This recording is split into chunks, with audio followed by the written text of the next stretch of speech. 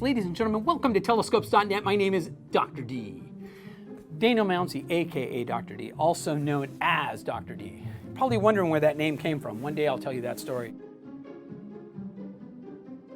Ladies and gentlemen, we have the Maksutov Cassegrain. It's well loved and well hated by many observers. We have the refractor, well loved and well hated by many astronomers. We have the Newtonian reflector, ladies and gentlemen, which is loved and hated by many astronomers. Now, let me tell you a little bit about each one of these telescopes and tell you how to utilize them to their fullest potential. Okay, let's discuss the Maksutov Cassegrain. Light enters in from the front, comes off the primary, bounces back up the secondary, then back to another diagonal that's back here. Let's see, that's 1, 2, 3, 4, 5. I can't remember the amount of reflections, but I'll have to think about it. Okay, now, we have the refractor, which has the simplest of light path. Light goes in, it's bent, and converts into the diagonal, up and into the eyepiece, ladies and gentlemen. The Newtonian reflector, best bang for your buck. Now, light enters in from the front, reflects off of the primary mirror, back to the secondary, and into the eyeball. Be careful, don't point any of these telescopes at the sun. These are specially made to look at night. What else do you want to know about these? Deep sky objects. Okay, Maksutov Cassegrain. 3.5 inches in this particular case is a great little telescope, very sharp, but it has limited objects you can look at. All the bright objects which are close to us are very large, which means there's a limited amount you can see in the narrow field of view of Maksutov Cassegrains. But they're wonderful for looking at stars and planets and very small types of objects, craters on the moon, etc. The refractor is a wonderful instrument. It has the capability to give you vast vistas of the night sky and the Milky Way.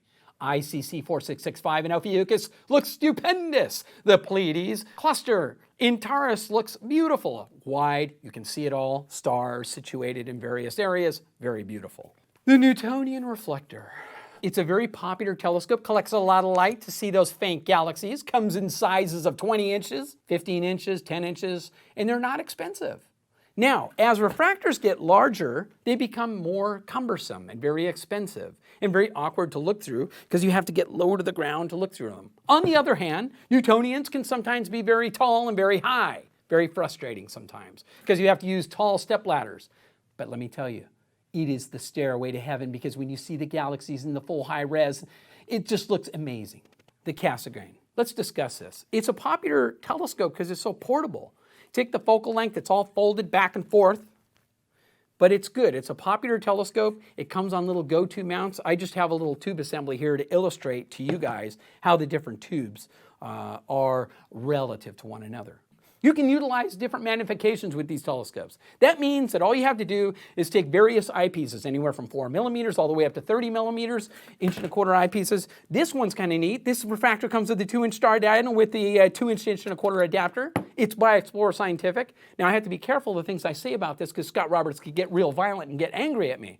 So, we got a fine focuser here. This is really nice. If you want to get nice pristine pinpoints, you just utilize a very fine focus here. We have the adjustable dew cap. We have the provision here to allow you to put an 8x50 finder on here if you want. We have the 2-inch star diagonal with 2-inch 1.25 adapter, which means that you can utilize 1.25 eyepieces or 2-inch eyepieces. I mean, the sky's the limit with this thing. On Newtonian reflectors, you can get 2-inch eyepieces as well. However, the demonstration model that I have here is limited to 1.25, and of course, the Maksutov Cassegrain that you see here only allows you to use 1.25 eyepieces. However, there are various apertures of all these telescopes available, and you can use these with 2-inch eyepieces, and you can use these with 2-inch eyepieces. Did I make myself clear? Absolutely.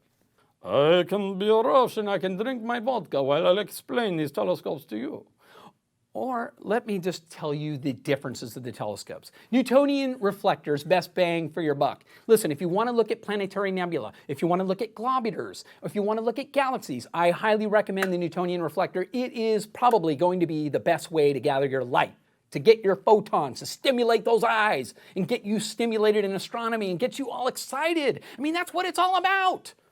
Refractors, on the other hand, tend to be a little bit limited in their aperture. And the prices just become insane as the apertures increase. Now, this is a very affordable refractor, but they're limited on their aperture, so they're limited types of objects that you can see, but they do produce beautiful vistas of the night sky. The Maxitov Cassegrain, on the other hand, these are very popular telescopes. They come in the form of what is referred to as a Schmidt Cassegrain telescope.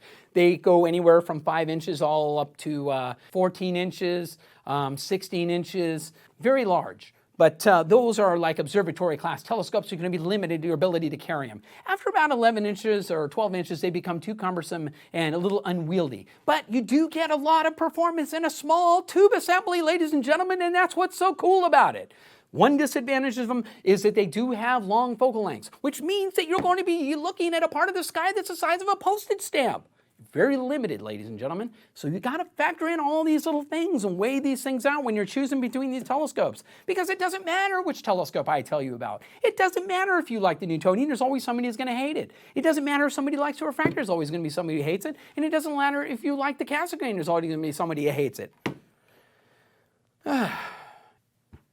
Visit us at telescopes.net or I'm Jen Winter, and I own Daystar Filters, and we're actually out of Warrensburg, Missouri, flyover country out there. We have lots of square footage, lots of acreage, and big blue sky.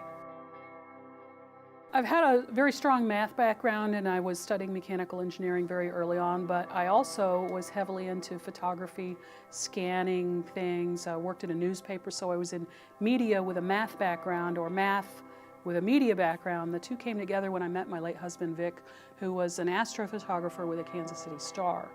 And I was instantly hooked on astrophotography because it was a marriage of that art and science both in together. And Vic really got me addicted pretty early. He pulled a 16-inch Dobsonian out and put it on Saturn, and the rest was history. That's one of the worst ways to get hooked, of course, Saturn. How many people hooked on Saturn? I always like to refer to a story when I was in school. We had a gentleman who was working in Kansas State University in Manhattan, Kansas, and I was going to school there, and a gentleman discovered there was, a grad student said, "What do you mean we have a planetarium and nobody goes to here?" So he went around to every school, everywhere, brought every student, every person in town went to the planetarium that year. And in my little group, as we were going up to the top floor, we passed a room in this physics building, and here were these guys in their little brown corduroy suits, just all excited because Voyager was going by Saturn, Jupiter, I don't even remember because I was so small. But here they are, they're showing video of a planetary pass and getting data live. They were coming out of their skins, jumping up and down in the chair, and I'm like, well, you know, this is really interesting. And I was fascinated at that moment. But I got dragged away to go to see the planetarium, which frankly, after seeing actual images of the planets, seeing the dots was a little bit less.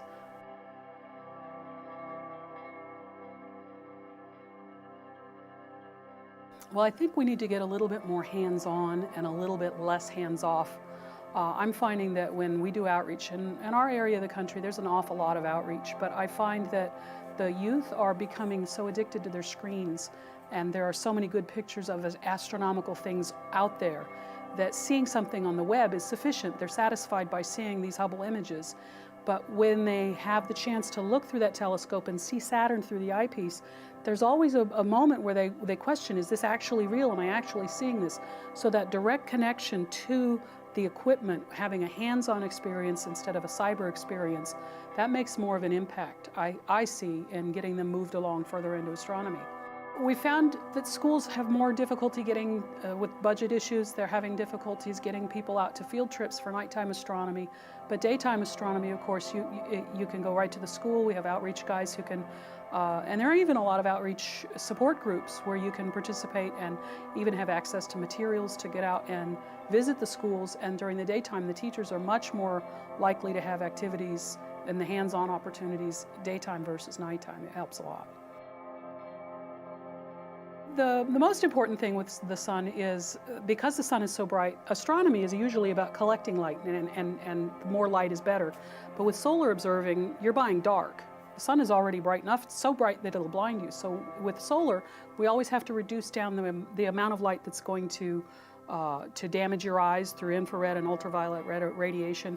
But also, if you reduce the light from wavelengths that you don't really care to see, then you can start to pick out details that you wouldn't otherwise. And the hydrogen is all about, perhaps you remember in chemistry that you have these little emission lines that in a spectrum you see lights light up in different colors.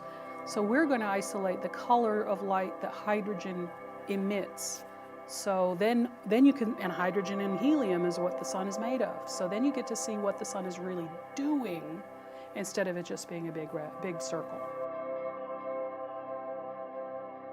Hydrogen alpha will be the brightest line. And if we got more complicated, there are energy levels and how much energy it takes to make different wavelengths of light. Hydrogen also gives, the alpha line gives a more interesting view of the sun. So you have it's more interesting, it shows more contrast, it's brighter, and it represents an energy level that physicists are interested in the science from. A lot of times folks don't quite realize that the sun is a star. It's the most fundamental concept about astronomy and about actually solar physics. Everybody gets excited. There's even, what is this, the new TV show Rick and Morty is all about physics, all about the physics. Well, we happen to have a really cool physics experiment. Einstein's theory of relativity references things like the sun in it. And so solar physics is astronomy, except up close in a way that we can watch it change hour to hour, day to day.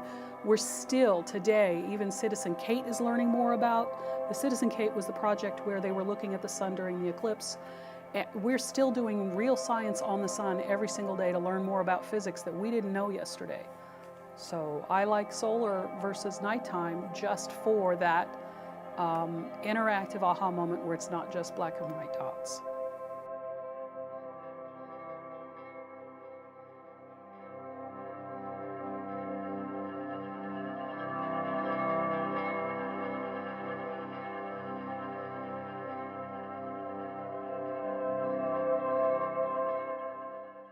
I was born in Japan and started astronomy almost 4 years ago. That time, of course, no computer. Just I wanted to use a film camera, and I like camera before, but I wanted to attach camera to something else. And first optics was microscope, so taking something with a microscope. Then next step is I use telescope with camera. And meanwhile also I take picture and developing film myself and printing myself.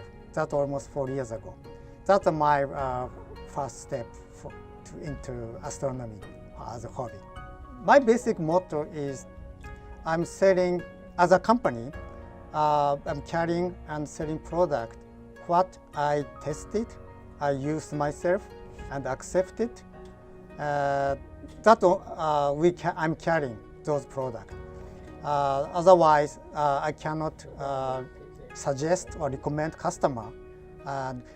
So basically, the product I'm carrying as a Hughtech, I know everything.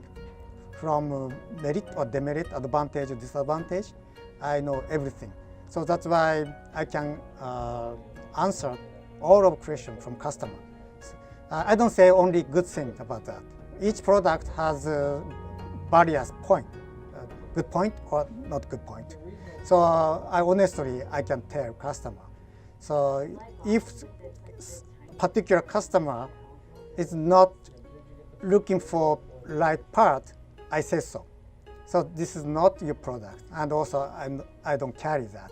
So please check around other place. So always I direct talk with customer honestly, and what this customer looking for. So if it's not the right part, I clearly tell to this customer. Optical design is all done in Japan. However, I deeply involved from developing stage and mainly mechanical part. So how it looks like and how mechanical part working good, and it's my always question is this finish is good looking for American or European customer or not. That's my biggest point to start for developing. From beginning, always my optical designer thinking about finished product for imaging purpose. So that's why a designer didn't think about only objective lens. At the same time, always thinking about a best match with a field flattener or reducer. So that other extra 4-element lens. So it's not extra parts. Just from beginning, designer is design same time for perfect match. So this is why a dedicated system. So this additional 4-element is dedicated design for 107 Fluorite. Both used to have various telescopes, including ED element. However, ED telescope is getting more popular in the market. So now we're more focusing on Fluorite optics. It's very unique, only coming from Japan, and polished, made by Canon Optech. So that's a kind of key sales point for both. And 107 is this moment is the top of the line, and the small brothers 90 Fluorite, and there's a same optical configuration, and one Fluorite, one ED, and total 6-element advanced spectral design. Those are kind of high-end, and this one is one smallest 55 Fluorite. So, and also we have 71 Fluorite and 90 Fluorite. In my personal opinion, Fluorite is clearly different from any ED in my experience. And I feel Fluorite shows us very transparent and high color contrast. So that, for me, is obvious difference. Yeah. So it's no comparison with even any kind of ED, high-end ED. In my opinion, it's different. Personally, I like wide field and nebulosity, and it depends on target. Basically, I like big sensor, so almost automatically its target should be larger. But sometimes I like small galaxies. That time I use dedicated CCD camera because that maybe create more high resolution image. I think at least I can tell, because this is a hobby. Hobby means it's culture. So because of culture and always different, American people, Japanese people, and European people has each slightly unique culture. And Japanese people generally like smaller, compact product. But meanwhile, American people probably opposite side. So simply saying, always I'm telling to Japanese friends, the culture-wise, culture is Japanese mind, American mind is all opposite side. Meanwhile, European people is middle, and other Asian people is close to Japanese. So maybe that's using my marketing strategies, because the telescope Japanese people is not always is favorite for America. So I have to always think about the particular product, its favorite for particular market or not. That's my marketing strategy. If customer is happy for our product, that's my goal. Because I'm a hobby person, I know people's expecting the product, and if it is satisfied, I'm happy too. So me, myself, same thing. So that's why I'm always thinking about each person, the product buying from us it makes happy to customer or not. That's my always concern. And if some feedback is very good feedback, I'm very glad it's feedback too.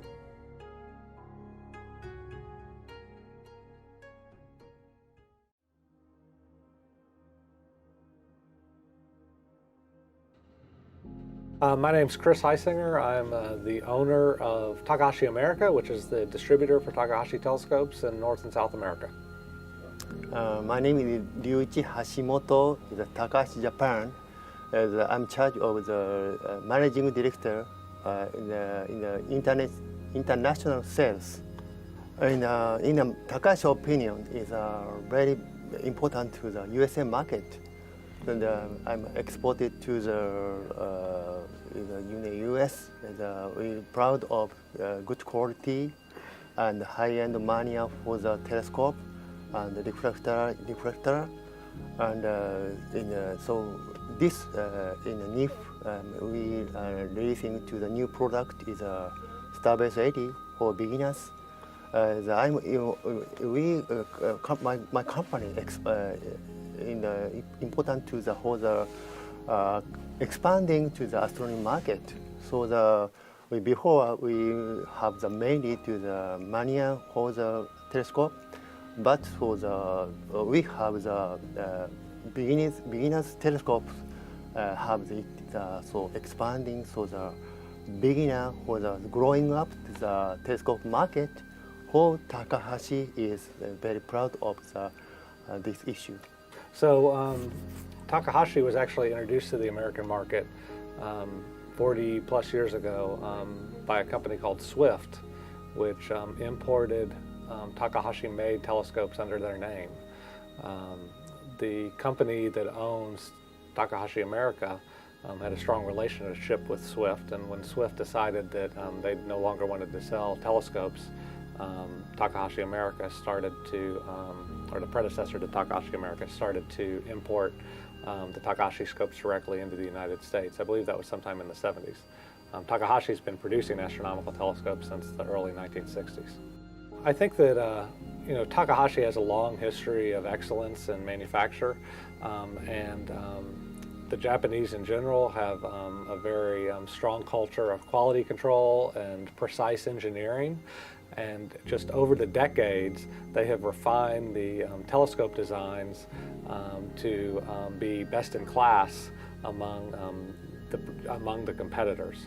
The telescopes themselves are finely engineered and refined, and Takahashi has a commitment to a premium product, so that they are meant for the serious amateur astronomer and some professional astronomers. And we have the casting part of the factory, very unique production company.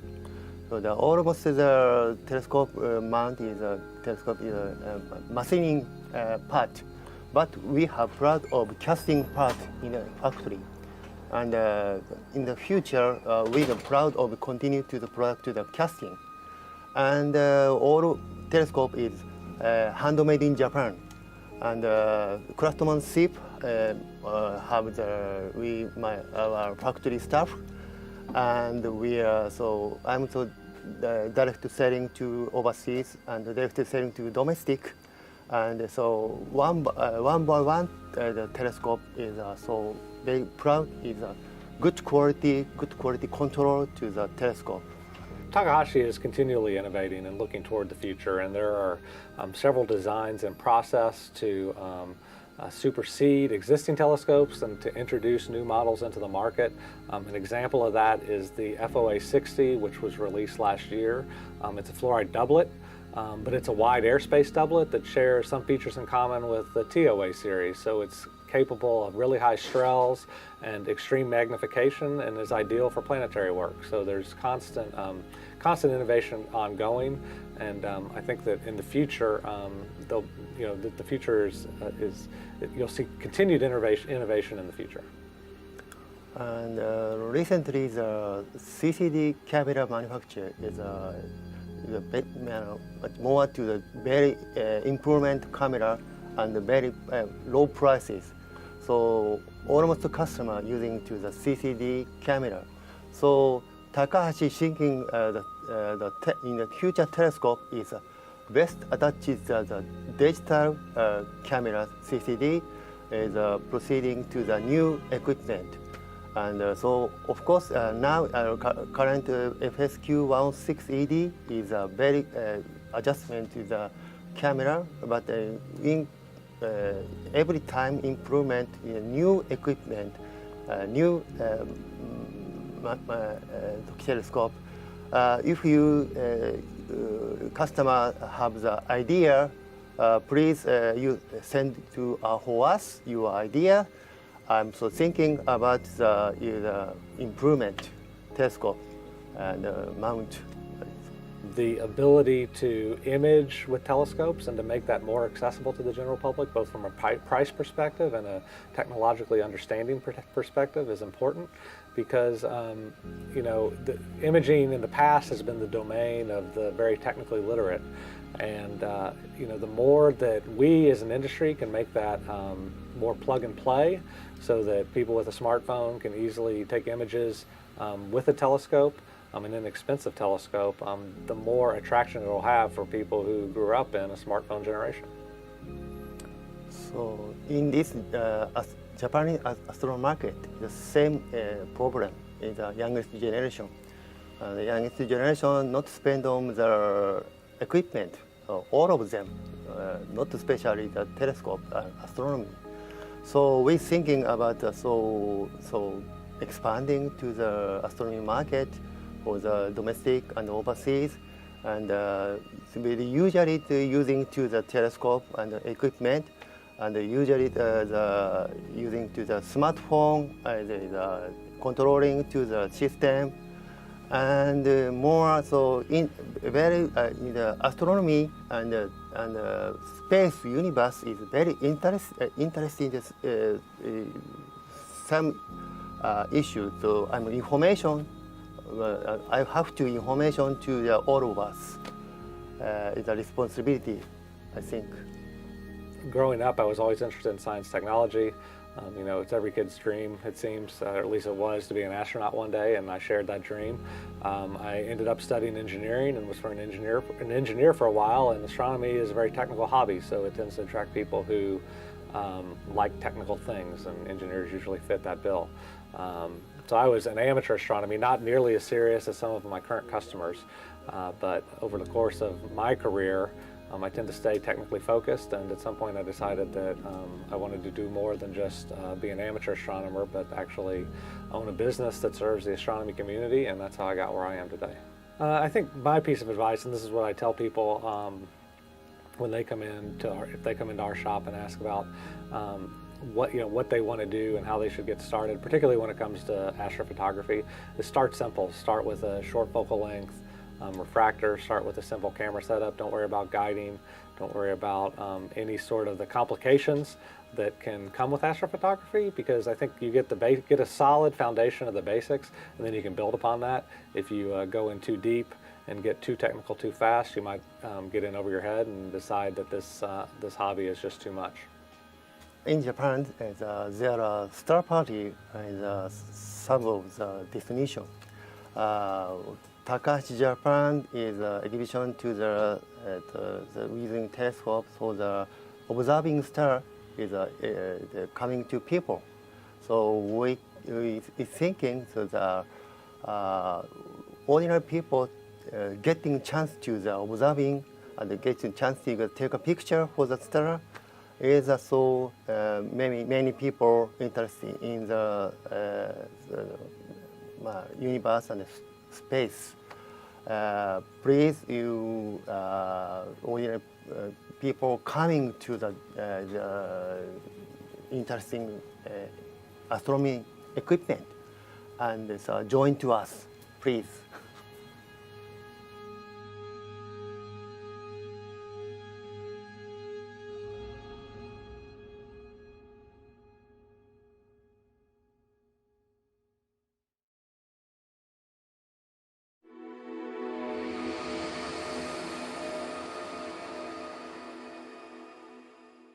My name is Jeff Dickerman. I'm with Optech Incorporated. We're based out of Lowell, Michigan, which is outside of Grand Rapids in the Midwest, and we are a manufacturing facility. We primarily make instruments for astronomy. Optech started out as DOAA Enterprises. Jerry Persha was the founder. He was in college and was building drive correctors for for telescope mounts. He moved to Lowell in 1979 and founded Optech Incorporated. Optech originally was a manufacturer of instrumentation. Alongside that drive corrector, we made a line of single channel photometers, which we still make today. Jerry kind of parlayed that into a line of instruments for the National Park Service called visibility transmissometers, and that worked into nephelometers and some other types of measurement instruments. And then in 1999, he looked at the focusers out there in the astronomy market, the amateur astronomy market, and realized that there wasn't a good solid focuser on the market. So he designed the TCF, the temperature compensating focuser, that primarily is used to correct the temperature drift of a typical Schmidt-Cass, at that time the Meade and the Celestrons. That kind of developed into a number of other products. We've made filter wheels, we've made filter sliders. We acquired Alnitak Astro Systems some years ago, I guess in 2011 or so. Working with Jerry in 1988, I guess it was. I got out of the Marines. I was stationed out here in California. And I went back home and started a family, and decided to join Optech as a kind of a sales and manager role, and worked for him for many years. And then in 2008, my wife and I decided we're going to take the plunge, we're going to become business owners. And so we bought the company from him, and been going strong ever since. Hi, I'm Jeff Dickerman from Optech Incorporated, and today we're going to install a quick sync 40 motor onto a FeatherTouch 3545 focuser. We do everything in-house. We do all our own machining. We have a electronic board production facility. We make our own surface mount boards. We have a small shuttle oven that we hand load at this point, but that'll be automated in the future as well. We have an optics lab, electronics lab, and do all the design work in-house. So we try to keep it close and local for our group in Michigan. So this is the TCF Lynx. Like all our other focusers, it's a temperature compensating focuser and has a temperature probe. The original TCF prototype from 1999 is still used every clear night in Grand Rapids. We've had, a couple years ago, I had a customer contact me and said he needed a new adapter for his TCF focuser. So we sold him a new adapter, and he said, you know, this is actually the third adapter I've had to buy because I've had 3 different telescopes. He goes, you know, I've gone through a couple different cameras and 2 mounts, and I think your TCF is the only thing I still have on my original rig. So that's pretty typical for the types of calls that we get from customers. The stuff that we build lasts, and we want it to last. Our basic approach with all the instruments that we develop and products that we design is that they should be remotely controllable. So whether you're observing in your backyard or whether you're observing halfway around the world, the instrument, the focuser, the rotator, the Alnitak flat panel, for instance, should be available through a PC connection and remotely controlled in a robust and reliable way.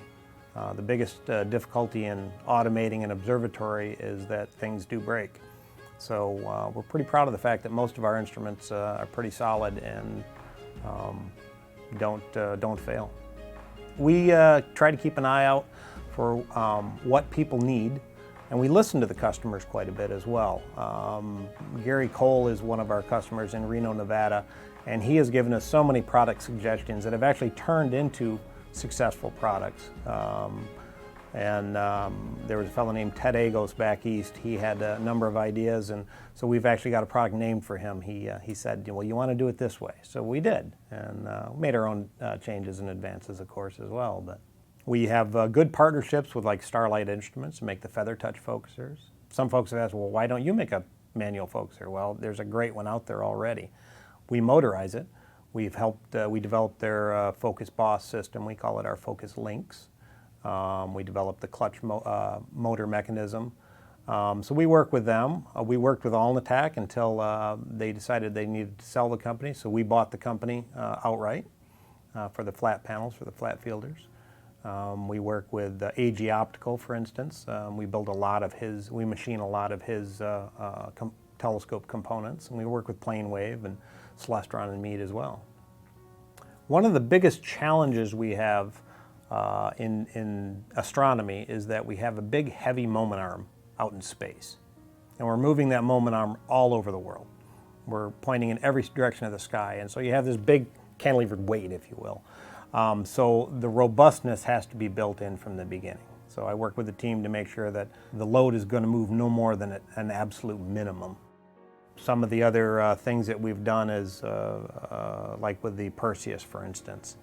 The challenge there was to be able to get a spectrograph and a imaging camera and perhaps a planetary camera all on one telescope.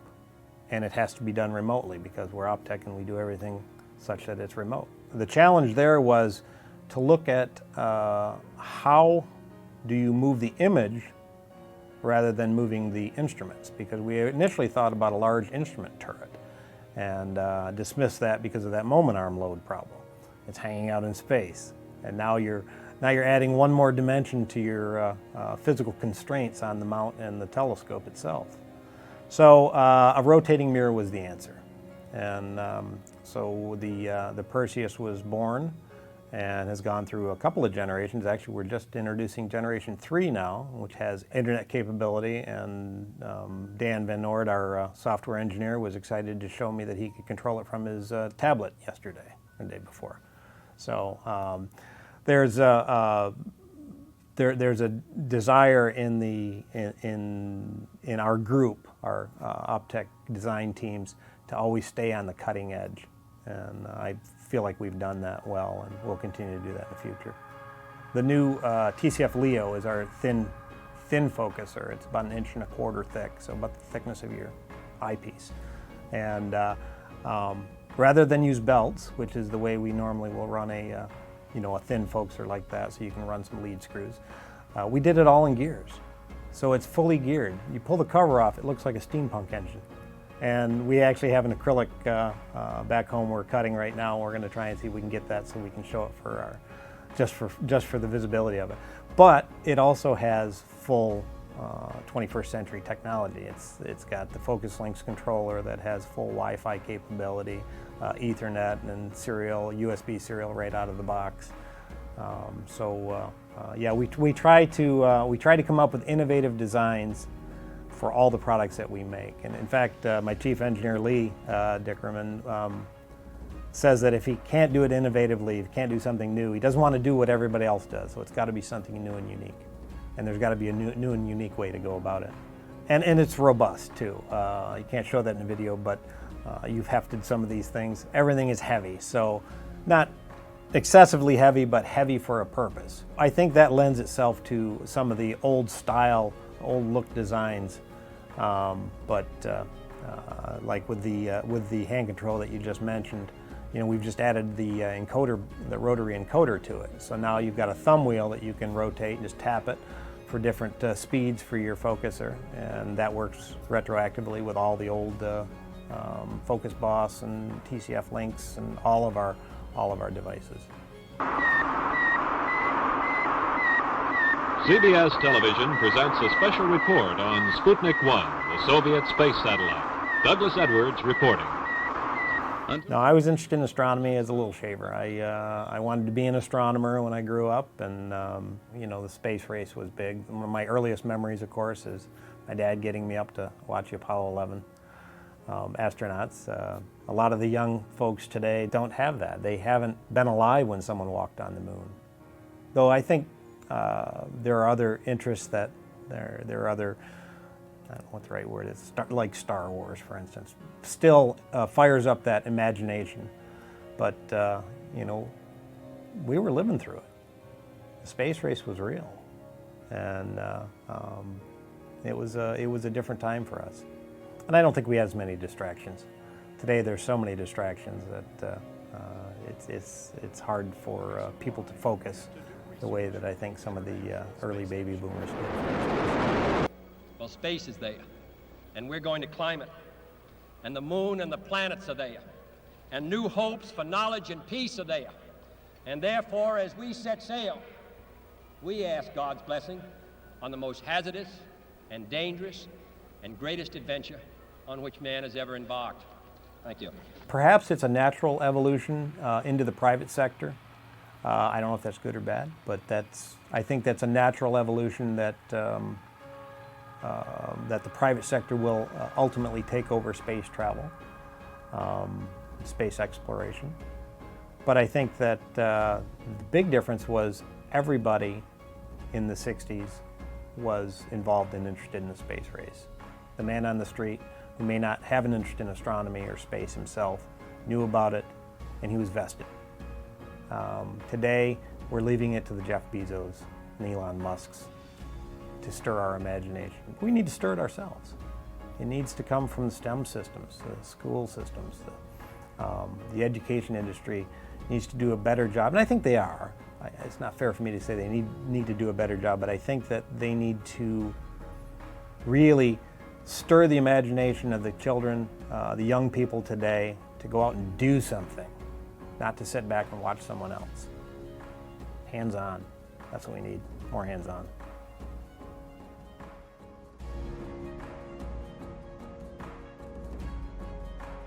First memory I had a Meade 6-inch that I bought. I was probably 15, 16 years old, a Newtonian, F8 Newtonian, and trying to find the Ring Nebula. And I was out near Flint, Michigan, out in the middle of nowhere. No astronomy friends, I was out in the wilderness, and I searched for that thing for 2 weeks. And I know I must have looked at it many times where I realized, oh, that's what it is. So, dabbled in a little bit of astrophotography back in the film days, but when the CCDs came online, that's when the interest really started to pop.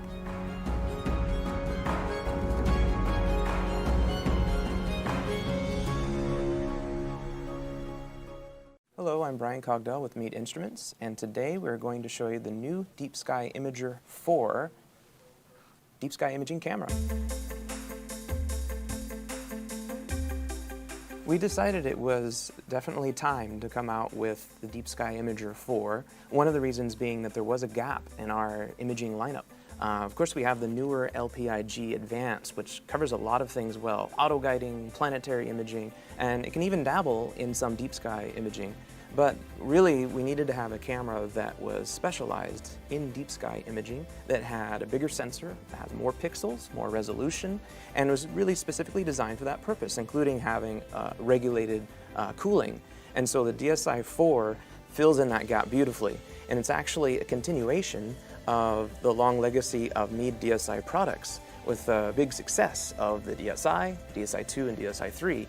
But the DSi 4 is actually a huge leap from its predecessors, and so this fills that gap very nicely. We did choose what is now, a very popular sensor, so we chose to go with the 16 megapixel Panasonic CMOS sensor. And yes, as you know, there are some competing products that use the same sensor, but it does cover a lot of things very well. One of the things I really quite like about it is its versatility. It's a good sized sensor. It's a Type 4/3 inch format, which is a pretty common size now, but not so much in intermediate deep sky imaging until now. So that's a 22 millimeter diagonal size sensor. That's an ample sized sensor. That right there is a very good feature. But it's also the CMOS sensor. It can do live video at a very nice, even full frame can do 23 frames per second. I mean, that's pretty good, but you can go faster than that when you subframe. For the deep sky imaging, which of course is its specialty, it's very low noise, high sensitivity, and it's just those are the key attributes, right, you look for in a deep sky, and a sensor that you're going to use for deep sky imaging. For one thing, I'll start from the surface. The DSi 4 has actually an onboard USB hub. It's a USB 2 hub. And at first I thought it was kind of a minor feature until I started using the camera more and realized how amazingly convenient that is. Let's say you have your auto guider that you want to use, of course, in tandem with your deep sky imager. You can just better your cable management, which is one of the more cumbersome parts of imaging is your cable management. Getting it also into some of the nuts and bolts, I've always liked, and of course these are red LEDs, but I've actually always liked some LED indication as a reality check when imaging, even when you're at your laptop and you can see what's happening in front of you. Included accessories. A lot of the competitive offerings actually don't have all the accessories, the essential accessories you would need out of the box. Namely, the power supply So we take the guesswork out of that. The DSi-4 comes with its own AC power adapter, and it already has the correct voltage and amperage requirement for the camera. So it completely takes the guesswork and the extra expense of having to get a separate power adapter to power your camera. Of course, we do have standard 2-inch nose piece. Of course, does include a USB 3 cable because this is using a USB 3 connection to optimize the fastest speed possible. With that in mind, the camera is backwards compatible to USB 2.0. I definitely want to talk about the Meade software suite. So Sky Capture is the software that we include with the DSi-4. What's nice about this is full camera control software out of the box. It doesn't require any additional licensing. It doesn't have a trial period, anything like that. It's simply the direct camera control. It has all the camera control features, being able to take all your sequences in any format you want, the raw format FIT, or if you just want to take JPEGs, you can do it all from the Sky Capture software. There are 2 levels of documentation that walk you through using the product. And the one I like, actually, the quick setup guide kind of cuts to the chase, and it's just showing you in the quickest and most stripped down way, like how to start using the camera the first time out of the box. And the reason I mention that is, of course, we have the full-blown instruction manual on the usage of Sky Capture, and yes, the user should go through that, but it's a much longer document. You just want to start using your camera, so that's what I like about having the quick setup guide to accompany the full instruction manual on Sky Capture. For deep sky imaging, the DSi-4 holds some key advantages over the use of a DSLR camera. Now, DSLRs are actually quite capable of taking satisfying images of the night sky, but once you go to a specialized deep sky imaging camera, you have some inherent advantages. One big standout advantage is that this has a thermoelectric cooler. It brings the temperature of the sensor down, and as the temperature of the sensor decreases, so too does the thermal noise decrease. You don't have that option with a DSLR, so especially warm summer evenings and you start imaging, you get, the noise can be quite pervasive, whereas the noise is suppressed to a very minimal state with a dedicated imager, or Deep Sky Imager 4 has a cooler where you can control the temperature. So you can specify the temperature up to as cold as 40 degrees Celsius below ambient, which is very aggressive, but you can set that temperature and keep it for the remainder of the night, so that if you were taking dark frames, you'd have perfect control over your dark frames, which you would not with a DSLR. So that right there is a big advantage. So having used this imager, I've found a couple of things that stood out for me that I enjoyed. One was the clean images that I would get. Now, it was one thing to know that the camera has low noise, and that was in this day and age, it's kind of an expectation in a lot of deep sky imaging cameras. But to actually start to use the camera and you see that real time, even when you're focusing your image, the background is very smooth and clean, low noise. Then when I actually go to take my long exposures and I go to process my images, having that really smooth, clean, having smooth, clean individual frames was really refreshing. It took less work to process the images as a result. So I hope you enjoyed learning a little bit more about the DSi-4. Certainly, if you want to look at more information about this camera, check out meade.com. There's more specifications posted there, and we also have more additional astro photos that were taken with the camera that we'll be posting as well. Thank you.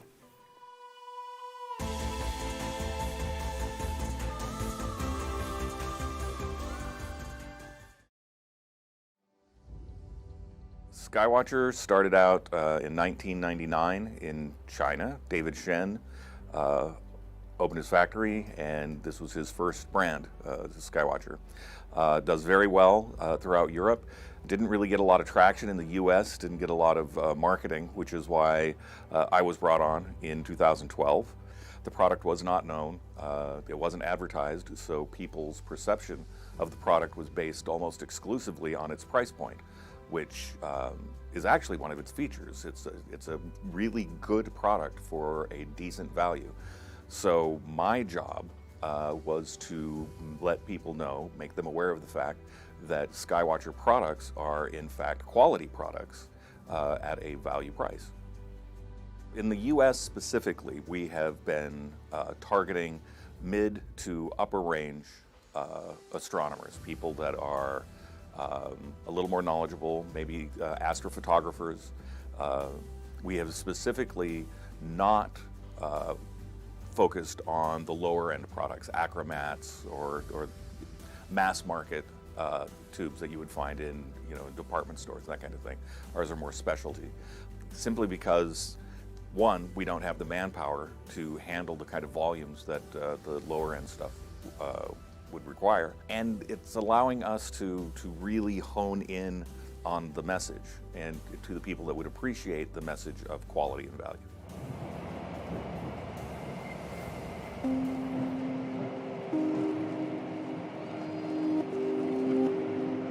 Well, the first bit of advice I give people is to be patient. There's a learning curve, and it is, it's science. It's science, but it's amazing science. It's science that you can experience visually and tactily right there in front of you. But it also is going to take time to become proficient at it. So enjoy. Don't be afraid to play around, and again, just be patient.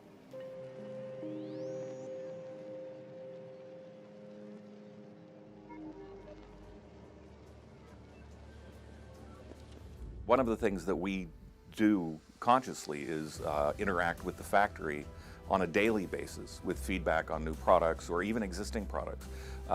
We have a couple of people who are very hands-on, very active out in the field using these products. So when it comes time to modify the products, when it comes time to upgrade the products, we have very valuable real-world experience with them so that we can operate as a partnership with the factory and with product development. So what we found over the last few years is that the photography market and the astronomy market has a great deal of overlap. And by pushing photography products that do astronomy, we are able to introduce a whole segment of the population to astrophotography and astronomy that might otherwise not be exposed to it. We are the party animal of the astronomy community. We try not to do it in the office, but when we are out at star parties, that's definitely true. As far as what age range we're shooting for, astronomy, just as a hobby, generally skews towards 40-plus individuals, 40-plus years of age and older, but we're finding that with the photography products, our star trackers, our other photography products, those are actually bringing in much younger people in their 20s. It is terribly important that we get these people in, otherwise the hobby dies, and we don't want that to happen. Some of the things that we've been doing is photography first, astronomy second types of products. We're also developing a lot of our products with Wi-Fi capabilities so that you can manipulate them through your phone with a smart app. So I think anything where somebody gets to use their phone is going to skew a little bit younger.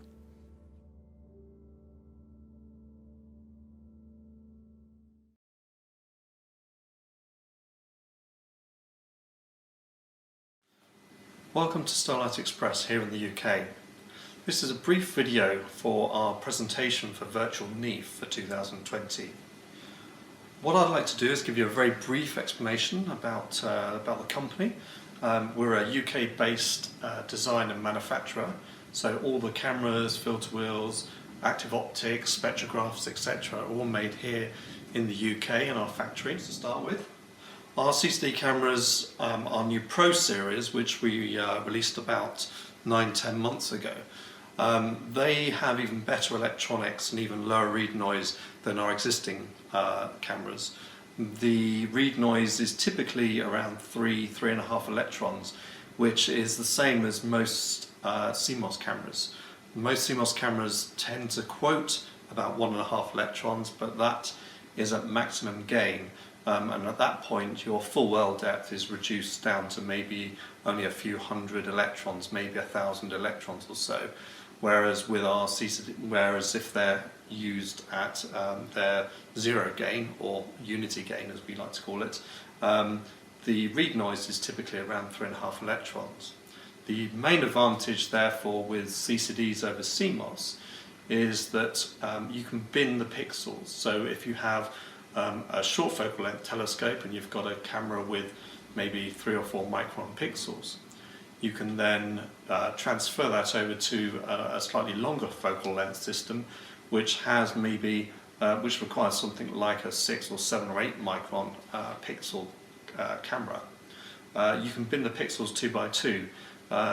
Most CMOS cameras can't do that. They tend to have to bin it within software, and when you do that, you're actually not gaining as much as if you do it in hardware, because although you're doubling the pixels, you're also doubling the read noise as well.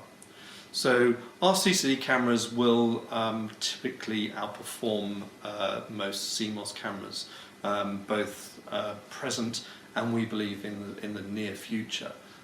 So please look at these carefully and compare CMOS and CCDs alike. CCDs still have a very big part to play within astronomy and other scientific applications as well. So our most prominent CCD camera is probably the Pro 694.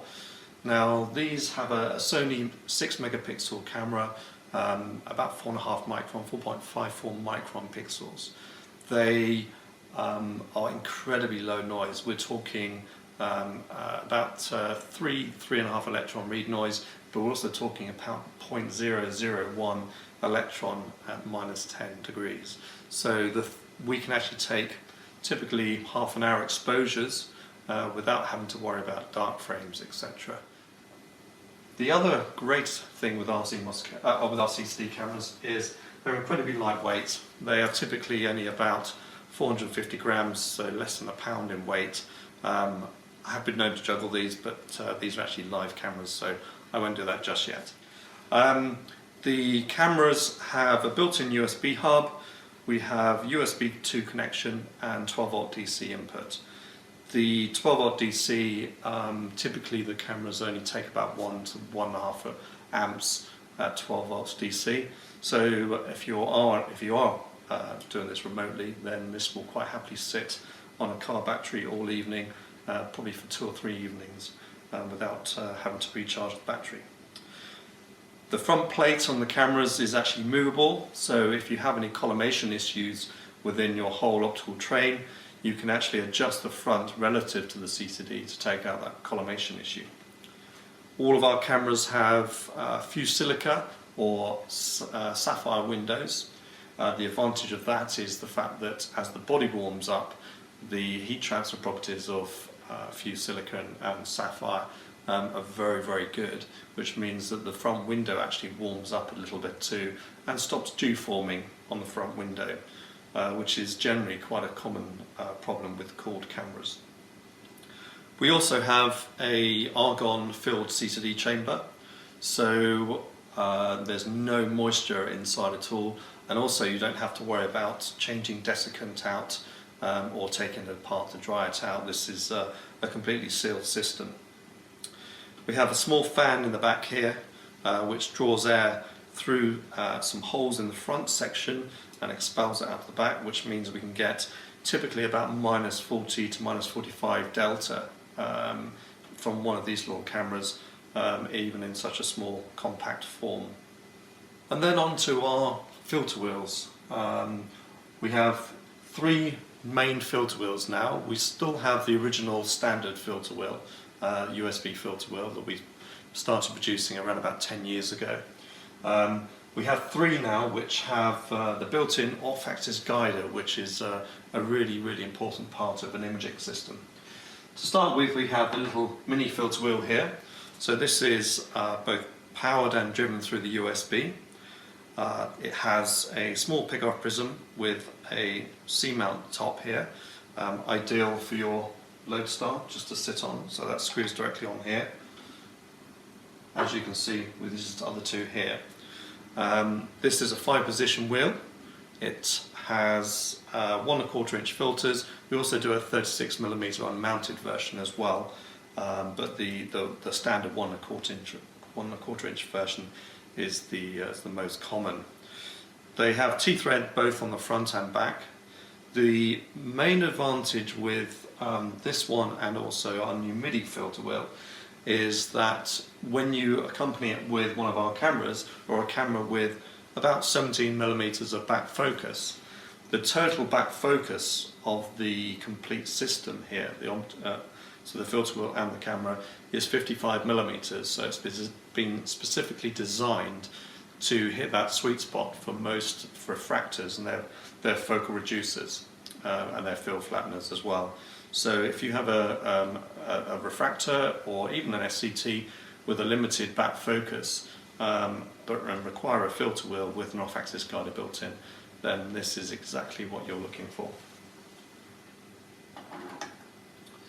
As I say, we then go over to the new, this is a new one that we were going to be releasing at NEAF. This is a MIDI filter wheel, so this is going to still, we're still selling this standard filter wheel, but this is going to gradually replace with people that want to do imaging with an off-axis guider as well. So it's 7-position 1¼ inch filter wheel. We also do 5-position with 2-inch and also 36mm, and we also do a 50mm unmounted version as well. So this again has the 55mm back focus with one of our cameras, and obviously the Lodestar or even the Ultrastar will fit directly on top. Once again, it's powered through USB and driven through USB.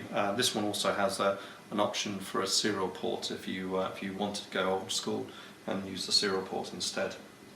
And then we come to the big wheel. Now this is obviously a fairly big piece of hardware. Weighs about a couple of pounds, just 2 or 3 pounds.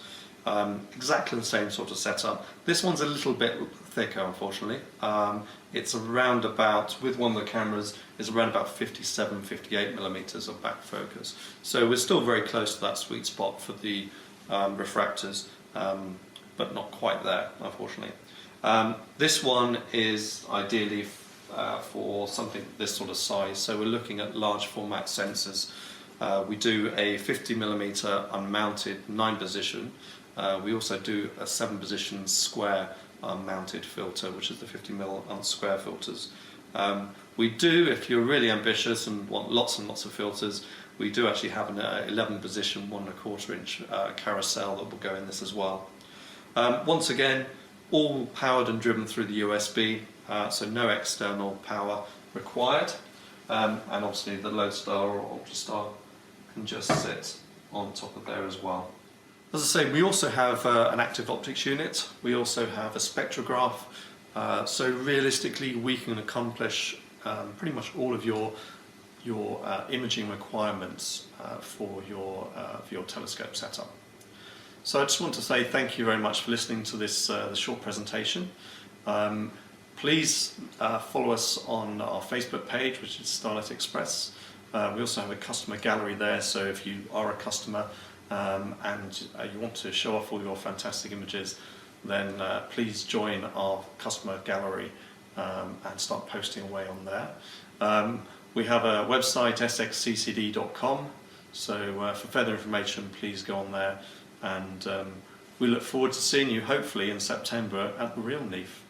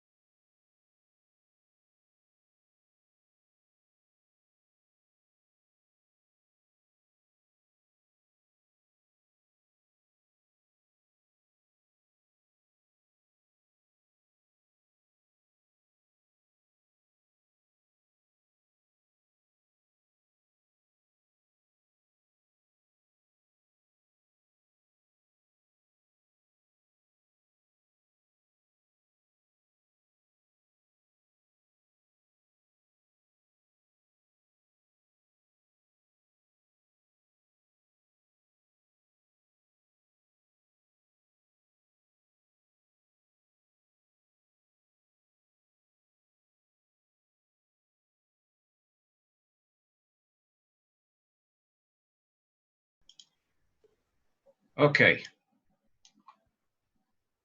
Still no audio. Do we have audio? Do we have audio? I don't know, I'm just checking. Or did I freeze? Was it frozen for me?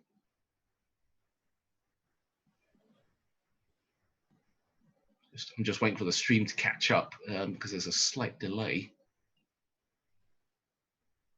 Oh, I can hear myself. Hey!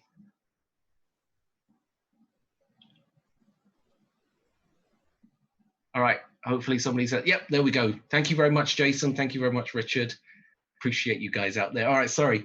So we are live. We'll do that bit again. I'm sure if you were a bunch of lip readers, you would have gotten it. A couple of hiccups here. So I am here with Mike from Starlight Express, not to be confused with Starlight Instruments. No. So Mike, give us a little bit about yourself. Okay, so my name is Michael from Starlight Express. We've been designing and manufacturing cameras for astronomy for sort of 30 years now. We started in 1989, and the first cameras that we produced were around about 1990. So I'm the managing director and one of the original three that started the company back in 1989. So give us a brief overview on the most popular camera. In fact, I actually have one right here. This is the SX 694. You do in both color and monochrome. Yeah, so the Pro 694 is the one you've got there. This is our most popular camera. It's a Sony-based camera.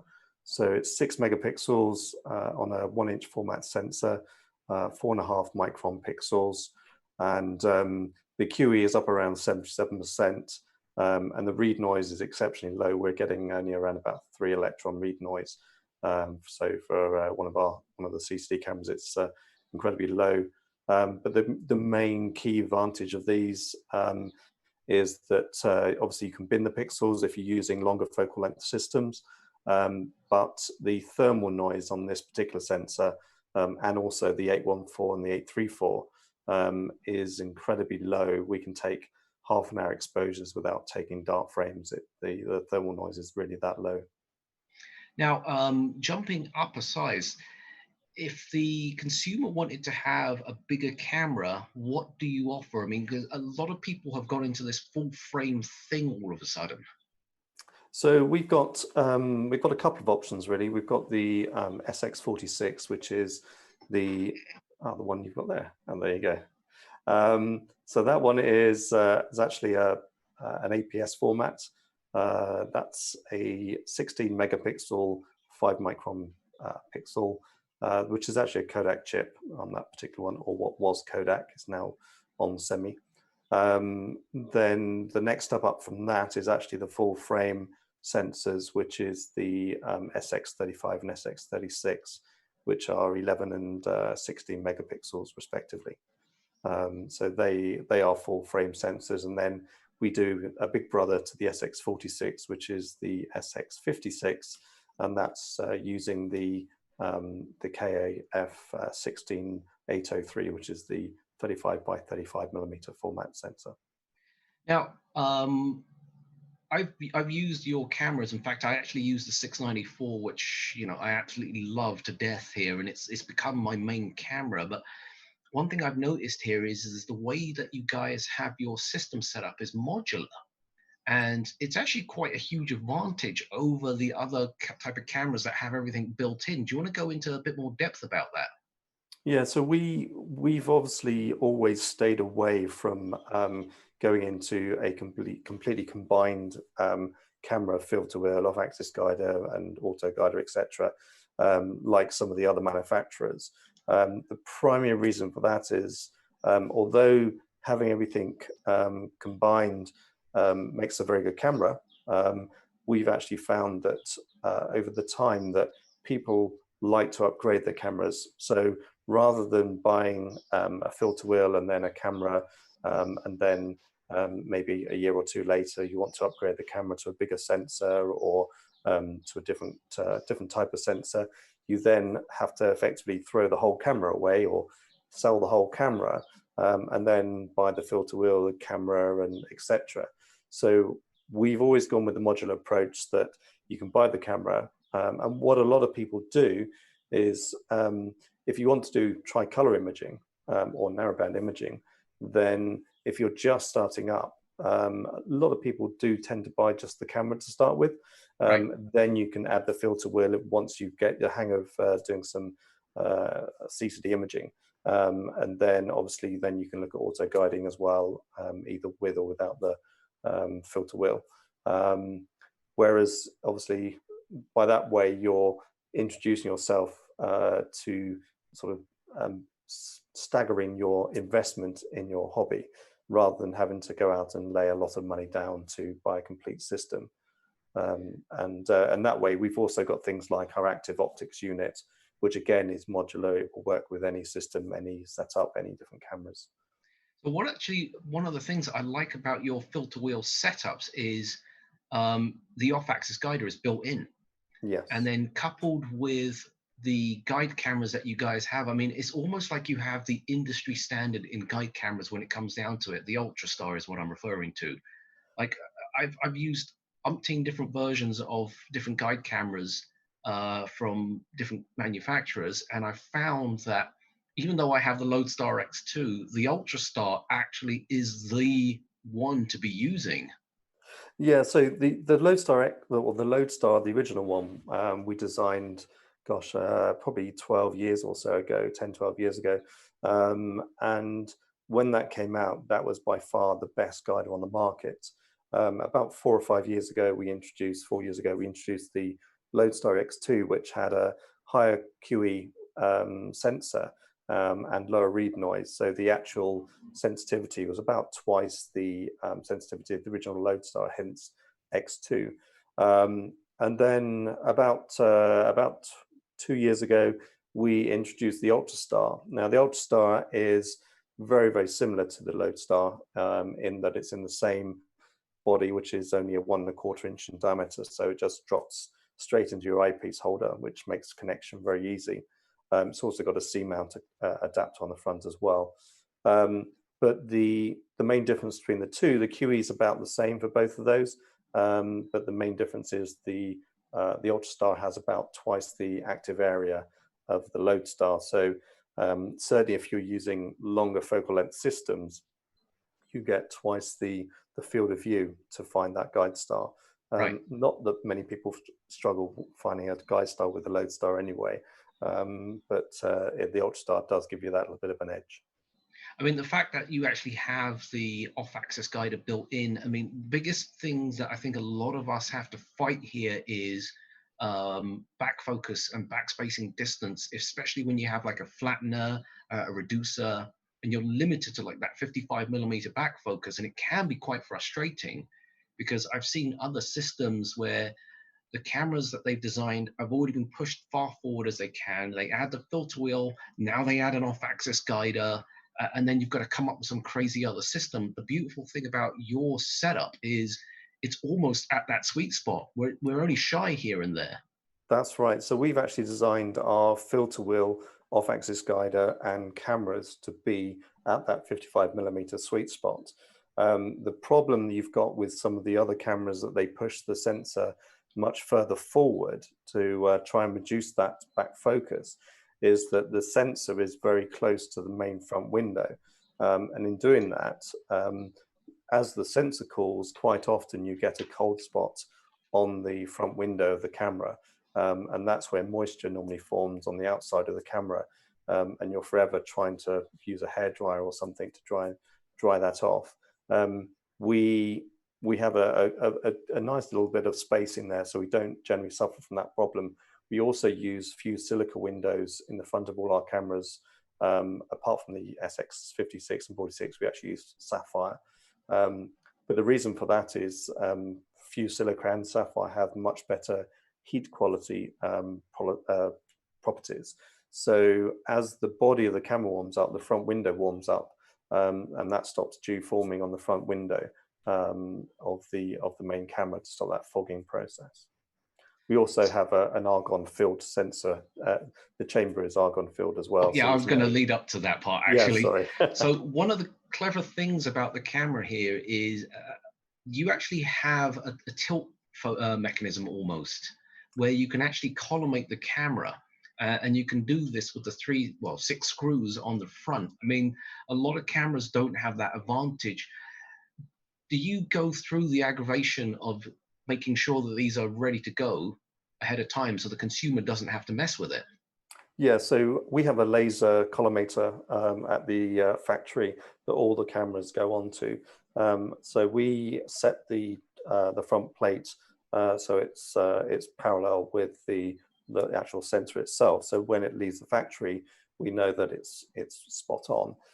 If you have any issues, and you can, by the time you've added flatteners, filter wheels, adapters, off-axis guiders, and everything else in front of you, you only need to be a few thou out on a few sides, on those adapters, and you do end up with some collimation issues. Now, you can try and take that out with the telescope, but actually sometimes it's easier to take it out with the camera itself. So we have a push-pull mechanism on the front of the camera. And it's one of those things that we've been doing this for, I think 2004, 2006, I think it was, we introduced that system. And finally, some of the other camera manufacturers are just starting to twig onto the idea and think it's a good idea. And a few have started doing similar sort of things. Yeah, I've noticed that, and even some focusers that you can get have that type of collimation device. Big popular thing right now is fast imaging. We're talking like F3, F2, or some other ridiculous number. And the biggest important thing that I find is when you use these types of scopes, like the Russ or the Hyperstar, one of the biggest irritating factor is when you want to put like one of these really nice CCD cameras up there, they tend to be very big, bulky, and square. But the beautiful thing about the design here is, I think we're running a special on the 25C, and the body looks just like this. And it's not like you guys did it intentionally. It's almost accidental, but these things fit perfectly on these RASers and don't actually take away the obstruction. Tell us a little bit more about the actual design and when you came up with all of this stuff. So we've always tried, we've never gone for big bulky cameras. We've always tried to make everything nice and compact and lightweight as well. Obviously, if you're putting one of these on your corrector, you don't want a heavy weight on it. I have seen some correctors crack in the past. If you look at the actual design of the cooling system in our cameras, we have a series of holes that there's actually a fin in the front of the camera where the air is drawn through, and there are a series of holes in the main body which you can't really see. They're fairly well disguised. It needs to be sort of pointed out to you, but there are. But it makes it increases the surface area of the heatsink plate. So as we're drawing air through and expelling it out the back, we're able to get quite a big delta T across the cooling side of things. So we're getting about minus 43 to minus 45 delta, and which in a small little package like that is unheard of. Right. But also in doing that, we've managed to keep it smaller than the central obstruction of even of the C6 with the Hyperstar. So we're not taking any field of view. So if you put one of these cameras on a Hyperstar, then or a RASer, then it works absolutely brilliantly. Yeah, I mean, I was actually really shocked how well that one works, especially that it's the SX25C, right? Yeah, the 25C works very well. It's quite a nice size chip. Yeah. So any questions from anybody, feel free to start sending them over. We are running a little bit behind time because next up will be Tim Russ. Mike's joining us all the way from England, my home country, I guess. You know, as much as people can see the face, the voice doesn't match, as they say. So what new things do you have coming up on the horizons? I mean, I know you've just announced the filter wheel that you guys have. Is there anything else that you're allowed to let loose? Yeah, we were hoping for NEAF to be a big launch pad. We've also got a new spectrograph coming out very shortly, which is a fully automated spectrograph. So you're able to adjust the focus of the main camera. You're allowed to move the camera along the actual spectrum. You can turn the reference lamp on and off as well, which is all built into it. And you can also rotate the slit and control also the auto guider camera that's built in as well. So it's exactly the same as our existing spectrograph, but completely automated. And that will be out hopefully within the next 6 to 8 weeks, I should think. So that was something else we were going to hopefully release at NEAF. So this is almost great timing. Bob Massey, who I know who he is, and hello Bob, how you doing? He's actually asking a question about the SX spectrograph. Will it include the USB control function? Yes, it will. The new one will. And just go into a little bit of depth about that. What was the major difference between that? I attended the SAS exhibition in Ontario, California last year, and talking to a lot of people there, their frustrations were that if you want to do spectroscopy remotely, it's actually impossible to do because even with all the Sheliak systems and our own existing system, you need to physically be there to turn the slit and do various things. So from there, we came back and we started looking at how we could redesign it. So we now have all the controls are driven through one USB connector. So you have basically a 12-volt DC and a mini USB connection into the spectrograph, and your guide camera, as I say, all your other functions are all controlled from that USB connection. And I think this is the important part. What kind of price point are we looking at? So we're still waiting on final pricing. So the current system, just trying to remember off the top of my head what it is, it's about $3,500 US dollars. So this will be probably around about $700 to $800 more expensive. So it's actually perfectly affordable. I mean, it's not out of reach for most people in many cases. We get. I mean, I go to a lot of exhibitions when there's no virus around, and speaking to a lot of people, they tend to get into imaging, and they may well start imaging and do it for several years, but they get to a point where they've imaged all the Messier objects several times. They've imaged all the nebula and planetary nebula and so forth, and it gets to a stage of what else can you do? I've got all this kit. I've got this telescope. I've got cameras, etc. And photometry is obviously one thing, but spectroscopy is something that is a growing trend, and we're seeing more and more people looking to do some real science. And there are a lot of groups out there that actually take spectrums from amateur astronomers and actually use them in the professional world. So the stuff that you do as an amateur can actually be used within research at some of the universities. All right, Mike. I think that's pretty much for our allotted time. I have to get ready for our next talk. I really do appreciate you being here. And this was very, very last minute because I was kind of nervous about talking about some of this stuff because I know the 694, but I didn't know the other stuff because I just haven't had a chance to really sit down and start poking at some of this stuff.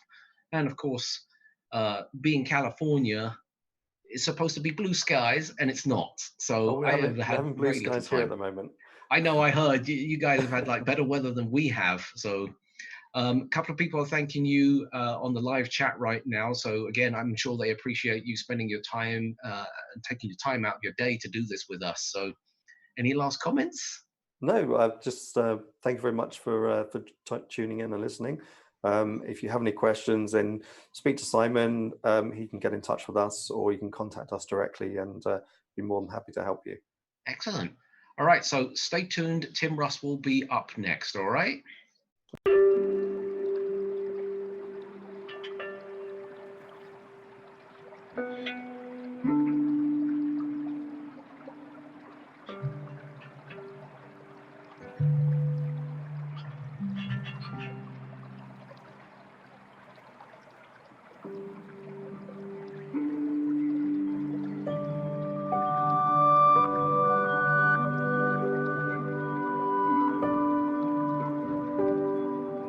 Part of the challenge that the amateur astronomy community is facing is to bring in more people into the hobby. So we've been actively trying to contact different people, science communicators, people with influence are also interested in astronomy, to help them help us popularize the hobby. I think it's very, very important for all of us to do that because as a hobby, we want to make sure that it's growing. And one way to do it is reach out to younger people, make sure that the next generation, the younger people, are actually getting into the hobby. Basically, I look at it now and I think of astronomy as more of a really artistic.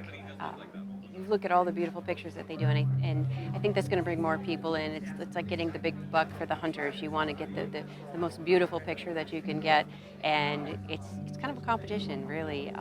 Something that can be achieved, and you don't have to have physical strength. You don't have to have all these different things, but you can go in and just be able to have that creative spark and eye, and go out there and work with it. I guess what I do is I have a small group of friends near my home, and if I have a night where I decide to take out the telescope, I'll invite them along. It's not really their hobby, but it's nice to branch that out. But I would like to do some outreach to some high schools or elementary and get the kids interested early so that it's not something you're starting when you're 20s or 30s. It's something you start early on and you just get that for your whole life. Already we can see that the impact of social media has popularized astronomy a great deal amongst people who just have no real direct interest in astronomy, but they get excited about these things, like this eclipse that just occurred. Had one of the largest turnouts that have ever occurred for a solar eclipse. And I think it's 100% due to social media and the news coverage that it gets. So I think that is making it more important. In other words, you can reach people much easier now than you ever could before. I think the general public is more into the now results. So a lot of people like to share things. I find that people like sharing. They want to see results. They want to make things easy. So I see a expansion into just easy imaging and sharing. There's a lot of people now doing science, not just astrophotography anymore. There's a lot of people doing science. There's a lot of citizen science, and there's schools that are doing science. The easier we make the telescopes, the more science that the schools can start doing. We get colleges doing science, and maybe even down to high schools doing some science projects with NFS grants and such. So because the capabilities of the telescopes today are so much more, I think the way to get the young people involved is to get them using them in schools. On the scientific point of view, astronomy is trying to answer very fundamental questions, and most of them have to do with cosmology, meaning where does the universe come from? And there are still many questions. Most of them are unanswered. The other search, I think, in astronomy is searching for other planets, other intelligent civilizations, or even sign of life, simply sign of life on other planets. I think that's the second quest. The first, I believe, should be trying to find out, answering the big question of cosmology today. I think there's a renewed interest in astronomy.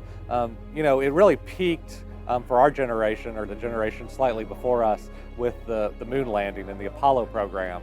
And then we had the space shuttle, but with the cessation of flying the space shuttle, people predicted that there would be less interest in astronomy. But as Cassini and some of the other probes have demonstrated, a lot of interest is generated because we're getting looks at our solar system with the technology that has been put into these probes that we were never able to get before. And I know that the generation, my children's generation, has a lot of interest in these types of things, and I think that interest will continue. And those are the future astronomers and future amateur astronomers that are coming out of that. I think what you're going to see, and what you're already seeing, is that amateur astronomy is making significant strides in the professional realm.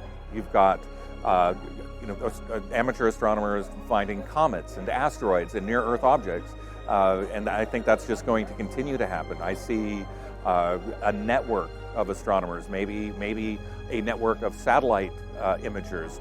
If you can turn households into a satellite spot, and suddenly you've got a satellite telescope that's the size of a hemisphere, just because amateur astronomers are working together. I see that happening. I see the entire community coming together and doing more.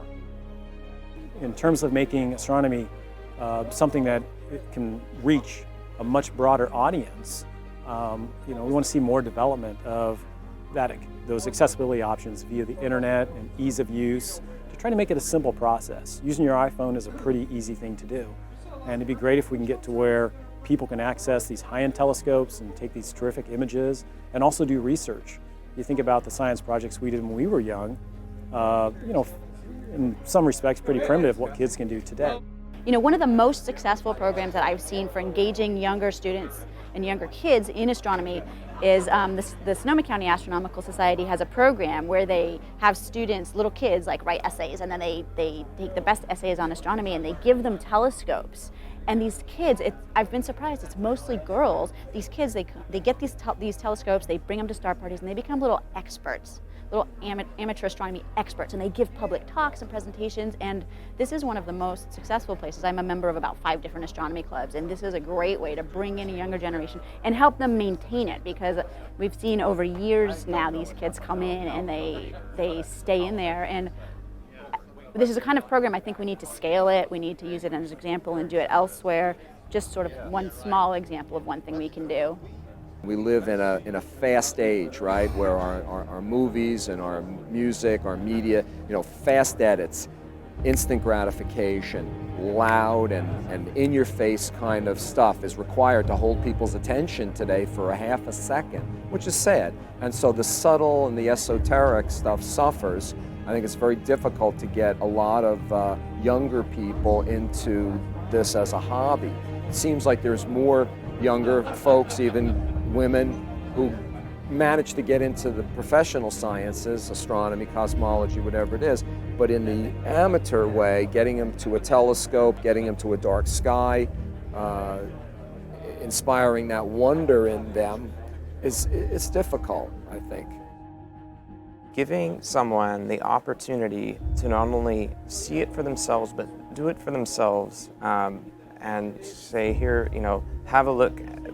For example, if they have the privilege of looking through a telescope and seeing the rings of Saturn, give someone that opportunity to do that and see it for themselves with their own eye. It has an incredibly powerful impact.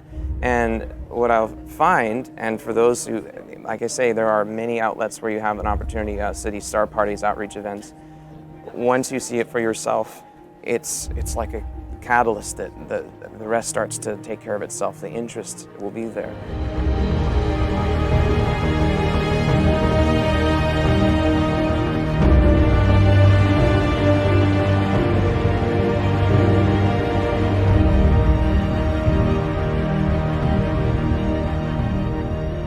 One of the things that concerns me greatly is the fact that so many people are moving away from science and from facts. The fact of the matter is math, history, science, and facts matter. And so to advocate that and to advocate education, I believe that college education should be absolutely free. We should be investing in the brain trust of this country. And so to me, our job is to advocate science Our job is to inspire people to really embrace what is right. The stars are for everybody. And I would like, if I could do that, if I could spread the interest out amongst everybody, that would be the biggest contribution I can make.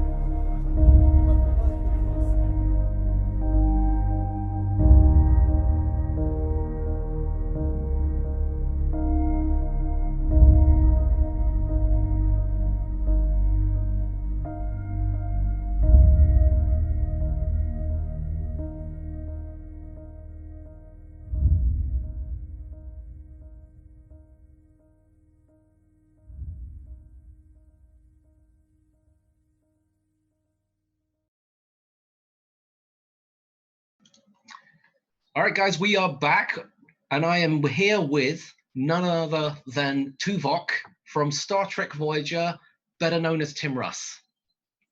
How are you? Good to be here. So we're going to have a quick conversation here, and then we're going to try and open this up onto the questions on the live chat that I have access here to. Okay. I've known you for quite some time now, probably 16 something plus years. And for the time I've known you, I've only ever known you from the Star Trek side of things and some of the other movies that you've done. And as an accomplished actor and a director. But what I didn't know was one day when you came into the store, and I just thought you were just checking the place out. But it turns out that you actually do astronomy. You're actually one of the rare people in Star Trek that is actually into this. Tell everybody how you actually got into it and what was it that got you into astronomy? Well, I've always been interested in sciences in general and space science. Also, from the time I was in my early 20s to mid 20s. Once I was able to afford, purchasing equipment to actually practice the hobby, I began doing that. This was in my 30s. I thought, well, I'm going to get a small portable wide field telescope that will be easy to use and take it out to the dark skies in the northern part of the city and try to learn the sky and to view some of these objects. And I did it. I did it completely on my own. I had my star charts and all that, and I would go out and try to find the objects that were in the charts using this wide field, very small telescope. It was at the time, I think it was an Astroscan. But anyway, and I was able to do that over a period of time, a few years, and then I started upgrading the telescopes to larger and larger ones, and it's just been an absolute thrill for me. I'm fascinated by it. I've always been fascinated by it, and to actually get practice it hands-on as a hobby, it's a thrill. It's really very exciting for me. So obviously there are other people that are into the sciences and the astronomy side of things. Leonard Nimoy used to express quite an interest, and in fact, he actually has a theater named after him at the Griffith Observatory. Right. Now, I know that you're a big person when it comes down to outreach. Where can they come and find you when you do these things? Well, at the Griffith Observatory, under normal circumstances, once all this is virus business is past, we do it once a month up there. It's on a Saturday. Typically, it's the second or third Saturday of the month. The Griffith Observatory website has an events calendar on their site. It's easy to find, and it'll tell you what the public star parties are. But they're either, one of the Saturdays of the month, depending upon the phases of the moon. Typically, if the moon is half to 3/4, that's when they're usually doing their star parties.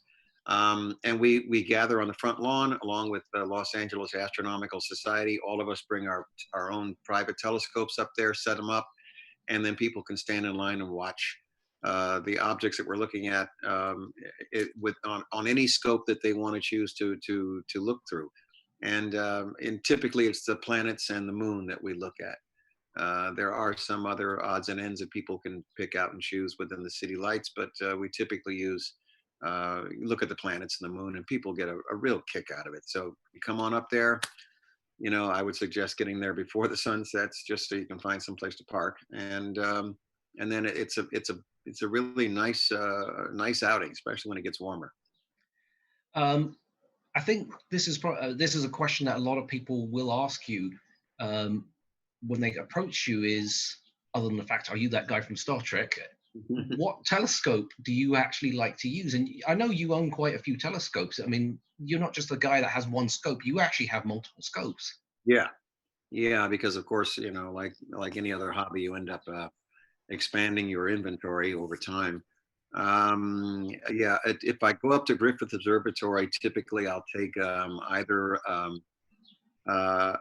one of the scopes that I have that actually has a tracking computer on it, or a tracking motor, so that you're able to hold the object in the center of the eyepiece, because people are coming up to it, in a long line and watching, and you don't want to have to keep adjusting the telescope for the drift of Earth's rotation. So I've got a 10-inch Meade Dobsonian telescope. I've got an ETX, just a small ETX 3.5-inch Max Sudhoff, which is a really nice, powerful, portable telescope. I use an 8-inch Schmidt Cassegrain, which is a Meade also. It is what I usually take up there because it's got a nice, powerful view, and it's also got a tracking motor. I've got a Skywatcher 5-inch Skywatcher Max Sudhoff Cassegrain. I sometimes will take that one as well. So I've got a variety of scopes, just depending upon what the circumstances are.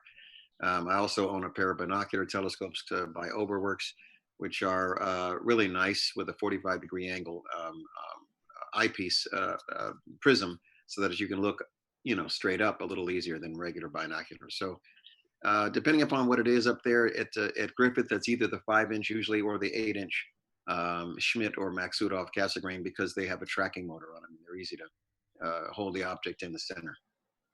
So when you're doing a lot of astronomy, especially, specifically with observing, what kind of objects do you like going for? I mean, some people like doing clusters, some people like doing galaxies and so forth. What is it that, you love to go to? What is your go-to object, I guess? My favorite objects, if it's an optical telescope, my favorite objects are going to be the ones that are the brightest. The ones that are the brightest are going to be the most interesting to look at through the eyepiece, because the human eye is only going to take in so much information when it's looking at something. So if it's a really dim object, the only kick in looking at something like that is just being able to find it. If it's something that's bright, like a brighter galaxy or nebula or cluster, those are the objects that I usually go for. So really bright nebulas. Globular clusters are really beautiful. Those are probably the prettiest objects to look at. There's a lot of them that are really bright, and in the telescope eyepiece, if you push in on them a little bit with magnification, they really are gorgeous objects. The galaxies are more of a fascinating thing to look at, just because you know that they're entire galaxies. And the nebulas are really nice if you've got really, dark skies and you can see the structure of the nebulas. Those are actually quite nice as well. But the globulars are probably the prettiest. They look like giant flowers full of stars. That's what they look Totally. like. Yeah. So Richard here is asking, what do you like about astronomy, visual or astrophotography? And I know that you've only just started to get into astroimaging. I have to go with the optical. I like the visual. I enjoy, being able to see the objects with the naked eye, with the stars in the background and things like. I just really enjoy that. So I'm just starting to do a little bit of imaging, and that's primarily just so I can show, my friends and other people, what I'm looking at. So my primary objective is going to be visual. And it has been for a while. Do you actually find that there is actually a huge disconnect with people who do imaging over visual? I mean, for example, I almost strictly do imaging, and in so many ways, I feel like when I'm not looking through the eyepiece, it's almost like I'm not a part of it. But my reason of doing it is I want to see the invisible. In other words, I like making the invisible visible, Right. But do you find that there can be a huge disconnect for people who do imaging and not do the visual aspect? Yeah, I mean, it's, you know, it's two different ways of approaching it, and it's you know, it's basically, it's more or less 50-50. I mean, like you just said, if you want to see something in detail, the only way you're going to get that is through some kind of imaging. If you want to see something, you know, and have the thrill of seeing it with the naked eye, which gives you more of a feeling of being connected to the object, and you get more of a sense of wonder when it's firsthand like that. That's what I would consider and call it. It's firsthand. The photography might be secondhand. It's a different perspective. So looking at it firsthand, you get that more sense of connection to the object itself, and it's in real time. It's also in real time. You're not looking at it later on after it's, you know, been processed, and it might be color enhanced and some other things. You're looking at the raw object itself. There is a connection there that makes it more personal and a little bit more exciting. People can walk up to the telescope and look in the eyepiece and see that object. They feel connected to it. If you look at an image of Saturn, it's not quite the same, because you're looking at it secondhand. You're looking at a distance, and it's not the same. It's not the same feeling. So the purposes are legitimate, you know, for doing astrophotography. There's a purpose for that. You can get information out of it that you cannot get with the naked eye. The downside or the flip side of that is you don't have that same personal connection. So it's just going to be a matter of, you know, which the individual is really interested in doing. And it's also a challenge to do astrophotography, to try to get a really good exposure image of an object. And it's a challenge. It's like going out and hunting for something and getting it. Okay, so we're starting to get the Star Trek fans in. I knew this was going to happen sooner or later. Did your fascination with space influence your decision to audition for Voyager?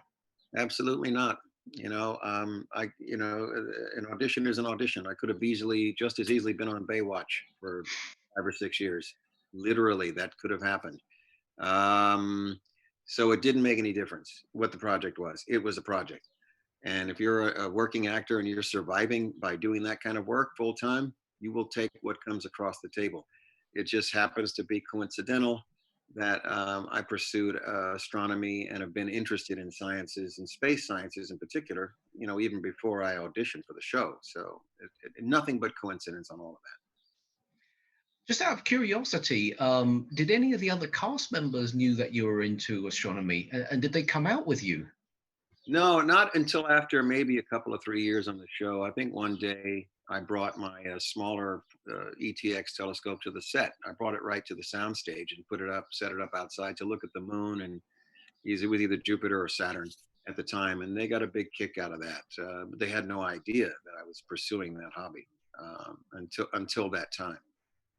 Yeah, I'm friends with Garrett and Robbie.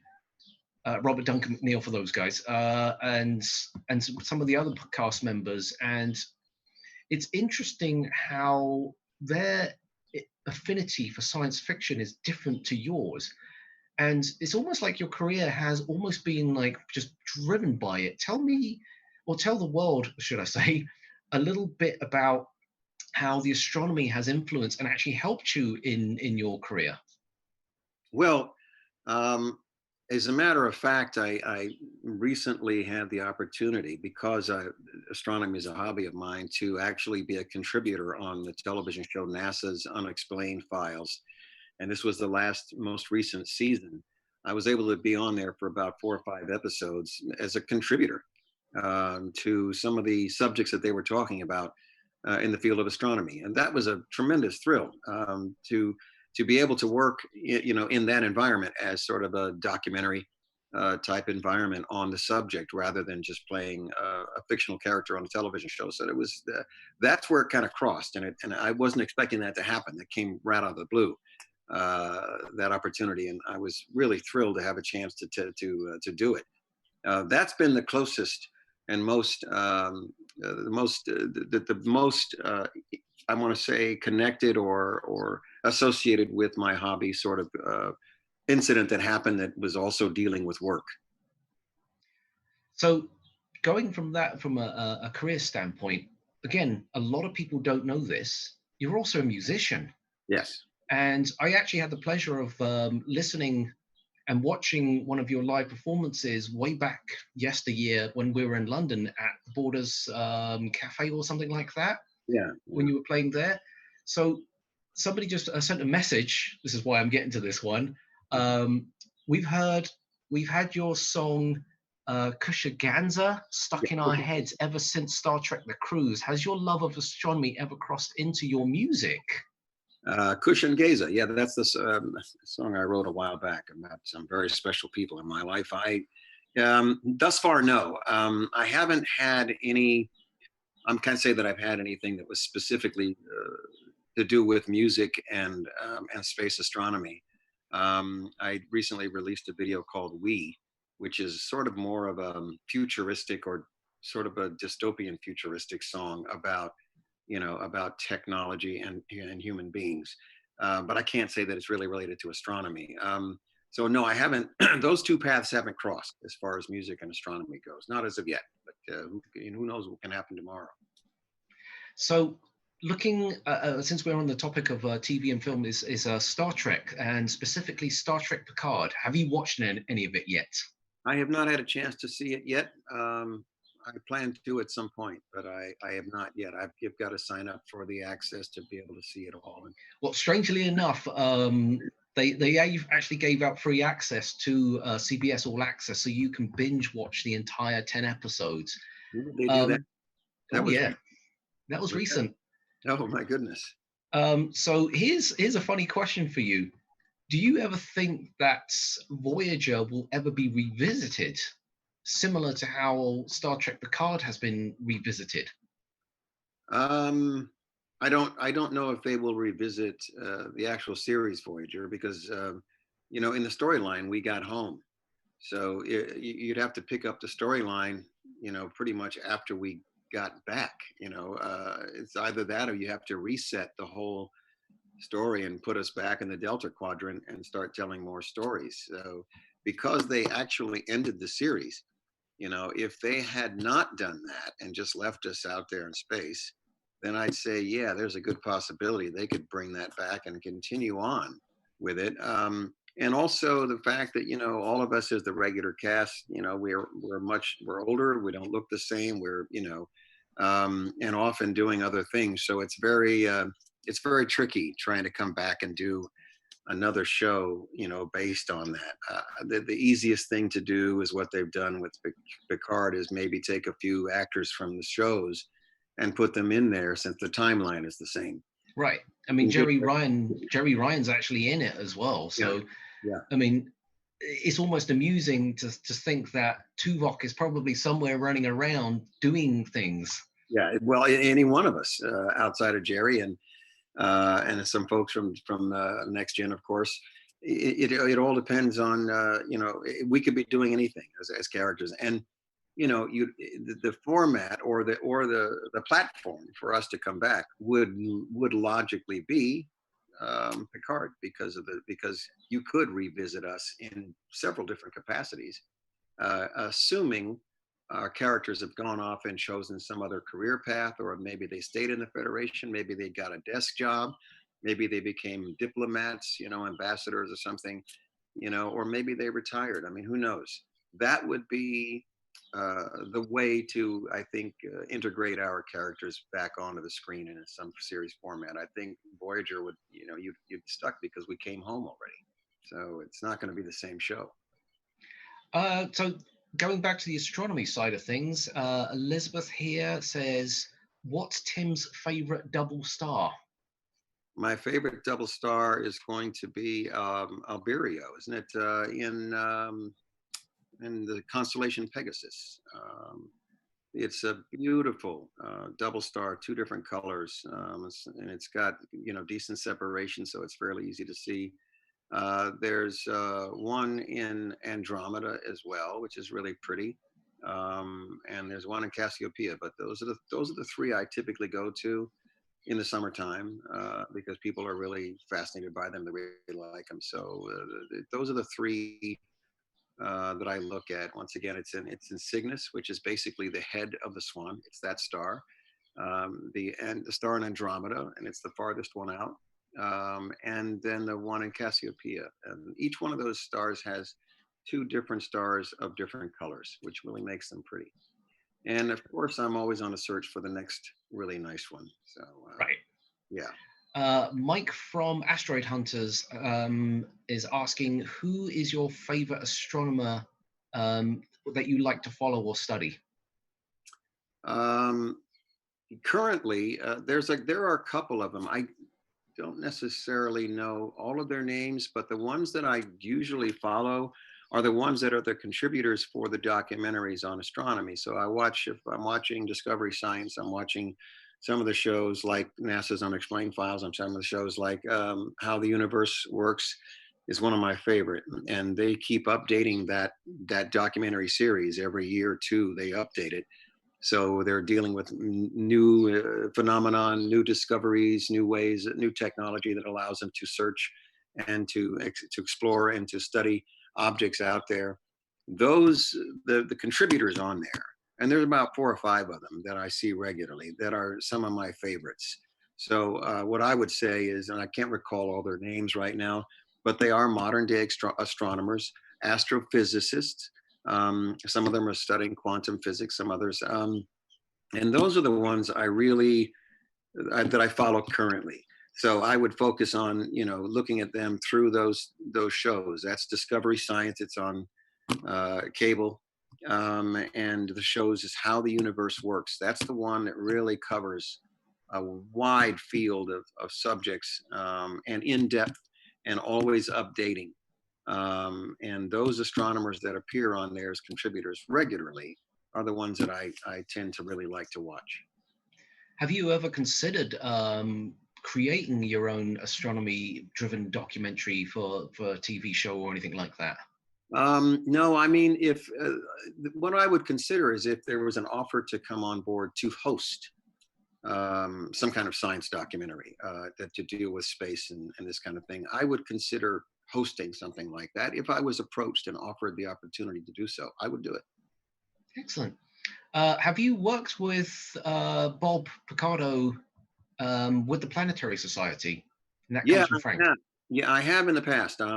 Recently, I haven't been involved with the organization on an official basis, but I have in the past several times. We've done some events together up in Pasadena, and I have worked with them. I did one with Bob up at the Griffith Observatory. It was about 3 years ago, where we went up there, and I worked with Laura up there, who was in charge of the Griffith Observatory. Mm-hmm. I worked with them on this. Bob came up and we sort of did a tongue-in-cheek sort of thing with the telescopes in the front lawn, and then we went up and looked at the large refractor that they have in the dome, and we were back and kind of goofing off and getting crazy, and that was a lot of fun with him to do that. And then we did a podcast right there that night on the roof of the observatory. And this was all part of the Planetary Societies and the Griffith Observatory, sort of a combined sort of program that they did that night. And that was a lot of fun. It was great because Bob is got a really witty sense of humor, and we were able to inject some humor and comedy into it. But we did that. That was the last thing I did with him, and that kind of so it was sort of a co-op thing with the Planetary Society and Griffith Observatory. So do you actually still keep in touch with the rest of the cast? I mean, I know a lot of them are still pretty busy with their own day-to-day lives, but do you actually keep in touch and just pop out of thin air and say, hey? Oh, well, usually what happens is I see them at the very large conventions that we are invited to. If they all make it there, that's when I usually see them. We just did a Star Trek cruise recently, and a lot of us were together, and I haven't seen these guys in a while. And we all live in different cities. So, now it's some people live on the East Coast and some still in the West. And so I don't get a chance to see them that often at all. Once in a while, it'd be an email exchange or text or something, or it's going to be at the conventions when we all show up at, do these events for several days, and I can hang out with them and catch up and, and have a chuckle. So that's usually when it happens, typically. I mean, I know you got along with certain cast members, and I know that you guys used to play practical jokes on each other on top of that. Tell me one or two stories of some of the things that you've done to other cast members, because it's so out of character for Tuvok to be doing that thing.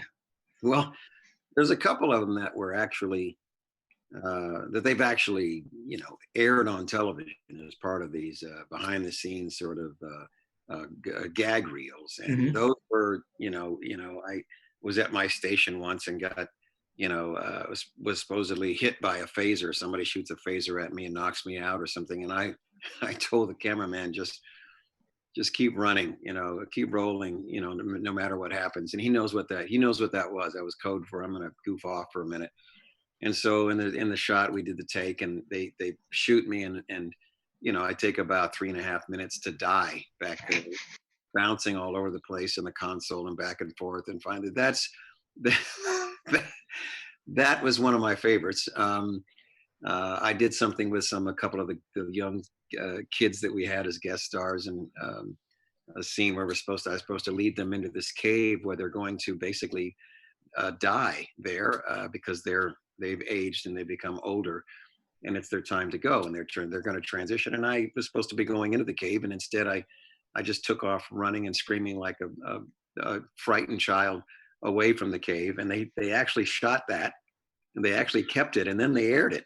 Ended up putting on the gag reel. And I've done stuff to try to crack up my entire cast all at the same time. I think on one of these dream sequences shows that we had, where he was having a nightmare about showing up on the bridge with no clothes on, and so I tried to make them laugh when the camera was on them, and it's all of them at the same time. I dressed in my robe and flashed them to see if they would, if I could get them to crack up, because they weren't expecting that.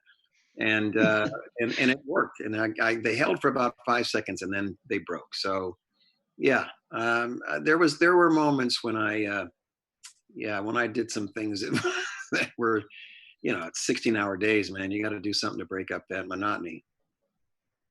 Tell us about some of the other projects that you have up and coming. Well, specifically, I can't say the details about them because they're still under wraps. But I'm working on a science fiction project right now with John Mott. He's a producer who goes back as far as the beginnings of Star Wars. I mean, he's worked with all those guys and here and there between now and then. He's really smart and very meticulous and very sweet. Working with him on a science fiction action adventure feature film. It takes place fictionally in the story. It's based on the actual location of our closest star, Proxima Centauri, and that's the sort of the location in this story.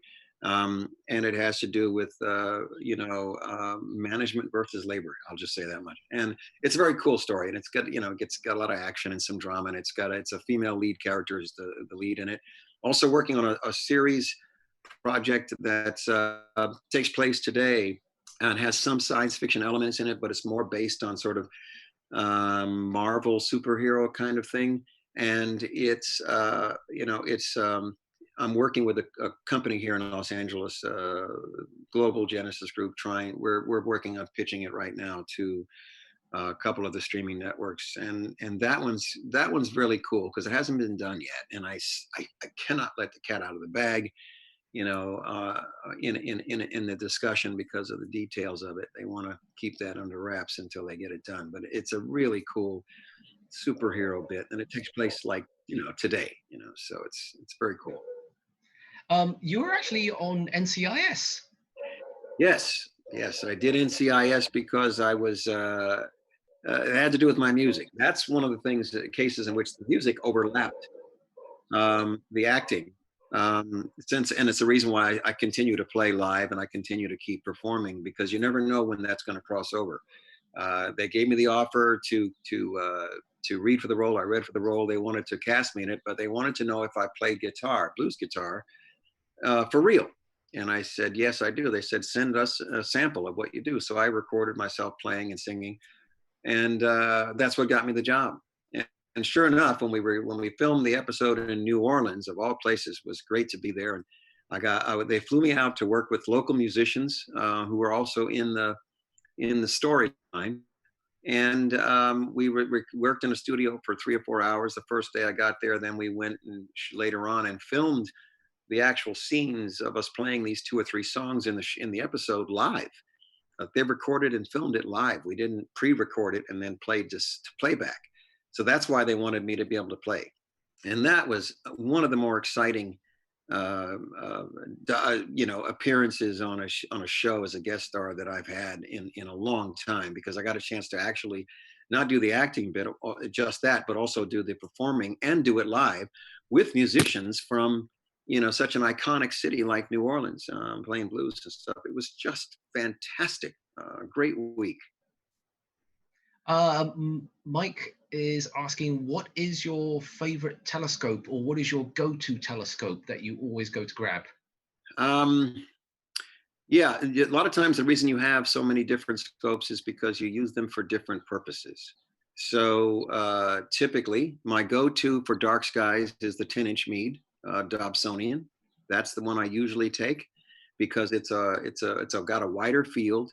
It's got a big 10-inch mirror, so it gathers a lot of light. It's real simple and easy to use. And Dobsonians are designed to look straight up and down, which is a neat trick when you're dealing with an equatorial mount or on a different telescope. Up and down is always a pain in the butt. And so is looking north, looking to the north side of the sky because of the way the tripod is designed. So the easiest scope to use in those situations is a Dobsonian. You plunk the base on the ground, you put the telescope tube in the base, and you're pretty much done. It's quick and easy to set up, and you can look anywhere in the sky. You've got a great big 10-inch, you got a big opening in front of the scope, so you've got a nice field of view when you look through it. It's easy on the eyes, and it gathers a lot of light. There's no computers, there's nothing that's going to go wrong after you've driven out to that spot, for an hour and something to get there. Everything's going to work. So that's one of my go-tos for dark skies. For in the city, if I have a lot of other people like at the observatory who want to look through the telescope, I typically don't take that one.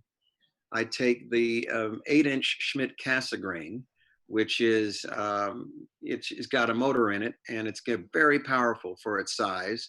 I can get right up on the planets close and see a lot of detail if the viewing is good, and it tracks. That's the one I go to for that kind of viewing. If it's in my backyard, then I don't use either one of those. I'll take either a 5-inch Maksutov outside, typically because, it's easier and quicker to set up to go ahead and look.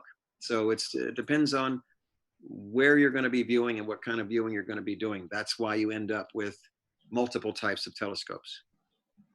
Okay, so before we wrap up on this, because I have to get ready for Richard Wright, who is going to be on at 2 o'clock, I'm going to put you on the spot here.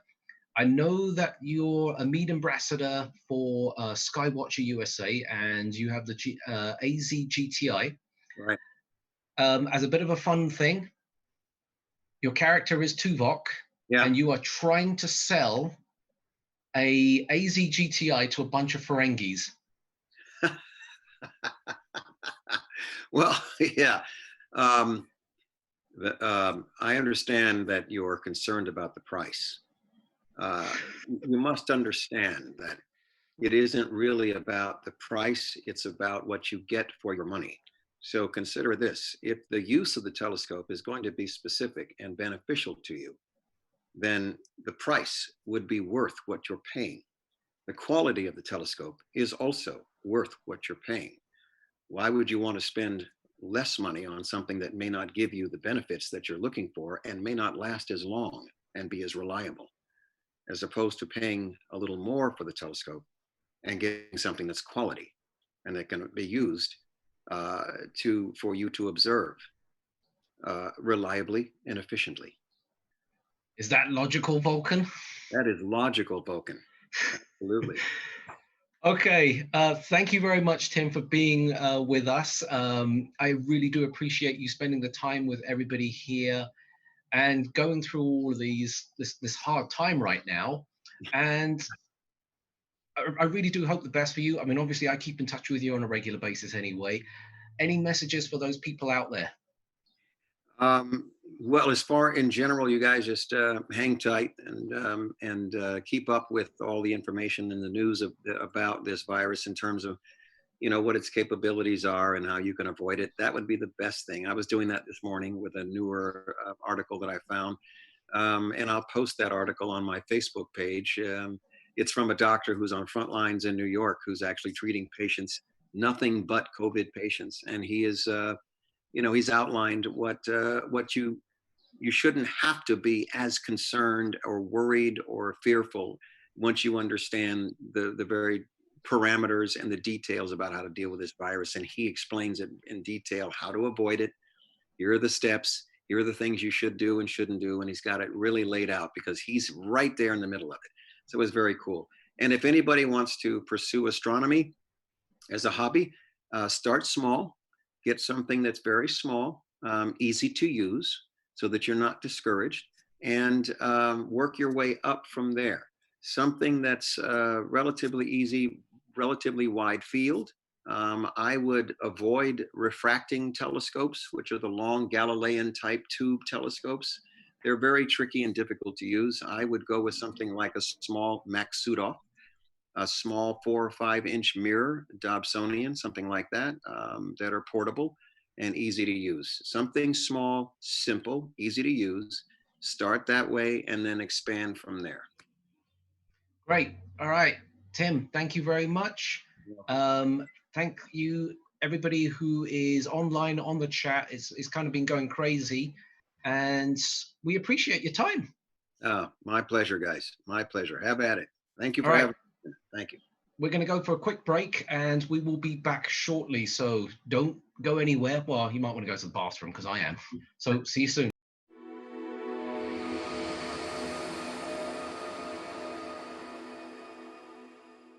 Ladies and gentlemen, welcome to Telescopes.net. My name is Dr. D. Daniel Mounsey, aka Dr. D, also known as Dr. D. Probably wondering where that name came from. One day I'll tell you that story. Ladies and gentlemen, we have the Maksutov Cassegrain. It's well loved and well hated by many observers.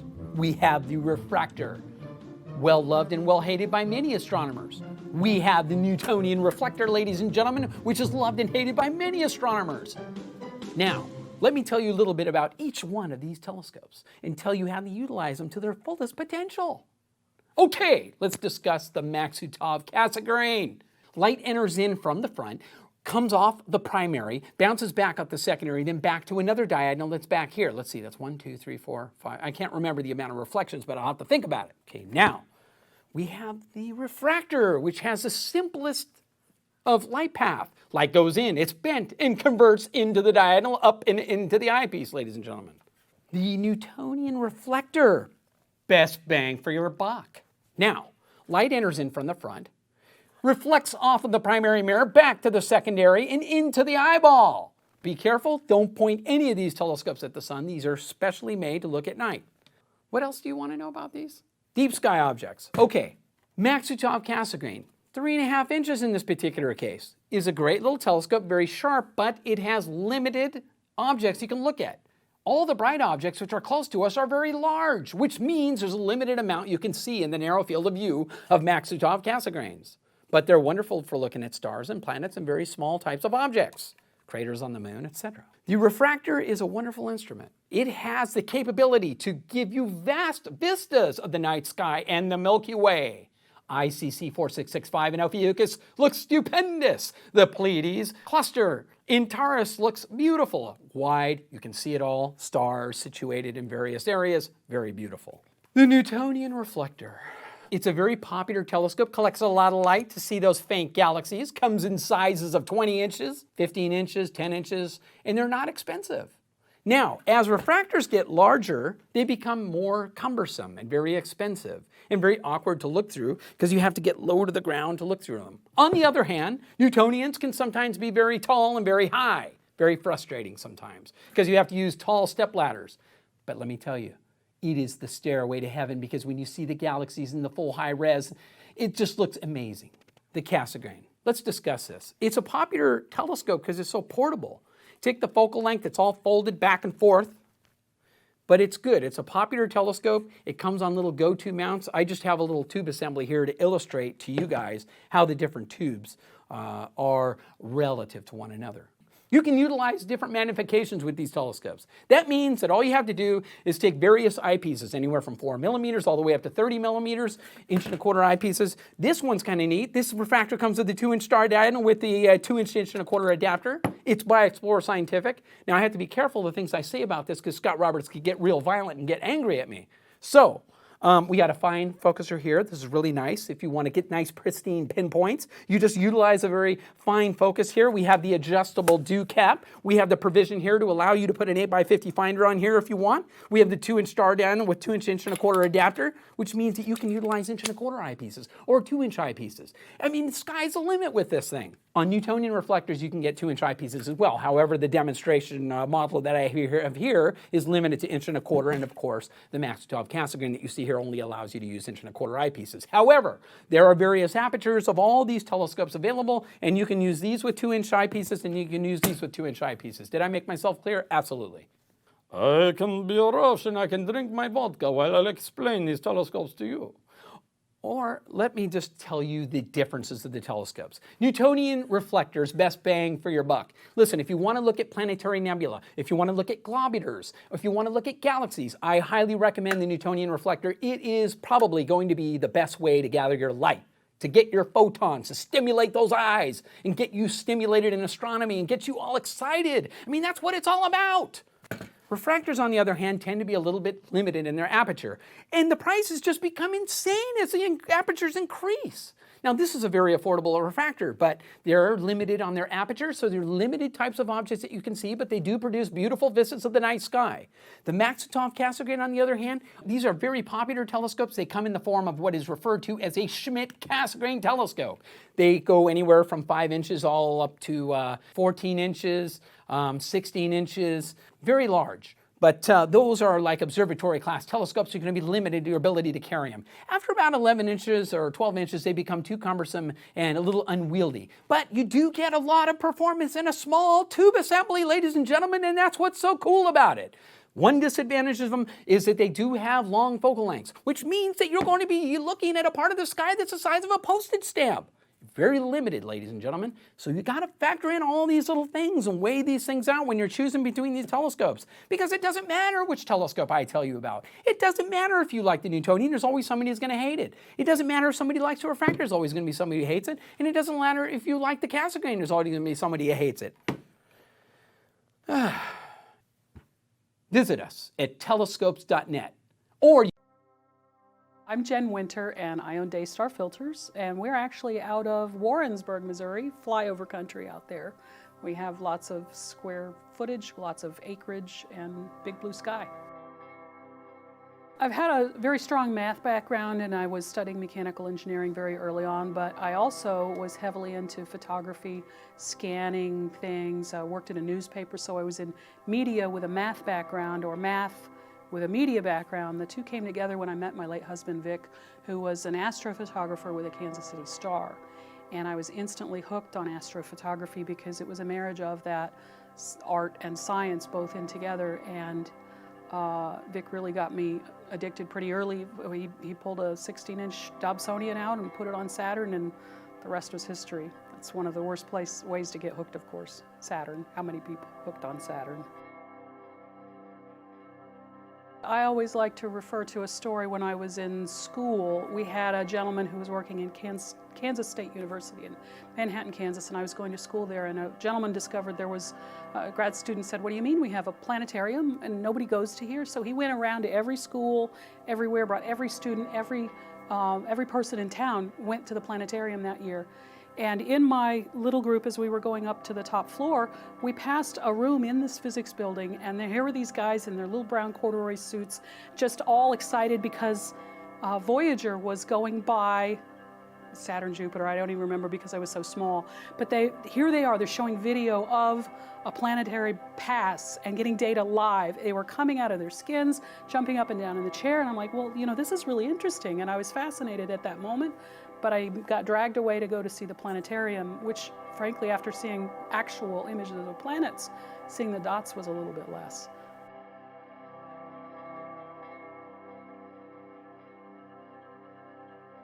Well, I think we need to get a little bit more hands-on and a little bit less hands-off.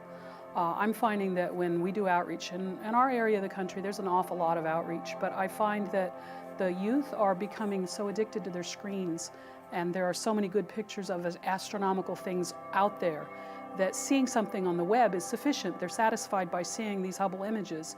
But when they have the chance to look through that telescope and see Saturn through the eyepiece, there's always a moment where they question, is this actually real? Am I actually seeing this? So that direct connection to the equipment, having a hands-on experience instead of a cyber experience, that makes more of an impact, I see, in getting them moved along further into astronomy. We found that schools have more difficulty getting, with budget issues, they're having difficulties getting people out to field trips for nighttime astronomy. But daytime astronomy, of course, you can go right to the school. We have outreach guys who can, and there are even a lot of outreach support groups where you can participate and even have access to materials to get out and visit the schools. And during the daytime, the teachers are much more likely to have activities and the hands-on opportunities daytime versus nighttime. It helps a lot. The most important thing with the sun is, because the sun is so bright, astronomy is usually about collecting light, and more light is better. But with solar observing, you're buying dark. The sun is already bright enough, it's so bright that it'll blind you. So with solar, we always have to reduce down the amount of light that's going to damage your eyes through infrared and ultraviolet radiation. But also, if you reduce the light from wavelengths that you don't really care to see, then you can start to pick out details that you wouldn't otherwise. And the hydrogen is all about, perhaps you remember in chemistry that you have these little emission lines that in a spectrum you see lights light up in different colors. So we're going to isolate the color of light that hydrogen emits. So then you can, and hydrogen and helium is what the sun is made of. So then you get to see what the sun is really doing instead of it just being a big circle. Hydrogen alpha will be the brightest line, and if we got more complicated, there are energy levels and how much energy it takes to make different wavelengths of light. Hydrogen also gives, the alpha line gives a more interesting view of the sun. So you have, it's more interesting, it shows more contrast, it's brighter, and it represents an energy level that physicists are interested in the science from. A lot of times folks don't quite realize that the sun is a star. It's the most fundamental concept about astronomy and about actually solar physics. Everybody gets excited. There's even, what is this, the new TV show Rick and Morty is all about physics, all about the physics. Well, we happen to have a really cool physics experiment. Einstein's theory of relativity references things like the sun in it, and so solar physics is astronomy, except up close in a way that we can watch it change hour to hour, day to day. We're still today, even Citizen Kate is learning more about. The Citizen Kate was the project where they were looking at the sun during the eclipse. We're still doing real science on the sun every single day to learn more about physics that we didn't know yesterday. So I like solar versus nighttime just for that interactive aha moment where it's not just black and white dots.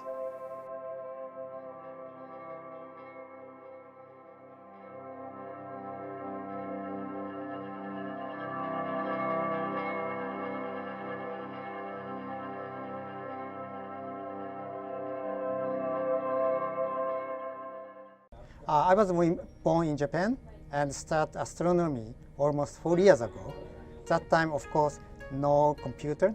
Just I wanted to use a film camera, and I like camera before, but I wanted to attach camera to something else. And first optics was a microscope, so taking something with a microscope. Then next step is I use telescope with camera. And meanwhile also I take picture and developing film myself and printing myself.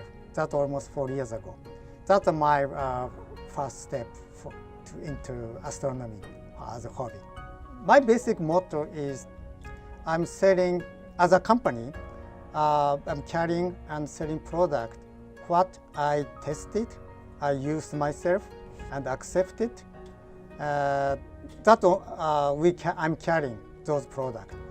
Otherwise, I cannot suggest or recommend customer. So basically, the product I'm carrying as a Hugh-Tech, I know everything. From merit or demerit, advantage or disadvantage, I know everything. So that's why I can answer all of questions from customer. I don't say only good thing about that. Each product has various point, good point or not good point. So honestly, I can tell customer. So if particular customer is not looking for right part, I say so. So this is not your product, and also I don't carry that. So please check around other place. So always I direct talk with customer honestly, and what this customer looking for. So if it's not the right part, I tell clearly tell to this customer. Optical design is all done in Japan. However, I deeply involved from developing stage and mainly mechanical part. So how it looks like and how mechanical part working good, and it's my always question is this finish is good looking for American or European customer or not. That's my biggest point to start for developing. From beginning, always my optical designer thinking about finished product for imaging purpose. So that's why designer didn't think about only objective lens. At the same time, always thinking about a best match with field flattener or reducer. So that extra 4-element lens. So it's not extra parts. Just from beginning, designer is design same time for perfect match.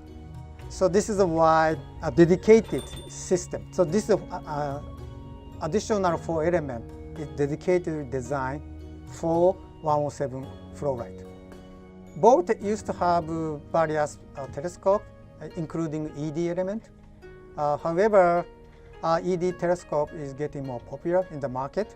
So now we're more focusing on Fluorite optics. It's very unique, only coming from Japan, and polished, made by Canon Optech.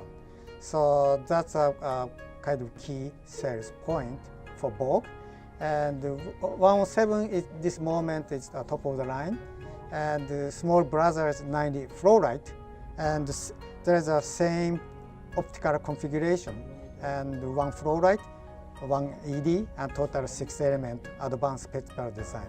Those are kind of high-end, and this one is one smallest 55 Fluorite. So, and also we have 71 Fluorite and 90 Fluorite. In my personal opinion, Fluorite is clearly different from any ED in my experience. And I feel Fluorite shows us very transparent and high color contrast. So that's, for me, is obvious difference. Yeah. So it's no comparison with even any kind of ED, high-end ED. In my opinion, it's different. Personally, I like wide field and nebulosity, and it depends on target. Basically, I like big sensor, so almost automatically its target should be larger. But sometimes I like small galaxies. That time I use dedicated CCD camera because that maybe create more high resolution image. I think at least I can tell, because this is a hobby. hobby means it's culture. So because of culture and always different, American people, Japanese people, and European people has each slightly unique culture. And Japanese people generally like smaller, compact product. But meanwhile, American people probably opposite side. So simply saying, always I'm telling to Japanese friend, the culture-wise, culture is Japanese mind, American mind is all opposite side. Meanwhile, European people is middle, and other Asian people is close to Japanese. So maybe that's using my marketing strategies, because the telescope Japanese people is not always is favorite for America. So I have to always think about the particular product, its favorite for particular market or not. That's my marketing strategy. If customer is happy for our product, that's my goal. Because I'm one of a hobby person, I know people's expecting the product, and if it is satisfied, I'm happy too. So me, myself, same thing. So that's why I'm always thinking about each person, the product buying from us it makes happy to customer or not. That's my always concern. And if some feedback is very good feedback, I'm very glad it's feedback too.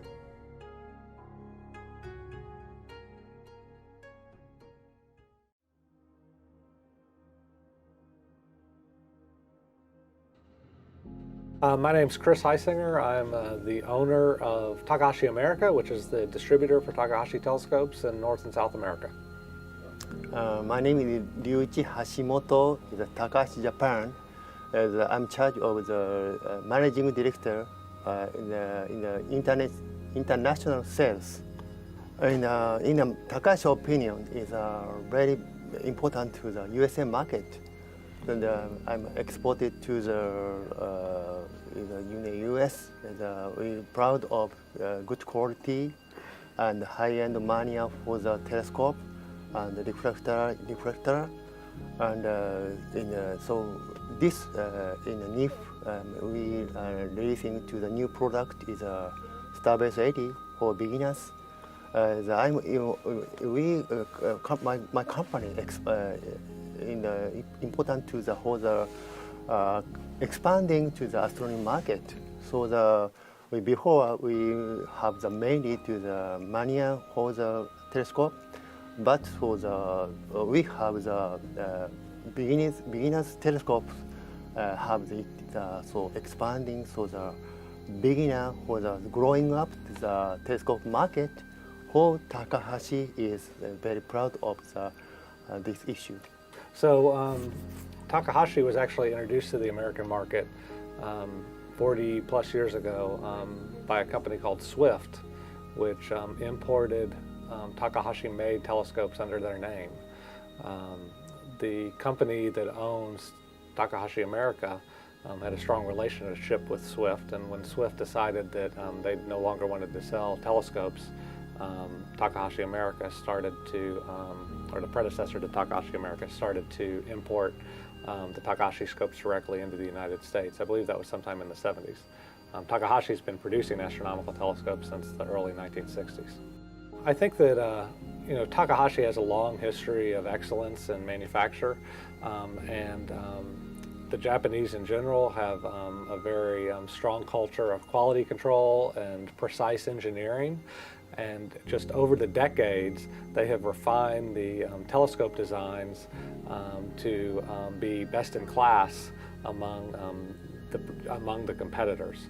The telescopes themselves are finely engineered and refined, and Takahashi has a commitment to a premium product. so that they are meant for the serious amateur astronomer and some professional astronomers. All right, guys, we are back. Sorry, I had to cut into that video. I don't know if you were enjoying it, but you're not get to enjoy it anymore because I actually have Richard Wright here. I've known this guy for a fair bit of time as well, and quite honestly, whatever he does, I do. He buys that scope, I buy that scope. He buys this camera, I buy that camera. And hopefully you're going to do the same thing because you're going to be talking about the EOS R and the RA. So take it away. Hey, thanks, Simon. Hi, I'm Richard Wright, obviously, and I've been doing astrophotography for a couple of decades now. I sort of blur the line between amateur and professional astronomer because I make my living. I'm a software engineer, and historically my specialty has been computer graphics, so I like pretty pictures on the computer to begin with from a computer science point of view. Obviously, photography, digital photography is a really great, play in with that. And for the last, almost 20 years, I've been working for Software Bisque as a software engineer on the Sky and their imaging software. And my specialty is computer graphics, but also I'm their imaging evangelist. So I figured out at some point in my career that if I volunteered to write camera plugins, it meant that I got cameras to play with. And that was a really good career choice for me because I really enjoy camera technology and playing with cameras. I also write a blog for Sky and Telescope, a monthly blog called Imaging Foundations with Richard Wright. So if you go to skyandtelescope.org/astrophotography, that's me, where I talk about the basics of astrophotography as well. So, hang on, there we go. So, why do astrophotography with the DSLR? So coming into this, I'm not going to spend the whole hour just talking about the RA and versus the R. There's a lot of great things about the R series, and then there's a little extra icing on the cake with the RA. So I'm going to get to that. But first, I figure a lot of people who are watching this, they're either interested in getting into astrophotography with the DSLR, either because they don't have any photography experience at all, or maybe they do deep sky with a telescope and CCD, and they're thinking, well, maybe this DSLR would be kind of fun too to do some nightscapes.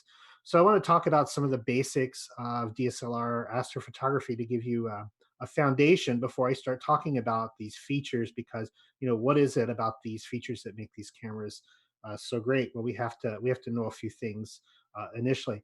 I got started in astrophotography shooting the moon with film on my wife's Canon SLR camera, connected that to my telescope, and I graduated to digital when Canon introduced their first digital Rebel, which I was looking it up. It's been 17 years since that happened.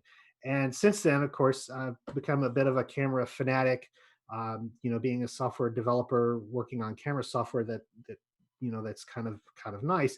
And I have a pretty enviable collection of CMOS and CCD cameras, at my disposal. But if a guy in a weird uniform showed up at my door with a gun and said, you can only have one camera, all these cameras have got to go.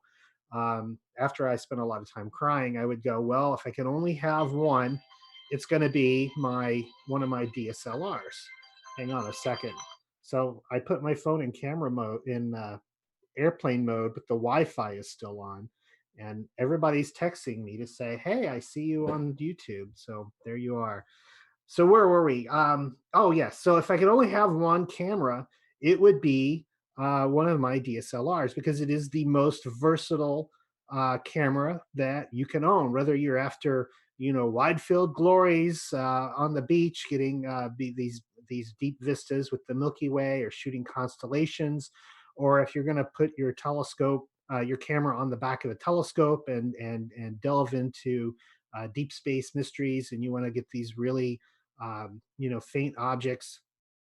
But you can also just grab your favorite Canon lens and go off to the beach and shoot the seals, or shoot sporting events with your kids in it. It's just simply the most versatile camera you can own, because it really is up to the challenges, not only of your daytime photographic pursuits, but it also works really great for nightscapes as well as deep sky work with a telescope. No matter what kind of astrophotography you're into, a DSLR can do that for you. In terms of quality, there's a lot of noise right now going on about the transition from from CCD to CMOS in the astronomical camera industry. And really the best quality CMOS camera on the market is a DSLR. It's not it's not a fluke that they cost more than some of the lower cost CMOS cameras for astrophotography. There's a huge amount of research and development that has gone into making these cameras, and I do mean that. This really is the best, the highest quality. For example, we talk about how CMOS is catching up with CCD. And one of the things that a recent a victory for CMOS has been amp glow. Amp glow is starting to disappear in some of the newer CMOS cameras finally, because it's been a real pain in the neck.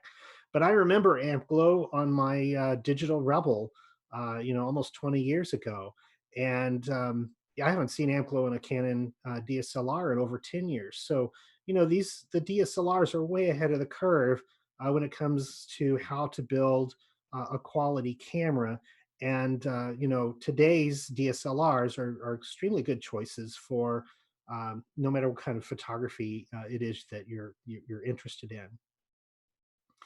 So some things you need to know about there's some things you need to know before we start talking about cameras, especially DSLRs and their applicability to astrophotographers. We have normal photographers who are getting into deep sky stuff, and we have deep sky people who perhaps have used different scientific cameras, and they're getting used to using a DSLR. So I want to talk about some of the things that everybody kind of needs to understand. First, astrophotography is low light imaging, very low light imaging. I think it's one of the most challenging technical forms of photography that you can get into. A 10-second exposure is considered extremely short by astrophotography standards. I do like a lot of daytime photography, and I see these things where you long exposures where you get the water all velvety and things like that. And astrophotographers see that sort of thing and they go, well, that's cute. Here, hold my beer. Because 10 seconds is luxuriously giddy, almost you're just completely insane that you could get a shot in only 10 seconds. Many of our better images are many minutes long, or maybe even several hours long, and they're composed of many exposures combined together to get the signal to noise ratio where we need it to be. It does require a specialized and I would say a superior understanding of light and noise. There's a lot of rules of thumb about light and noise, and people try to extrapolate the physics from the rules of thumb, and they get it wrong. But the rules of thumb still work. And so you can be a very successful photographer while not actually knowing what's going on underneath when you're doing daytime photography. When it comes to astrophotography, you can still be somewhat successful, but if you want really the better results, you should have a better understanding of what's going on under the covers. And some of the techniques are really very counterintuitive, especially when it comes to ISO. I'm going to spend a lot of time talking about ISO, not a lot of time, but I'm going to talk about ISO for a little bit. And some of the terms are kind of befuddling: darks and lights and flat fields. What does all of this mean? And so a lot of very good daytime photographers come into astrophotography, and their experience sometimes gets in the way of getting the best results that they can. And it goes the other way too. Somebody who started doing deep sky astrophotography with a telescope, they get a DSLR, and their first impression is, well, this thing is really hard to use, and I can't get anything out of it. And because they're relying on the experience that they have, and it doesn't necessarily apply one-to-one going back and forth. So, one of the fun differences, I guess, between the camera world and the telescope world is how we refer to our optics. Everybody's always proud of their optics. What camera do you have? Well, you start going down the list of lenses, and then if you're really into telescopes, you usually have more than one telescope as well, and you talk about them. And when you're talking about camera lenses, you might say, I have a 200 millimeter camera lens. whenever you refer to a camera lens that way, you're talking about the focal length of the lens. So a 200 millimeter, you might also mention the f ratio, 200 millimeter f2.8 or f4. And the focal length is what gives you the scale of your image. A long focal length, a big number, makes things that are far away look bigger when they're projected onto your sensor. Another pet peeve, and I won't dig too far into it, is crop sensors. The size of your sensor has nothing to do with your image scale. You're getting the same image regardless of how big your sensor is. Just the sensor is small, is not capturing all of that image. So when we get down to the technical and the engineering point, a 200 millimeter focal length lens is always a 200 millimeter focal length lens. Now, when we talk about a telescope, we also say, oh, I have a 200 millimeter telescope. But when we're talking about a telescope, we're not talking about the focal length. We're talking about the aperture, because the primary job of a telescope is not to magnify things. It is to collect light. And the more aperture you have, the more light is going to be collected. Compare a telescope to a microscope. If you're looking at something in a microscope and you're magnifying it, you're spreading that light out. And when you spread that light out, it gets very dim. And the way to overcome that with a microscope is usually you shine extra light on the object. Well, if you're trying to take a picture of a faint galaxy, you can't shine extra light on the galaxy to make it show up better. The only thing you can do is either expose for a really long time or get a larger and larger aperture telescope to collect more and more of that light. So aperture is king when it comes to astrophotography. Light, as in any type of photography, is always, the primary thing that we need to worry about.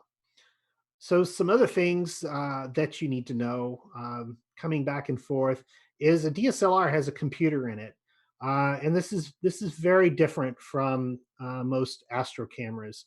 When you're doing astrophotography with a dedicated astronomy camera, the software connects to the camera and it controls the camera, and usually the software is running on your laptop or on some sort of a small embedded computer, or maybe even a desktop computer in an observatory, and the computer controls the camera 100%.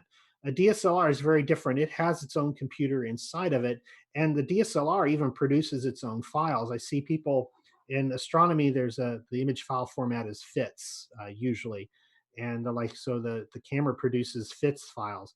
The camera doesn't produce your ZWO, your QHY, your FLI, no matter what. They don't produce files. The software reads the data right out of that camera and it'll save it in that raw file.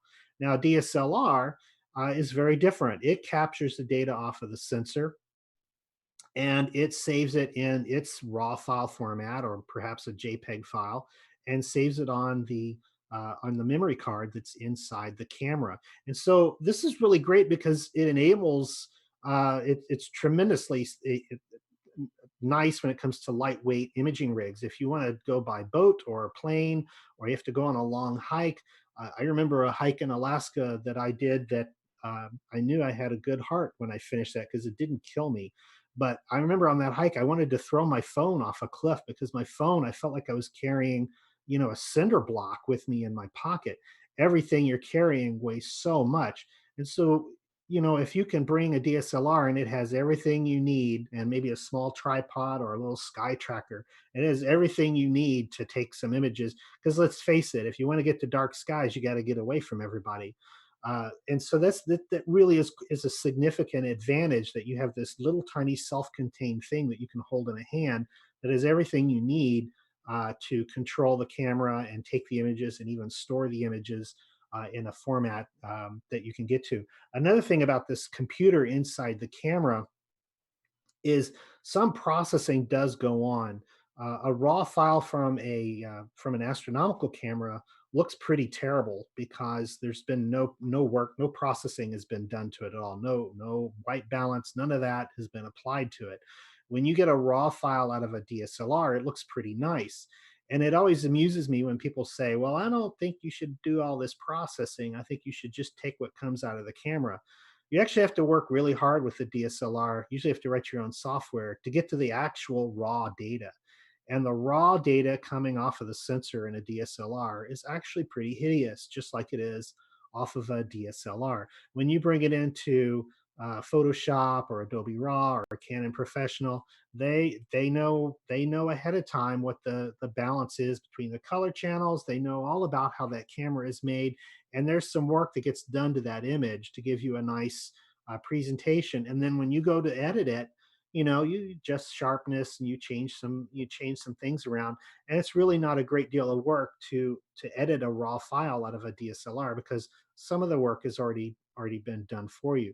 When you use a DSLR for deep sky work, usually we use specialized software that pulls that low level data out. And a lot of people are like, well, the data looks terrible. I'm like, well, you can't really judge based on that.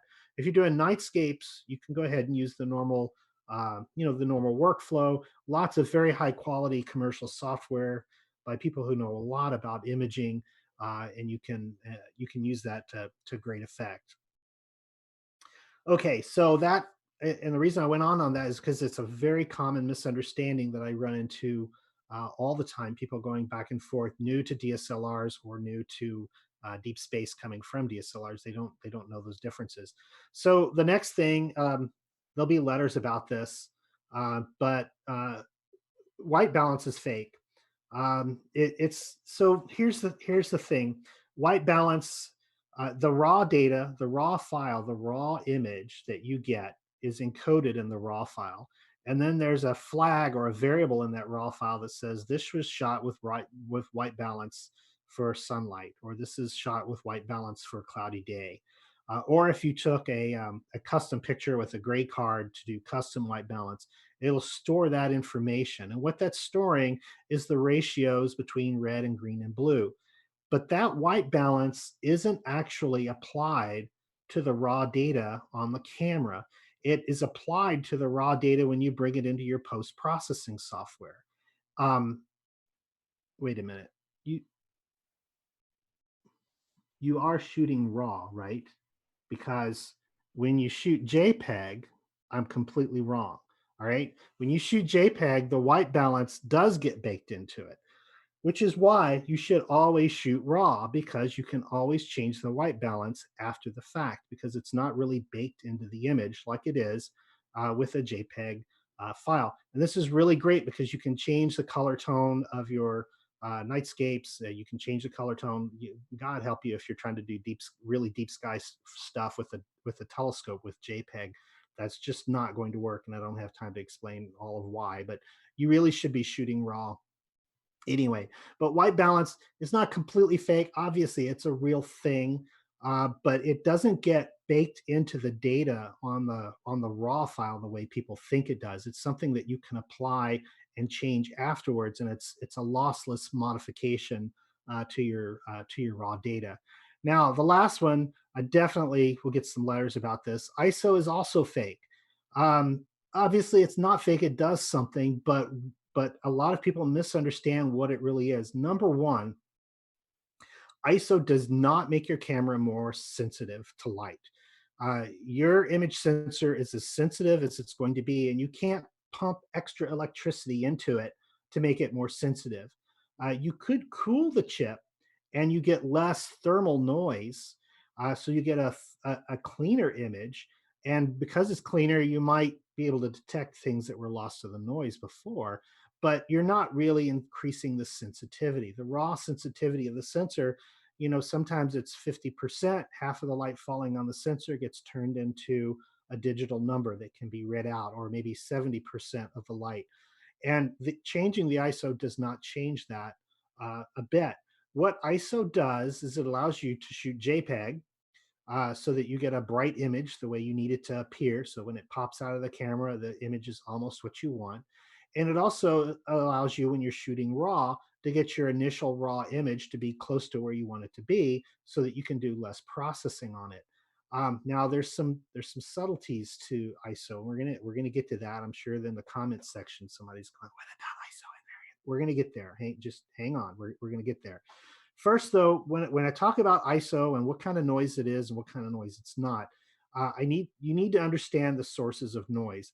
And this is not going to be a lecture on noise. I just want to quickly tell you about the different types of noise, so you know there are more than one source of noise in your image. And we're really only going to zero in on one of those sources of noise. And we'll briefly talk about read noise as well. Read noise is the electronic noise, just the fact that when you read the data off of the image sensor, there's some bouncing around of the signals, so to speak. Sometimes the count goes up a little bit, sometimes the count goes down a little bit, and you get a little bit of noise for that. And that read noise it's usually very small. It's usually completely negligible when you're doing daytime photography. You don't see portrait studio photographers or wedding photographers or sports photographers worrying about read noise. You got so much signal, even on a sports field at night. You have so much signal compared to the read noise that it's not even worth discussing. But with low light astrophotography, very often very faint features that you're trying to capture might be mixed in with the read noise. And one of the challenges is to expose so that the signal that you are interested in is at least up and out of the read noise so that you can find it. Probably the most important and yet most misunderstood forms of noise is called shot noise. And shot noise is due to the random scattering of light falling on your sensor. Imagine photons falling from the sky into your camera lens. It's like rain falling on the sidewalk. And if there's just a little bit of rain, you just get a few little splotches of water here and there. You get a good downpour, you get a good soaking, the sidewalk is completely covered with water. Well, to get a good image, to get a good clean noise-free image, you need enough photons to completely cover that sensor, and you get a nice pretty image. If you just are shooting something very dim, the photons, I mean, literally you might get 3 or 4 photons a minute for some very, very faint target. And if you don't expose long enough, you can't see it because there's not enough signal built up against the background. We also have pattern noise, which I'm going to show you some examples of how ISO can help with pattern noise, which is one of the nice things about it on mini cameras. Usually we calibrate this out with a dark or a bias. We also have dark current noise, which is random noise added because of the heat in the camera. Also contrary to some popular belief, you can't subtract out dark current noise by subtracting a dark. Darks are going to get rid of your pattern noise and your hot pixels, but they're not actually getting rid of dark current noise. The only way to do that, well, we won't go into that. The other is noise from your PRNU, photo response non-uniformity. That's the Jeopardy $800 category definition there. And that's tiny variations from pixel to pixel. And that type of noise we calibrate out with flat fields. And this is really more important for deep space stuff with a telescope than it is for nightscapes. Most of the time with nightscapes, and I know it drives a lot of engineers crazy, it does me too. Sometimes because you can measure a difference doesn't necessarily mean that it's an important difference. And a lot of times with nightscapes, you can just use lens correction and things like that and get rid of the vignetting. And the PRNU is really, it's not going to be noticed in my big, Milky Way going across the bay. So for most of the time, we can let that go unless we're doing deep sky work with a telescope. But we're not going to go off too far down that tangent anyway. The two most important are read noise and shot noise. And the read noise usually looks kind of like this, just a mild speckling there. And this is a globular cluster. I just put that up there because it's a very noisy image to show what noise looks like. Noise is important too because this image has less noise, but you can see more of the stars in the image. I should probably move my mouse over here. You can see more of the stars in this image than you can in this image. So controlling noise is important in astrophotography for getting the things that we want to look at. Okay, so back to shot noise. All right, this is why most people don't understand ISO, because hang on, we're going to get there. Shot noise is really, it's just random holes in your signal. There's photons raining down on your camera, and you can see there's barely kind of a galaxy here. And that's because if with a very, very short exposure, not a lot of the light from that galaxy has been collected yet. And you just can't make a good picture of a galaxy if you haven't collected the photons. They're not there. You can't amplify photons that aren't there, that they don't exist, not against that background noise. And yes, I'm glossing over it a little bit, but you get the idea. Now, here's the thing. The longer you expose, the more signal you get. And one of the counterintuitive things is the noise actually also goes up. So the longer you expose, the more signal you get and the more noise you get. They're both going up at the same time. The nice thing is they don't go up at the same rate. Here's a graph showing the relationship, and the signal here is going up, more or less linearly. That's a nice thing about image sensors over film, is if you expose twice as long, you usually get twice as much signal. And here, the noise is going up much slower. The exact mathematical formula is the noise is the square root of the signal, and that's the only math I'm going to give you today. Well, you might have to divide by 2 in a minute, but that's the only hard math I'm going to give you today, is the signal goes up, the noise goes up with the square root. But what happens if the signal is very low down here is the noise is higher than the signal, and you can't see what you're shooting at all. Around here, the signal starts to eke out above the noise. That's kind of what this looks like. The signal's just barely higher than the noise, and I can sort of make out what's there. But as the signal goes up, the signal to noise ratio gets higher and higher, and you get a cleaner and cleaner image. Technically, it's not correct to say that you beat down the noise. It's actually what you're doing is you're increasing the signal to noise ratio. Another common misunderstanding about this is people try to turn these numbers down here into the number of sub-exposures or how many minutes that you expose. This has nothing to do with how many minutes you expose. This has nothing to do with how long you expose. It has only to do with the amount of signal. Now, obviously, the signal goes up with the number of exposures, and the signal goes up with the longer you expose. But this graph, you can't look at this graph and go, well, it doesn't make any difference after 16 exposures, for example. No, it doesn't make any difference after the signal gets high enough that you can't tell. Even in a single frame, here's a picture of the Horsehead Nebula and the flame. And right here in the flame area, we've got some very bright areas, and we're going to have a very high signal to noise ratio here. And we'll have a nice smooth background here because it's very bright. But the Horsehead is a big, dusty smokestack in outer space, so to speak. And that's dark. And I'm going to have a lot more noise inside this Horsehead than I am out here.